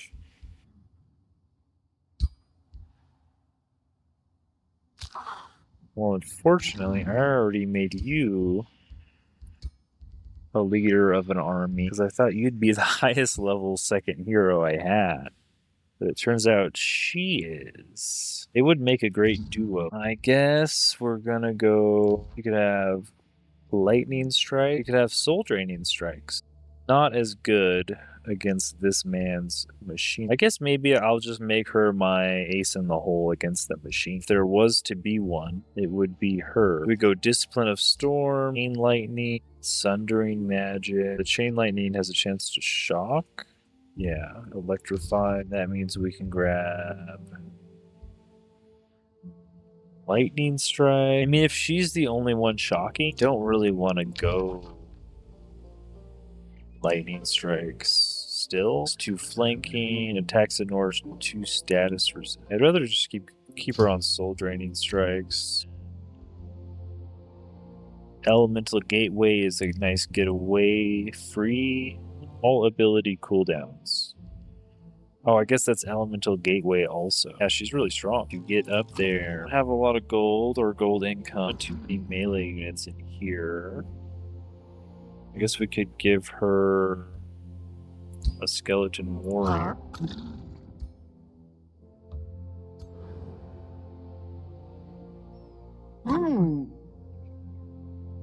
And one more skeleton warrior. Now we have somewhat similar strength armies. Staves of Warding is done. Citrus Sea. I've been pondering the many allies and enemies I have in this realm. I am glad to see that you seem to be one of the former. Let us try to bring our empires closer. Do you want a defensive pact? Oh, you do. Okay. At least they're not sieging my city, they're just pillaging my land. I'll be able to take them. Since he broke his armies up, I should be able to take them one-on-one, actually. As your troops enter the domain of last dreadnought Edward Portsmouth, you start to sense something is affecting the realm. Andor appears, so you sense it too. There has been a shift in the energies in the astral sea. I'm starting to suspect that this is the cause of the erratic behavior of the Gaudier in Magehaven, but I am unsure of its origin.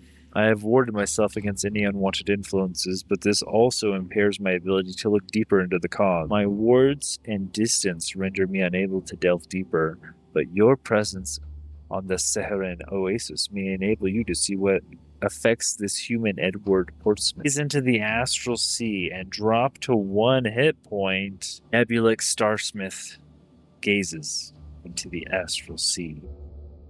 Visions of pandemonium. The chaotic energies of the realm collide in a cacophony of sounds, scents, visions, and emotions, which threaten to overwhelm your senses. Rage soars through your body, followed by the greatest joy and the deepest despair.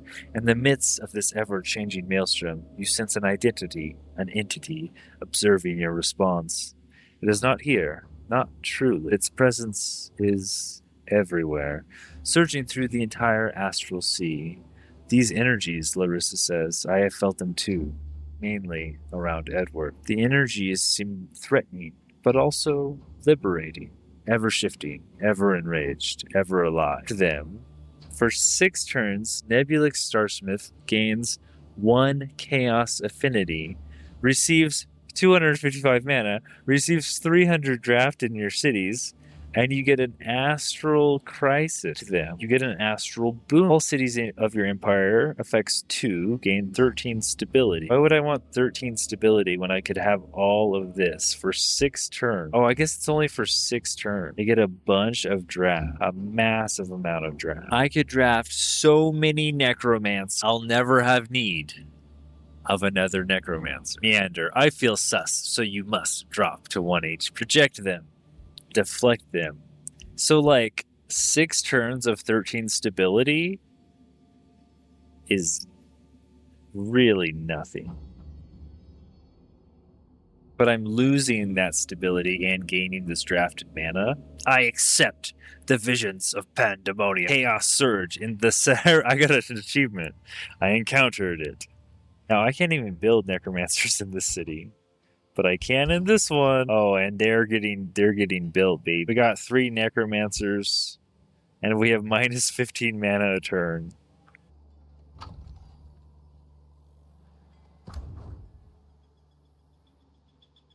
Now, how do we get out of the city here? This way?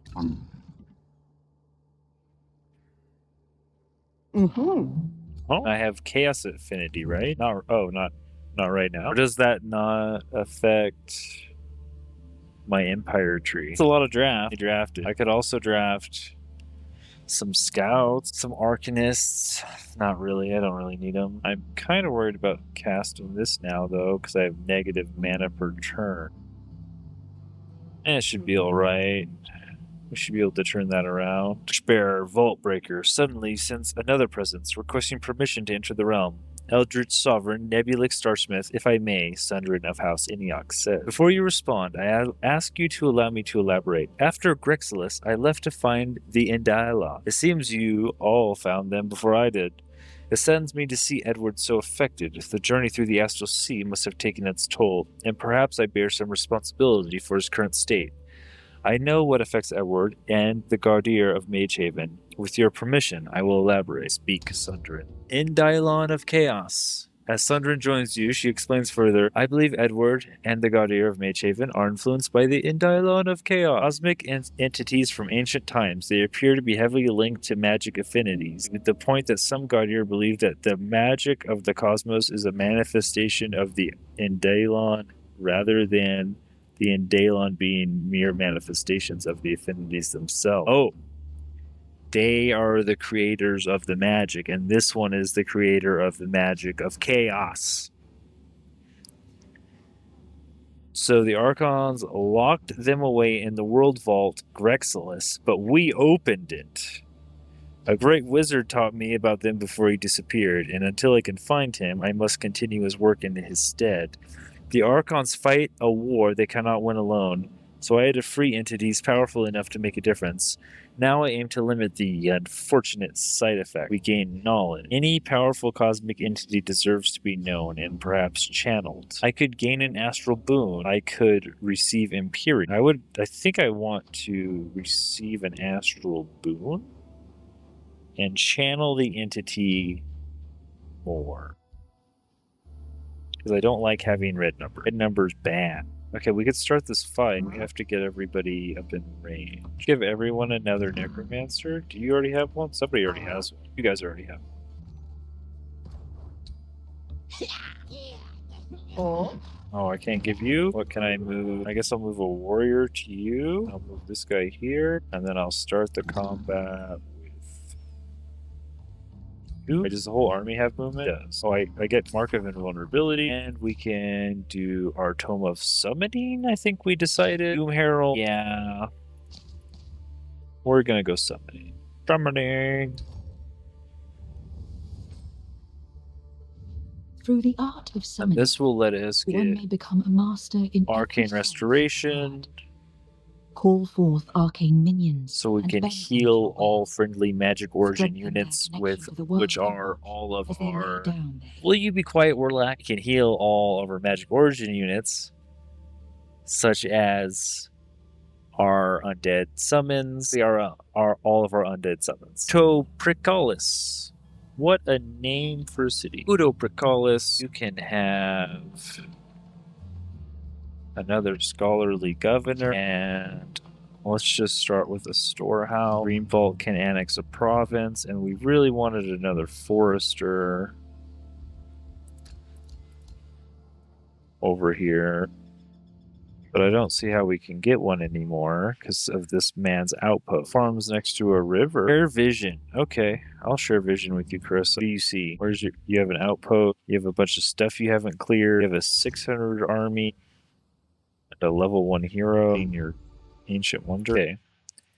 We all gang up on this one guy. Do I want more archers? I don't think so. Actually, I can't even do it. Yo, y'all need to quit pillaging my stuff, though. Lithiel Sundrin. Sometime after your conversation with Sundrin, you are approached by the other residents on this realm. Is that who I think it was? Alfred demands to know. Sundrin, my niece. Why don't you reveal yourself for all of us? Meandor says with a slight smile. We have so much to talk about. Reluctantly, Sundrin joins the conversation. Before she can speak, she is interrupted by Alfred. You! Answer me, deceitful elf. His hand reaches for his weapon in a sudden surge of bloodlust. You are the elusive Empress Lithiel Nightweaver. You destroyed my kingdom and killed my father and mother. Lithiel has returned. My time for vengeance has come, Alfred yells. Sundrin closes her eyes for a moment. No, Alfred, I am not her. Explain yourself further, Sundrin. Lithiel Nightweaver. Sundrin sighs. Yes, I was Lithiel Nightweaver, and yes, she is the one who invaded Athla, but I was not her then. When the World Gate opened, Lithiel Nightweaver was one of the first wizards to invade Athla. I stood alongside your parents when she arrived, Alfred. It was not until decades later that she and I fought in a deadly clash. I re-emerged from the astral sea victorious, her mask in my hands. Its expression hardens. When I came back, Athla had returned to its old petty conflicts. None would listen or act on the horrors I had seen. I decided to take on the mask of Lithiel. If Sundrin could not unify Athla alongside her, perhaps Lithiel could unify them against her. Wow, the plot thickens. This is so deep. What the heck does it mean? For so long I vowed to avenge my father and mother, Alfred says. I don't know what to believe anymore. I need time to think. You played us all for fools, Meander says to Sundrin. A feat I had not expected from anyone on that side of my family. Sundrin grimaces. Believe me, Uncle, me was not the goal, but merely a necessity. I must continue my search for the other in Dylon. But first, Sundrin turns to you, I would aid you to sever the influence Chaos has over Edward. He is a hero of Athla and a friend. He deserves this mercy. If you wish to resolve the problems you have caused, join me here. You recruit Sundrin of House Iniok, a ranger that will equip True Shot, Circlet of Mind Protection, an Obscuring Mantle, Boots of Freedom, and an Assassin's Dagger. It is best you leave. I can resolve this without your aid. Yeah, I'll take Sundrin. He's only level 3. But if you want to give me another hero, oh so soon, and raise my hero cap, she's level 11. Don't tell me she's level 3. She's level 11 with 8 points to spend. She's an absolute monster. Use moi, Sundrin. With your soul draining strikes, we can take Sundered Resistance, I guess. You're gonna lead an army, surely. Weapon do you have? You just have a bow. I guess we can take Sniper Shot. Just gonna use a bow. You also have Assassin Strike. And Quick Stab. Sniper Shot is super strong. I feel bad not taking Sniper Shot. Snapshot is free. So if we shoot our bow 3 times, that's like almost 60 damage. Basically a Sniper Shot. And then we get Snapshot for free. Boots of Freedom give very fast movement. Critical hit chance. I think I kind of want to go for the kill. Thinking deals more damage. You do have an Assassin's Dagger. I don't really like my Ranger running into melee. Yeah, I don't think we need bleeding either. Let's avoid bleeding. Not going to get a ton of crit. I guess we just level up Snapshot. Game Hunter, Invigorating Takedown, Kill Shot. Use all our cooldowns, so we could do another free Snapshot. I like that. We'll have Assassin Strike as an ability cooldown. This gains +1 range on its physical attacks. Oh, it's physical ranged attacks. There's focus. How many more do we have? We have a bunch more. We can kind of get everything. +20% critical hit chance. Oh, I guess that's pretty good. If we get that, we will have 40% critical hit. Kind of good. Almost enough to justify going over there. We could take +30% accuracy. Accuracy is really annoying. I'm just going to go accuracy, kind of have everything. I don't have command. That's okay. I'll do command next. What's your bow do? Oh, it's got True Shot on it. I guess we could get 60% crit. Oh well.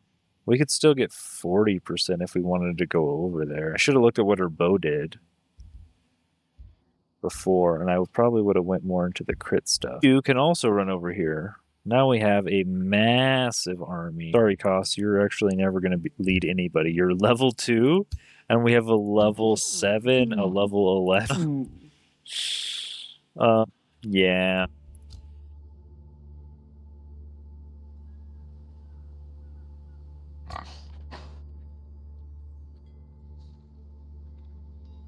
We have got to get over here, though. Mm-hmm.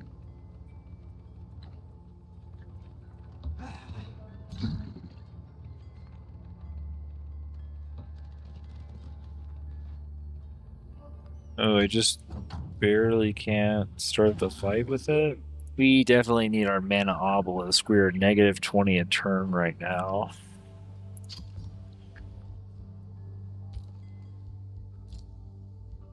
Can rebuild that.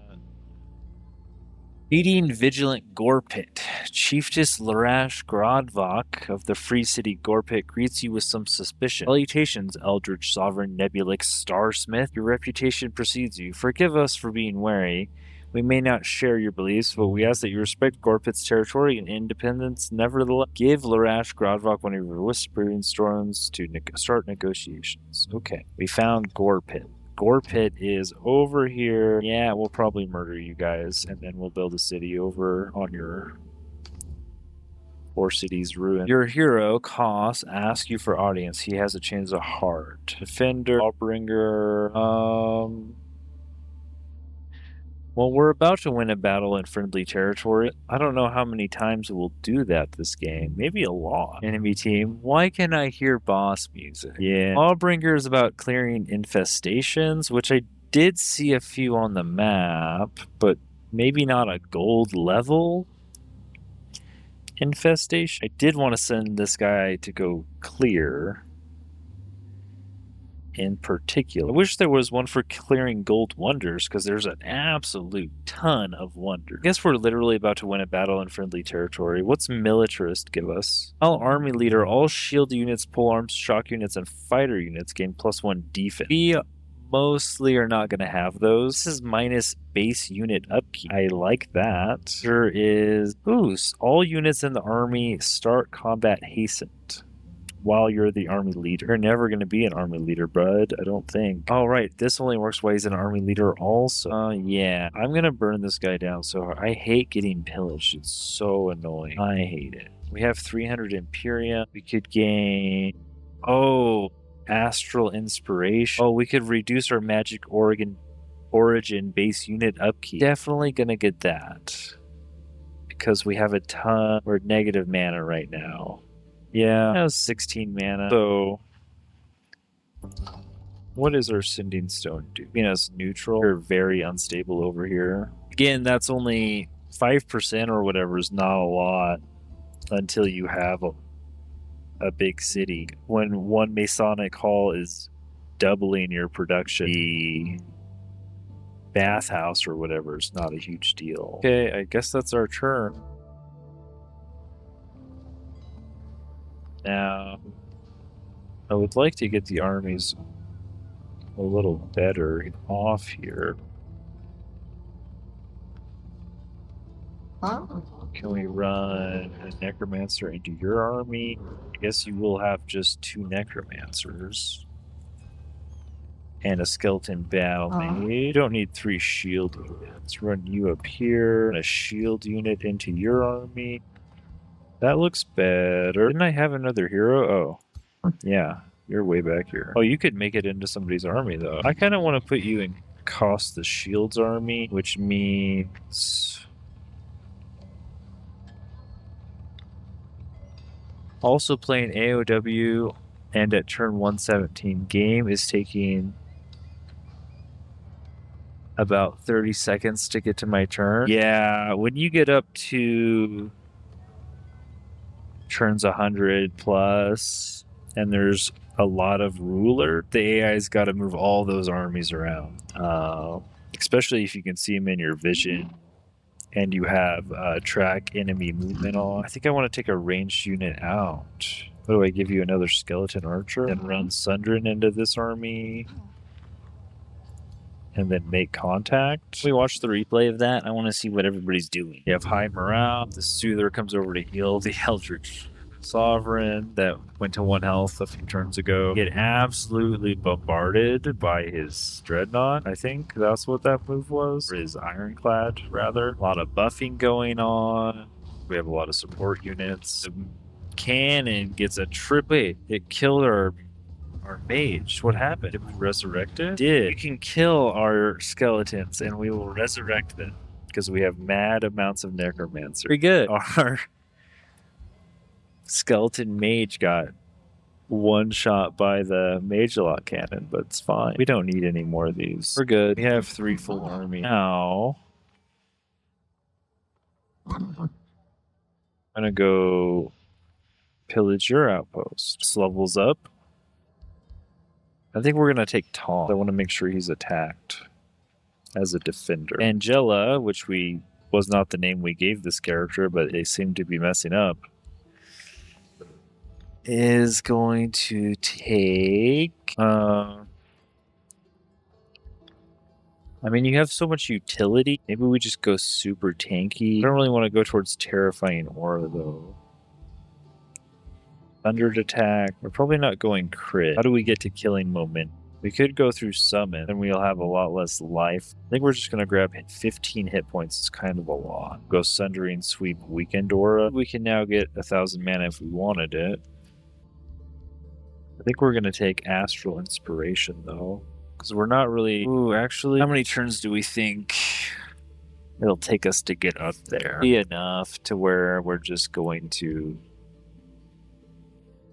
buy this anyways. Considering we're kind of down on knowledge still, but still didn't clear quite enough.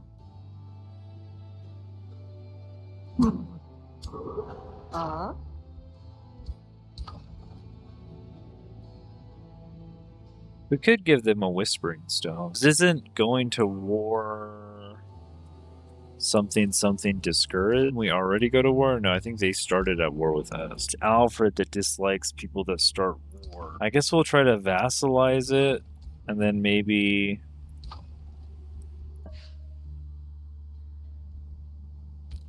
can just take it over normally. Because this is kind of a tenuous scenario.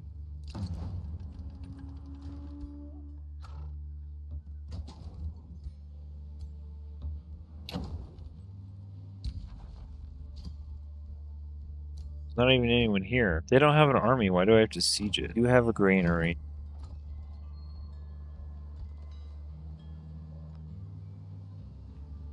Can literally build nothing. We're so poor. Dang, we can't build anything here either, really. Dude, I shouldn't have worked on the storehouse because I can't annex a forester. The father oak is those only trees here. I guess we're just gonna have to settle for a quarry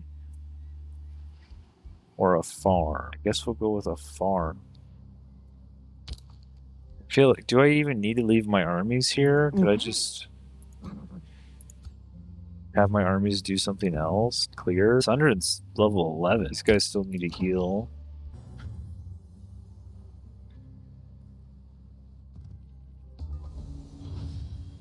Oh, wait. He has another army in there now. What the heck? It's not very big. It's just a 4-9. I guess I'll help, though. Astral Serpent, Static Shield. These are none of the things we want. We'll just take this Summoning Rift for now.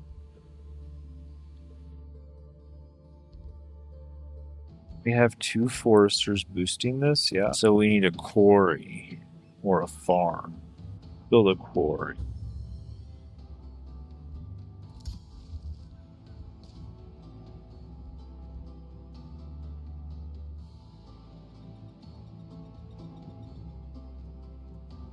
So we can turn our souls into thralls and then our thralls into Null. We can also drop some of our mana on these astral divination. Nebulyx is ready to negotiate? Not really. Why does it tell me that? Propose an alliance? Sure. You have forged an alliance with Carissa, the Fire Queen. She approaches you, a genuine warmth underneath her sly smile. I have to admit, when I set foot on the Sehiran Oasis, I did not expect to resolve our differences in any way but bloodshed. But you have impressed me, Nebulyx. Despite other less approachable guests, perhaps we can truly make a difference in Magehaven after all. How do you suppose we celebrate this alliance, mighty Eldritch Sovereign? Statues shall be erected in every city to celebrate our bond. This alliance will be written in blood. We must combine our efforts to train more soldiers. No, I have full army. Actually, some of them need to die. Honestly. So we'll take the Imperium and could use Forced Mart. We could get another Whispering Stone. I think we need to save some, though. We're getting pretty close to... Actually, I mean, we could boost a Legion. Wait, if we incorporate a free city, is there an option to change it over to our race when you incorporate it? I forget. Or is that, like, only when you defeat the city in battle? Yo, we're so broke. So broke it's not even fun. How do we have 11 gold? You can't annex again. We need a forest. There's no foresters around. I guess I could take this. Oh, this is already built. Another quarry? I guess we could start building into the sea area. Some quarries, some fish over there, and a pearl reef.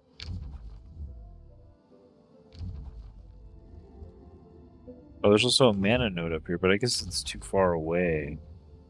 Yeah, I guess we'll just get quarry.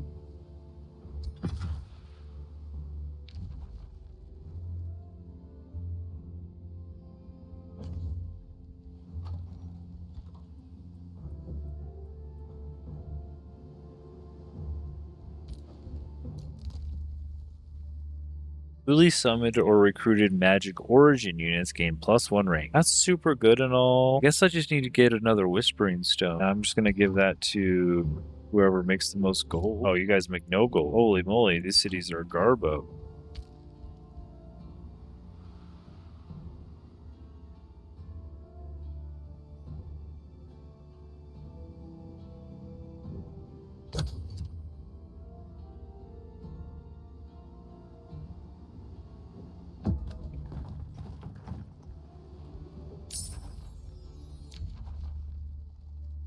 Okay, there's Arcane Supercharge. That's nice. We just get the research post out of the way. You need a lot of gold. I'll just grab the research post.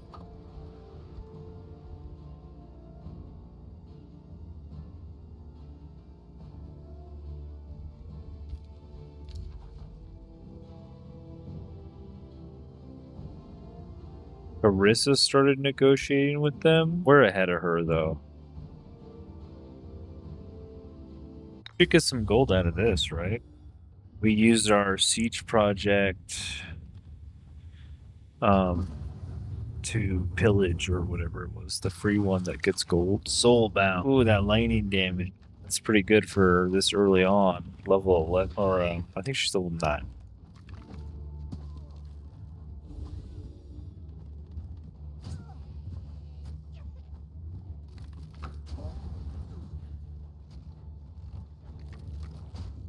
And these little shield units we got, I mean, they are frontline tanks, but they are like so weak. 6 damage from the ironclad. Those things are no joke. We have 2 wyverns in every fight though, because we got the summons on the ruler and our first hero. So we're actually running with a few extra units.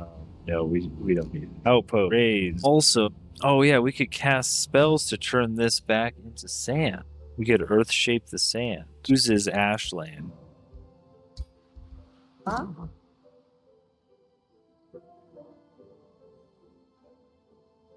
Now, I think we send everyone together, honestly.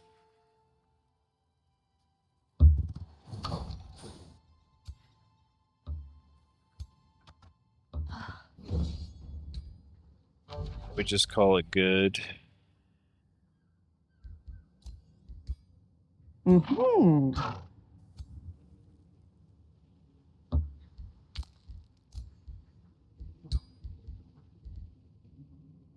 Yeah, if we have a few more hours, we're gonna grab Sundering Sweep. I don't know, maybe just because they have some construct, we do kind of want to help our Eldritch Sovereign dominate things, even if this is a dead ability on some of the constructs. Let's just grab more health. We can go Terrifying Aura. I'm fine with that. Only I have gold again. Oh, we can get a shipyard. Yes. Don't mind if I do. Oh, these guys are really mad.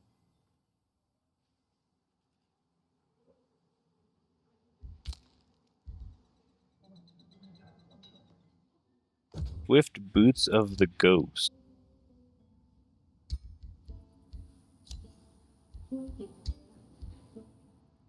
Oh, I should probably give it to this guy. Next turn. The Wonder. Steam. Get another farm. Or another Forester. Well, we can't actually get another Forester. No more Forester. Oh, there's one right here. Very nice. I think we have basically enough food, though. Kind of feeling now we just go into knowledge heavy here. Need lots of gold. Don't really care about draft. I guess we don't have our tier 3 units yet. Our summoners, but we have so many necromancers. Okay, now we're not even going to build those until they die. Honestly, let's grab a tavern, open border. I get.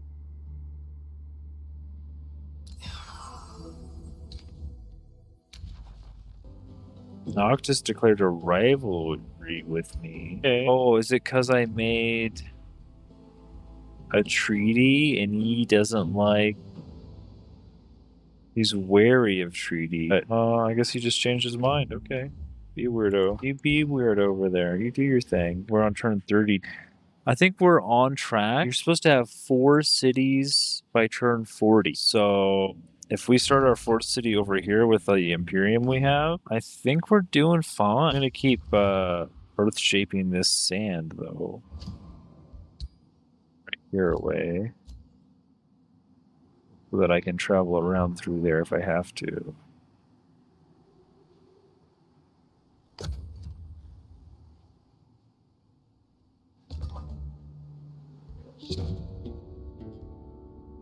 Divided we fall. As Edward's liberation of the realm develops, Alfred attempts to reason with him. You are one of the torchbearers who united the nations of Athla, Alfred says, but the wizards on this realm are not your enemy. We aim to bring unity to Magehaven. For a moment, Edward seems distraught, but then anger returns. Unity? The Commonwealth was unity. Wizards only know deceit. Your mind is poisoned, and I will not allow you to hinder me. Surrender or perish. Alfred's expression hardens. This saddens me to see a hero fall to the fever of war. Oh, last dreadnought. But I cannot allow your threats against my allies to go unanswered. Diplomatic state between Alfred and Edward changes to war. Stand together with Alfred.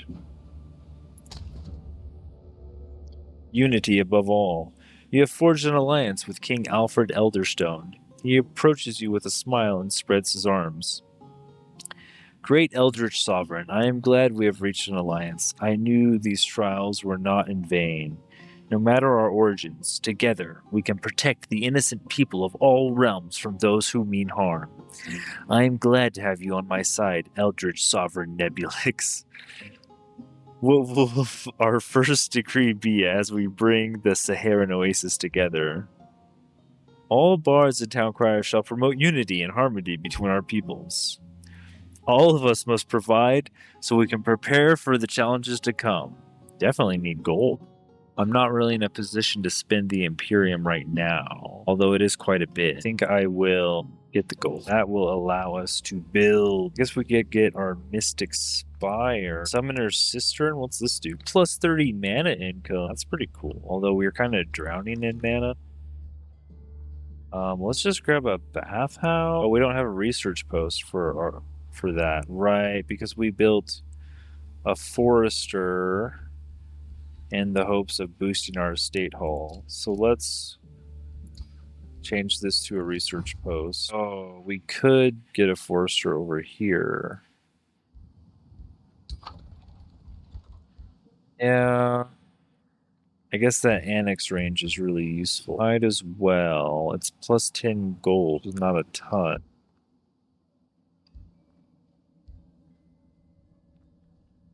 If I ever want to... I guess we don't really need the estate hall. We're kind of past the food portion. Let's just grab a bathhouse now.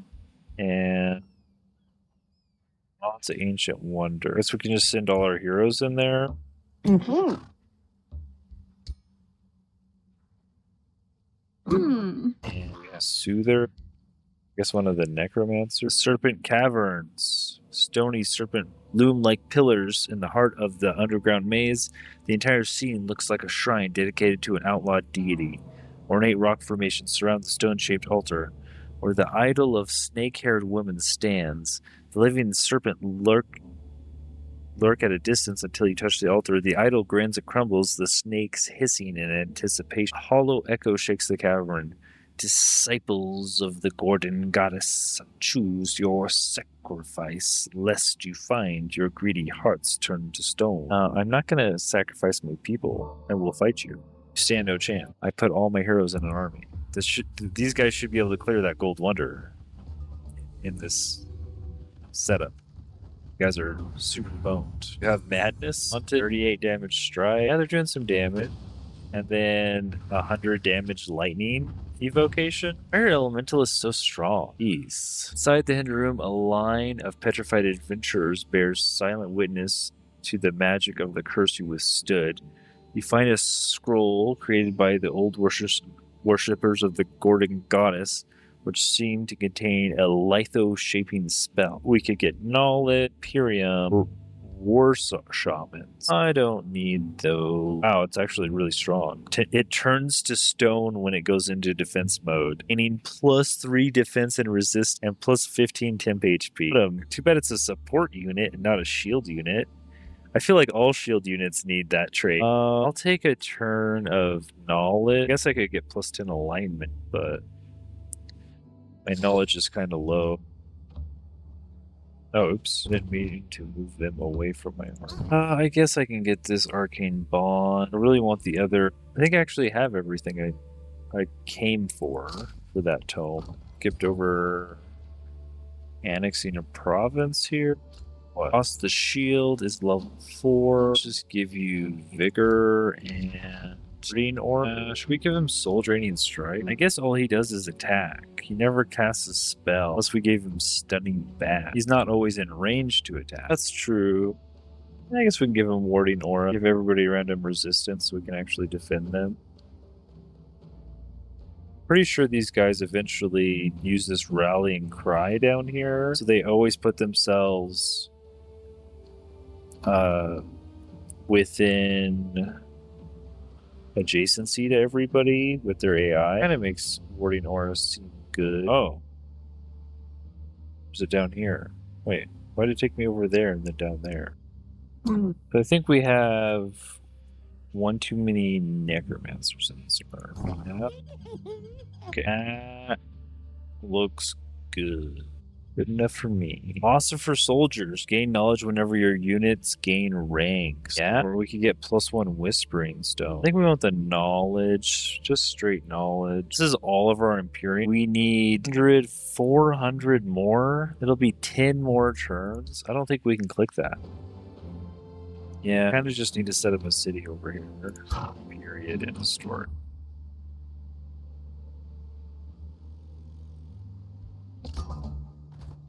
Oh, there is the NPC army of the Marauding Guard. Who are we going to send? 32 is our lowest. Ooh, 87. I guess Larissa? No. I send Sundrin, a ranger with Ka.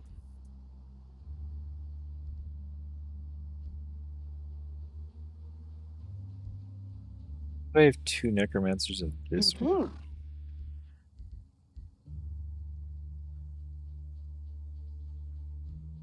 Huh? I feel like I should give them an archer.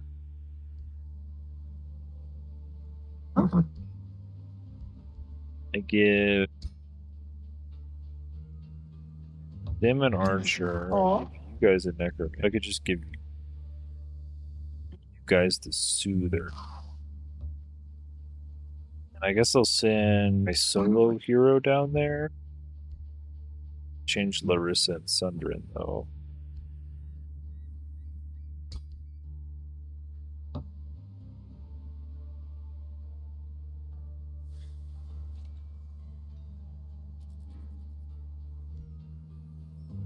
That means I should continue earth shaping this so I can run over it. We could gain a pyromancer of the stocky stargazers. They're dwarfs. Nope. I think we murder them. Get the Tomb of Soul. I picked the other tomb first. We should have had banshees already. I was wondering what was going on. I picked the Tome of Summoning before the Tomb of Souls. Well. I suppose that's why I felt like I needed to summon up a bunch of skeletons. But it would be really nice if they died and we could use these banshees. But in comp, all my units do is revive the skeletons all the time because I rushed out so many necromancer. Well, let's get the souls now. Bodies are frail. Yet We can get strong bone as the horror will reanimation, to cling to life. soul binders. Grant Yeah, Craft them vessels of rotten flesh and bone. yeah. Let's just get soul binders. That's fine.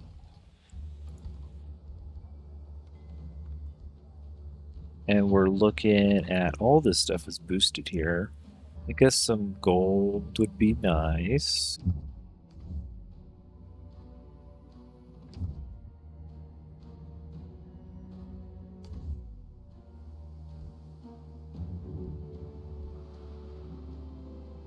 We need a quarry.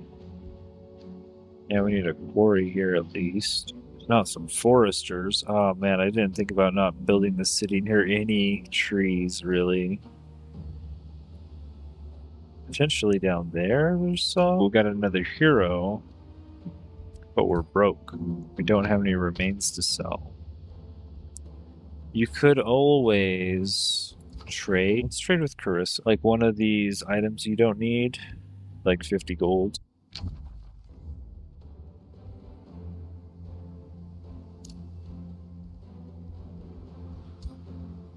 And we could get a ritualist.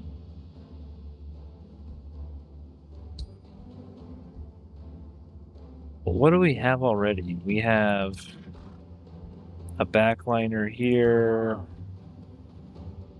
elementalist, defender.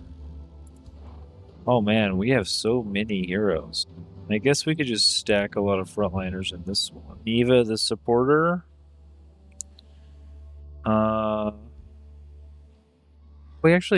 Maybe we just go without. We could just take a warrior.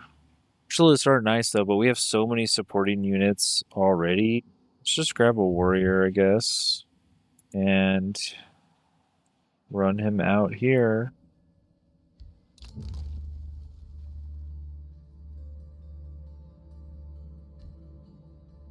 Could get a crit blade. We don't really need that.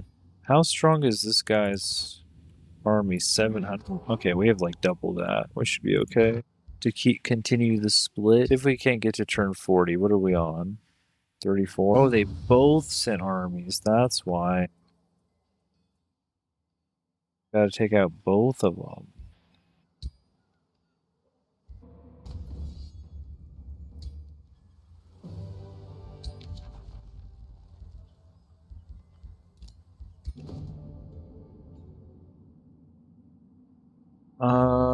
We can get knowledge. We get a dire penguin with the unspeakable horror trait. Its attacks inflict remorse and lower morale. Gain knowledge. Well, we can rust some buildings. Well, we can also annex. We need. Well, there's a forester. Dang, now we need another one. Just build the academy.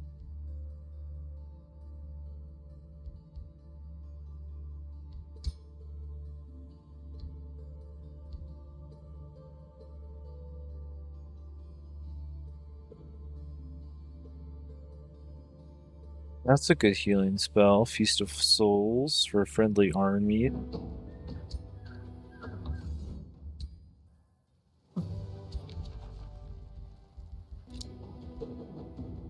Oh, there's a zombie fighter, finally. It's another frontline unit. Skeleton polearm. Rimble.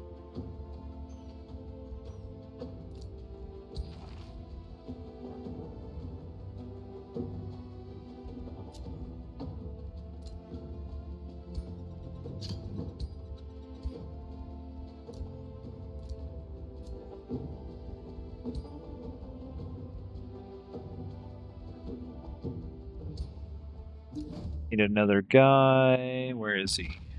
Underground? Right below Brimfang, basically. Those toadmen?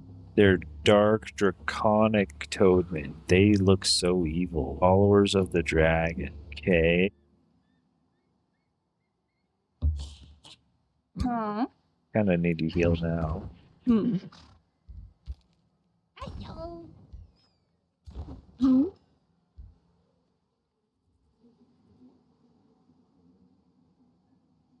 We need to find out wherever that guy came from.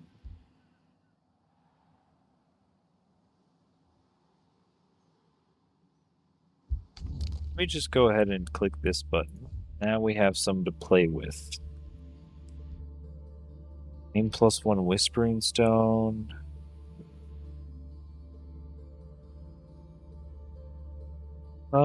Yeah, sure. We're just gonna give that to our city that produces the most. This guy. Or I guess we could go underground and give it to this guy. We're just barely behind Carissa, I think. I guess we could boost the allegiance and try to beat her. It's kind of not worth it.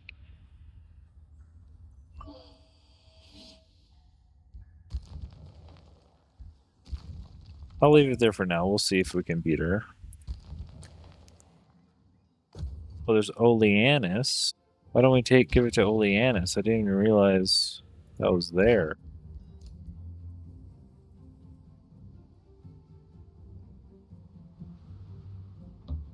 Huh?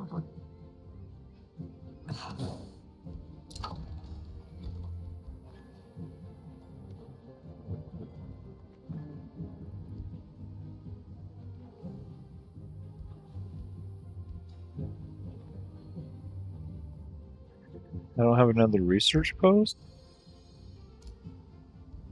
Looks like I could switch this forester out. And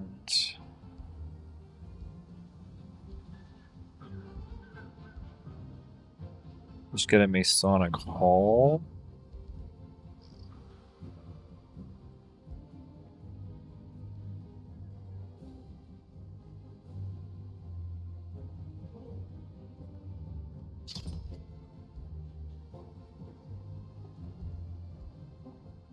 Another farm for a market. Yep.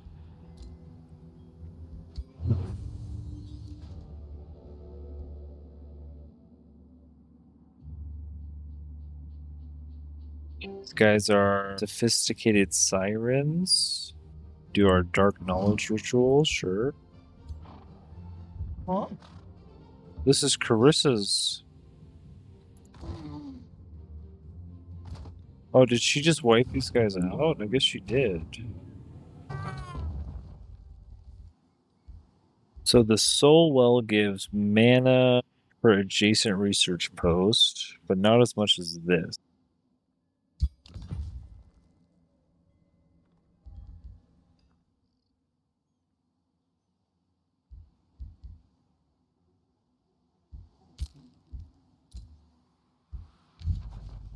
Larissa gets... This is our Elementalist, so she can get on-hero undead units in the army have plus 10% damage, plus 2 fire resistance. Yeah, I think we kind of have to take that.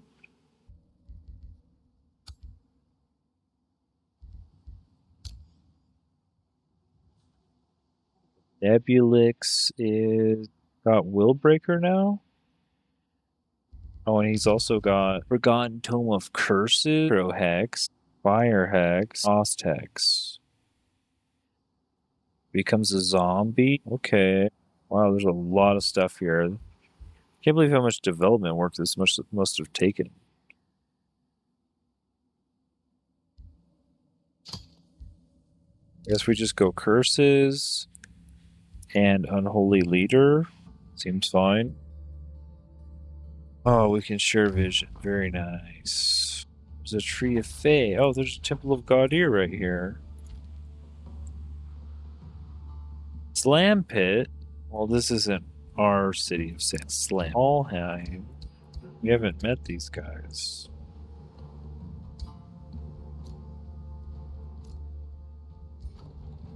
Infestation over here. They haven't dealt with. I guess we'll turn Gorepit into our city.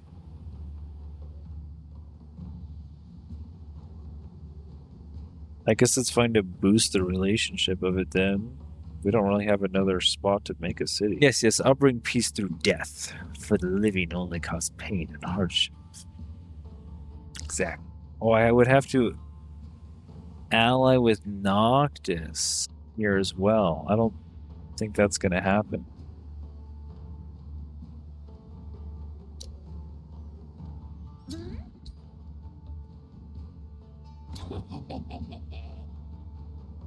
Get a Steel Shaper of the Conjuring Goatkin.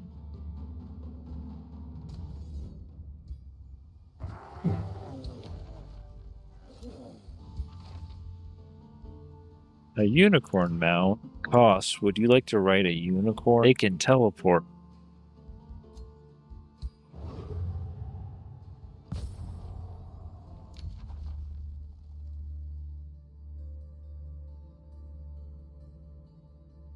I guess we can get the Rotting Explosion now because we kind of want to kill these guys we have. He wants to go to war. He's going to get absolutely boned.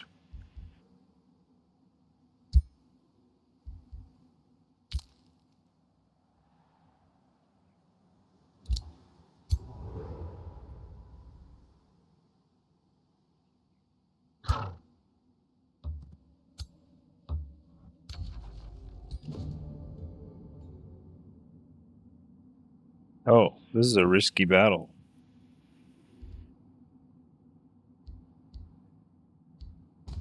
I guess I should set up my army a little bit better.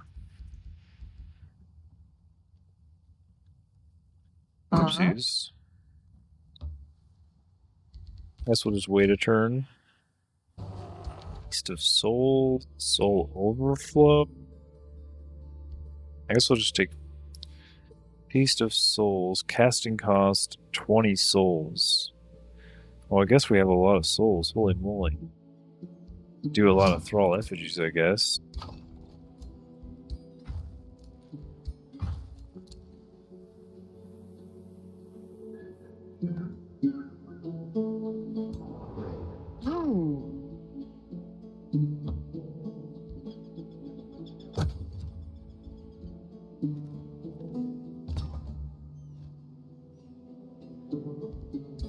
Okay, so we need send our weakest 2 units out of here.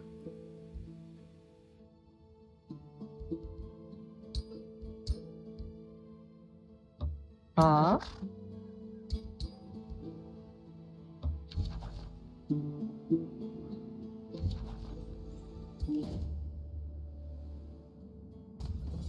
The Armor Greaves.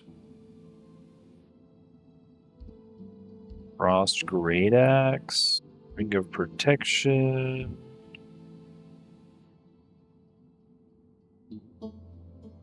Oh, I get all of them? Sure. But I'm just a little evil.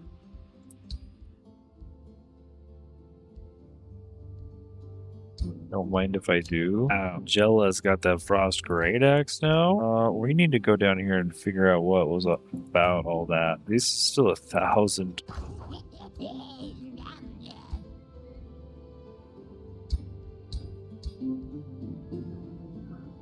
Did I make... I think I accidentally made more units. No. I just moved those guys out of the stack.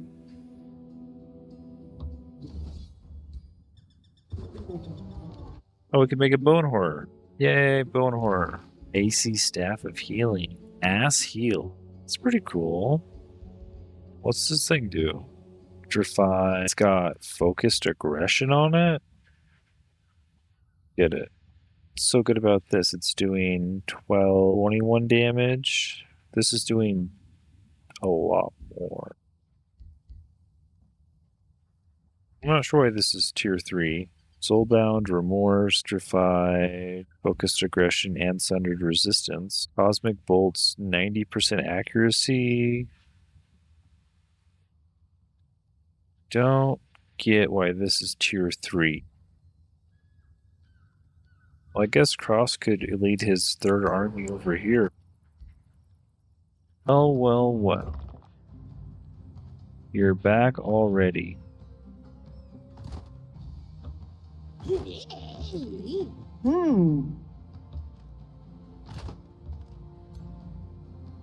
Could actually fight this army. There's the graveyard. Well, we got past turn 40. We still don't have our city. I guess I should have founded it somewhere. I didn't expect Carissa to come over here and kind of jack my outpost area.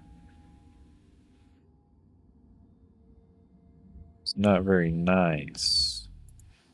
Tier 3, we go Great Transformation and then Amplification. Once you have felt the power of necromancy, you begin to grasp a greater truth. I don't really want to An go for empire does Necrotic not really Spire. Life is untidy. It is unpredictable and inefficient. People Bedded forget Legion's the pretty last good, time. but let's just get... Yikes, we almost lost our Bone Horror in the first combat. I think it probably died and it got revived. Oh, right. It's a Progenitor Golem. It does tons of lightning damage.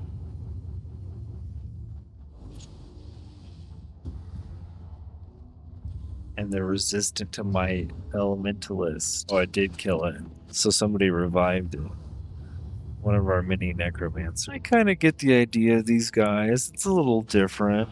The units are a little more expendable being undead, with all these units surrounding them. Oh, here's another Bone Horror. Sure.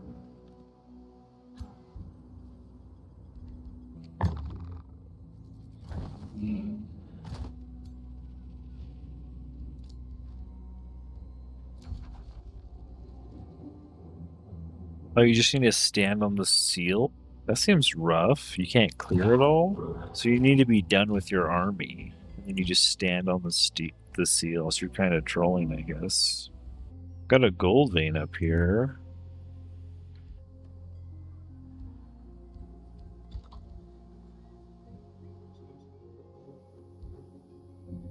And build a market. Do need a market. So we kind of need a mine too.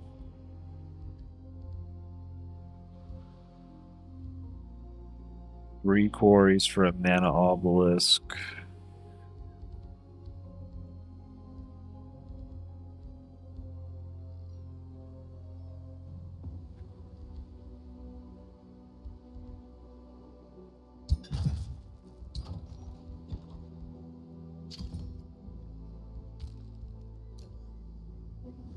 Vangela gets unyielding. And Spirit Breaker Aura, bolstering evasion or resistance sundering. I think we're just going to take Spirit Breaker Aura. Now we have Bend Broken Will. Perfect, finally. Open Borders, sure. Defeat the Graveyard for 220 gold. Yes. Yes, we will vassalize the Free City. Astropolis is right under Valheim. Hopefully there's nobody right under me. The Catacombria is...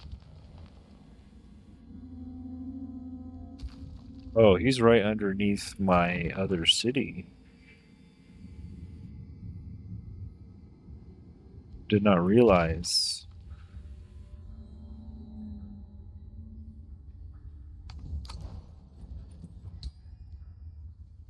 Oh, this guy's under siege. He's not having a good time. Are they at war with him?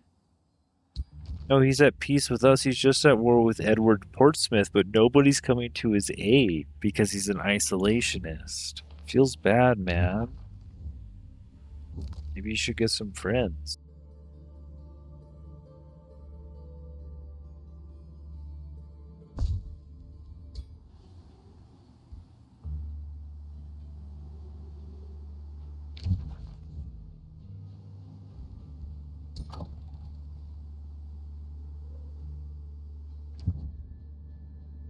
Oh wait, no, I don't have Slam Pit. I'm trying to get Gorepit.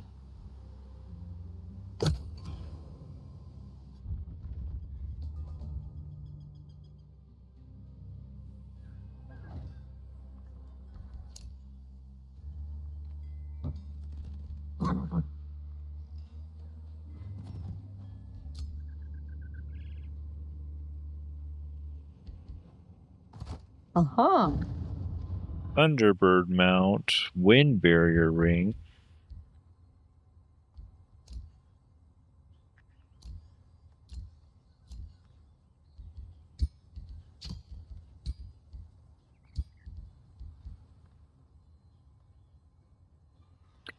Now, Larissa is a leader of her army. Let's get regenerate hit points.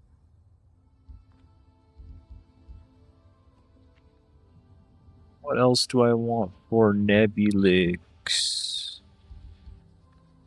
I guess I could take the free teleports, Delirium now. I guess the free teleports are pretty good. Could give him Raise Undead also. Or her, rather. Let's just take the free ability for now. Glory Seeker. How about instead... Oh, you could be an Explorer or a Dominator.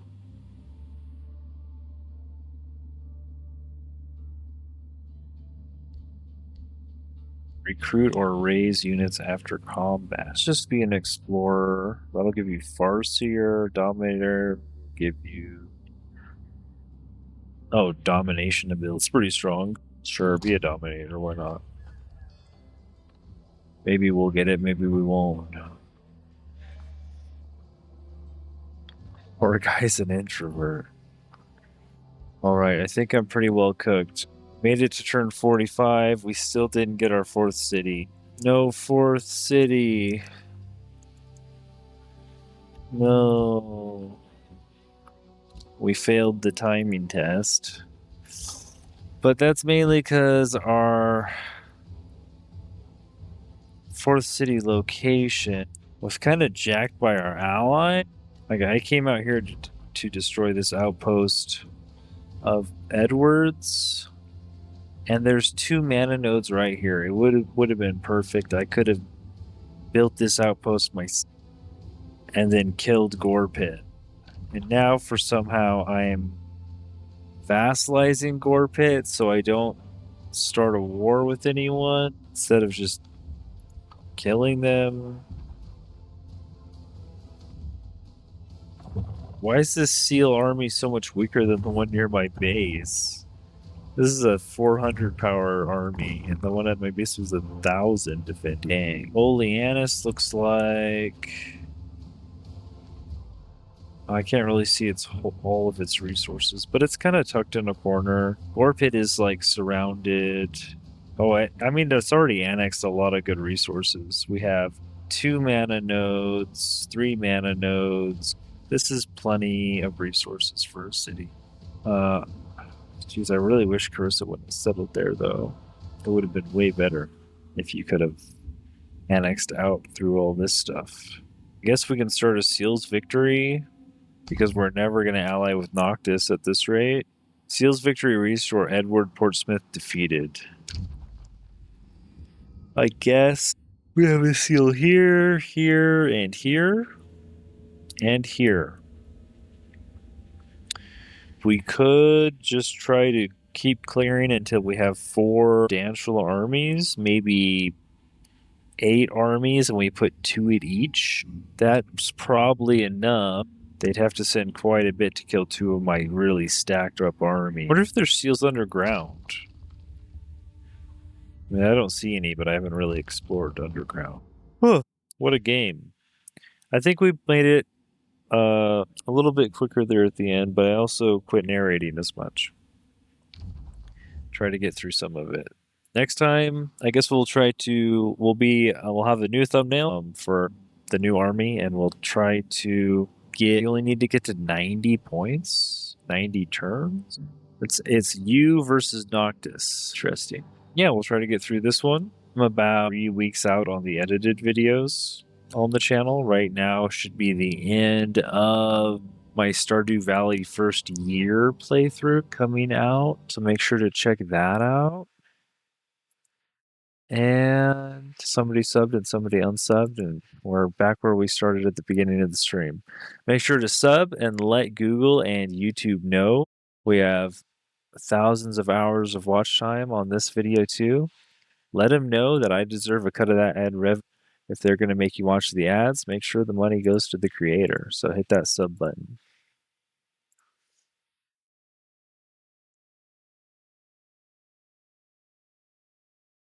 Our next video coming out is tomorrow, where we come out in Stardew Valley, and it's the first day of winter, my first winter in Stardew Valley. And yesterday we had the episode where we married Emily.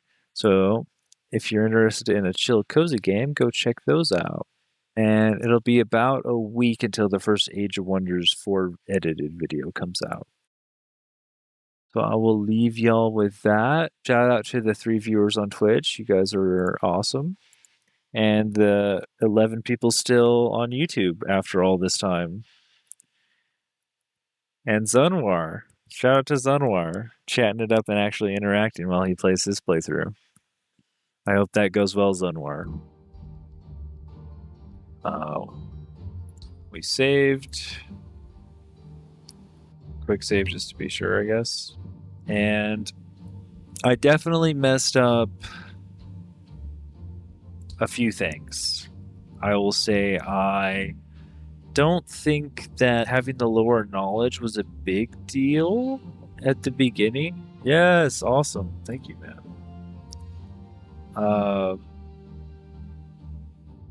But I did not research the Banshees. And now I have this kind of issue where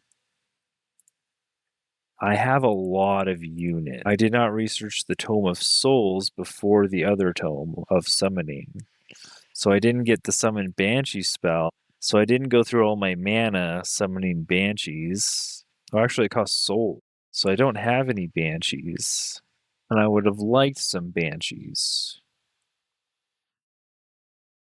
And I kind of drafted a bunch of necromancers, so I don't have a ton of room in my army because I have like 3 skeletons in every army basically, and or I have 2 bone horrors now also. So, and with everyone having raised dead and having all the necromancers, they just won't die. Well, they will die, but then we bring them back to life.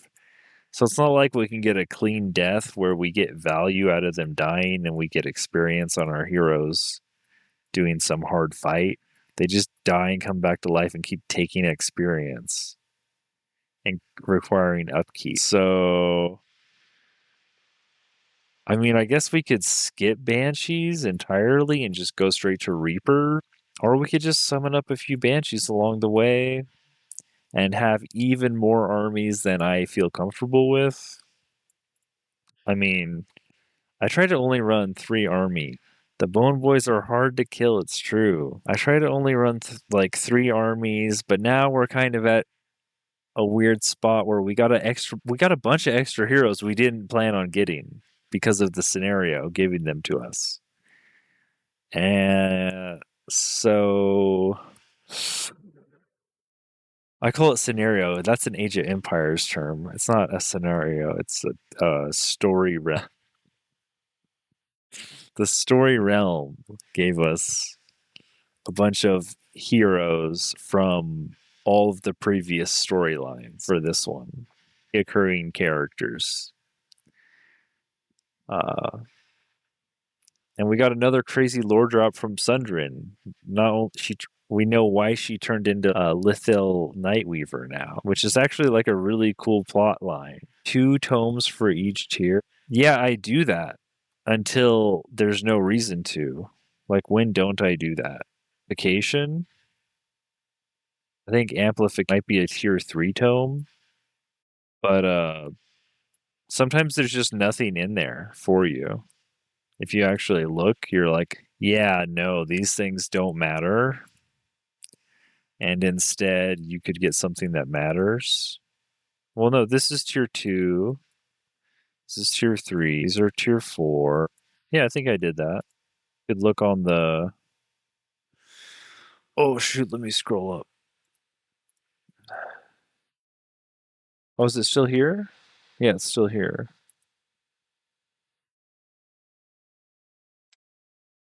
Usually I copy this into my notes here at the top. So I have the page. Oh yeah, no, we went back. Oh wait, this is teleportation. I think we're not doing that anymore, right? Didn't we say amplification? Yeah, because Astral Mirror doesn't do jack for us. Astral Convergence doesn't really do jack for us either. We could do Convergence, but what are we getting out of it? Maybe Cascading Power. I guess we have some damaging spells. We could get Chain Lightning.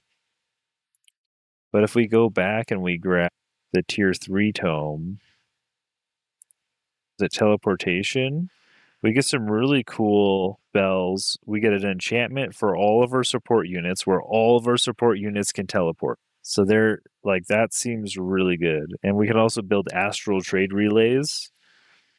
So we can but yeah, we actually have convergence on here. Okay, no, we didn't change the name of it. Yeah, I forgot to change the name of it. This is teleportation. Yeah, Astral Mirror is better if you have frontline units. And frankly, we don't have a ton of those. We have a couple of Bowen Horror, but those things are going to die and probably get revived because we have so many necromancers.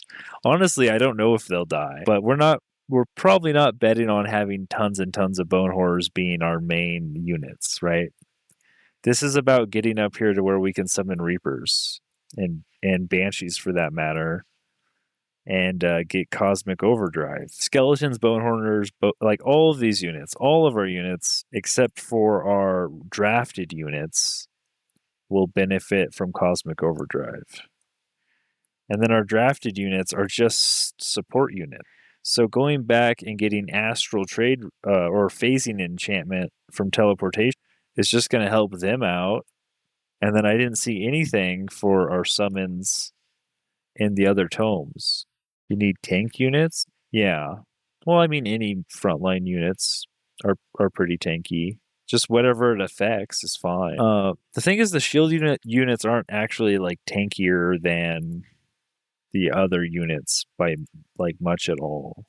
Polearms seem to be the best in the game, honestly. If you can have polearm as your melee unit, they are really, really good. Or if you're gonna have a charging unit like a bone horror, you want that thing to have heavy charge, not normal charge. Because heavy charge gets around the polearms. Like if you go and you look at the new order tome and you look at the not the Astra. Whichever one of these gives you a giant. Oh, actually, I think it is this. You get an Archon Gate, the Titan.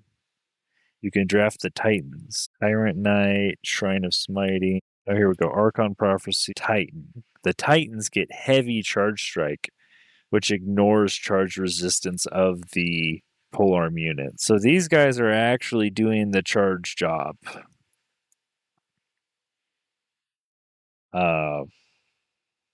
Against everybody relevant of your opponent, basically. And the cool thing is, these guys are also Magic Origin Mythic units. They're just also they're large targets, so they're easier to hit with ranged attacks, and full arms guys usually have more damage against them. But when they come in with the heavy charge strike, and they're led by an Archon, because these guys are Celestial. These guys, they don't have a leader trait. I guess the Undead Titan, they summon skeletons and stuff. They have their own kind of thing going. But I looked at this other build for this new, it was this one. Didn't go through the whole tome list, but you could get like 200% damage on these guys' heavy charge if you, on the Titan's heavy charge, if you lead them with an Astra. And then you full heavy charge strike with Cosmic Overdrive. This thing's hitting for, I guess if it crits, you're probably looking at 150 damage, something like that. And if it doesn't crit, probably like 75. The wing armors for the Eldritch Rulers, these things, these units look really cool. Yeah, for sure. The Fallen Angels and the Astras. I really want to play with Archon Prophecy. Just the Titans and the Astras and the Fallen Angels look really sick. Giant Kings. This is where you get the Geomancers. Clay Defenders. I mean, these guys aren't nearly as cool, but you get a new ruler also. I think you also get a new culture, right? The Ways of War. I don't see anybody talking about any of these units. Maybe they're over them. I mean, the dragons are Magic Origin Mythic units. Only the giants got the new looks.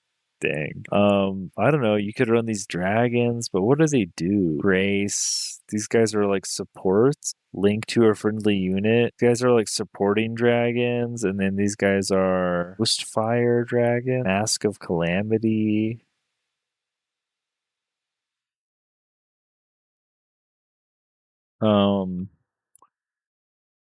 What tome is the Calamity? Calamity.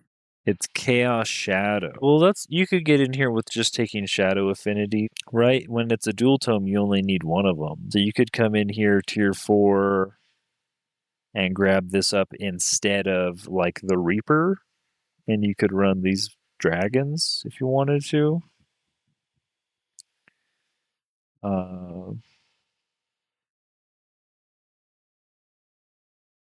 Just a little bit different.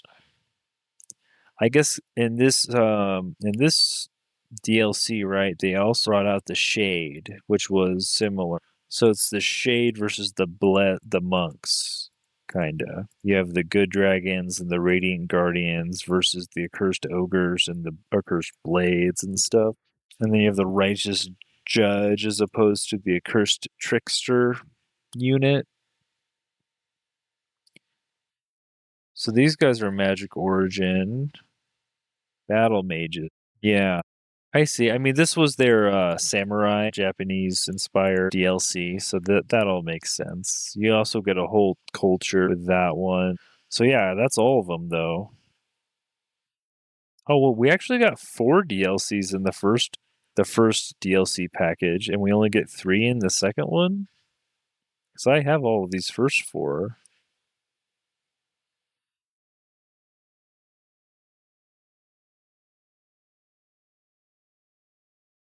I don't know why they went down to 3 the second package. Maybe they'll come out with one more in the second set before they go to the third set. I guess the third set was confirmed. But I got Eldritch, Primal, Empires and Ashes, and Dragon Dawn. And then the Ways of Wars is the Japanese one, Giant King. You just have some Clay Boys, and I guess it has some more love for undergroundizations, if that's your thing. And I guess it's Materium folk.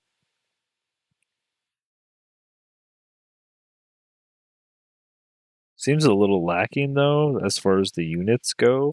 But if you go and you look at the units from Eldritch Realm,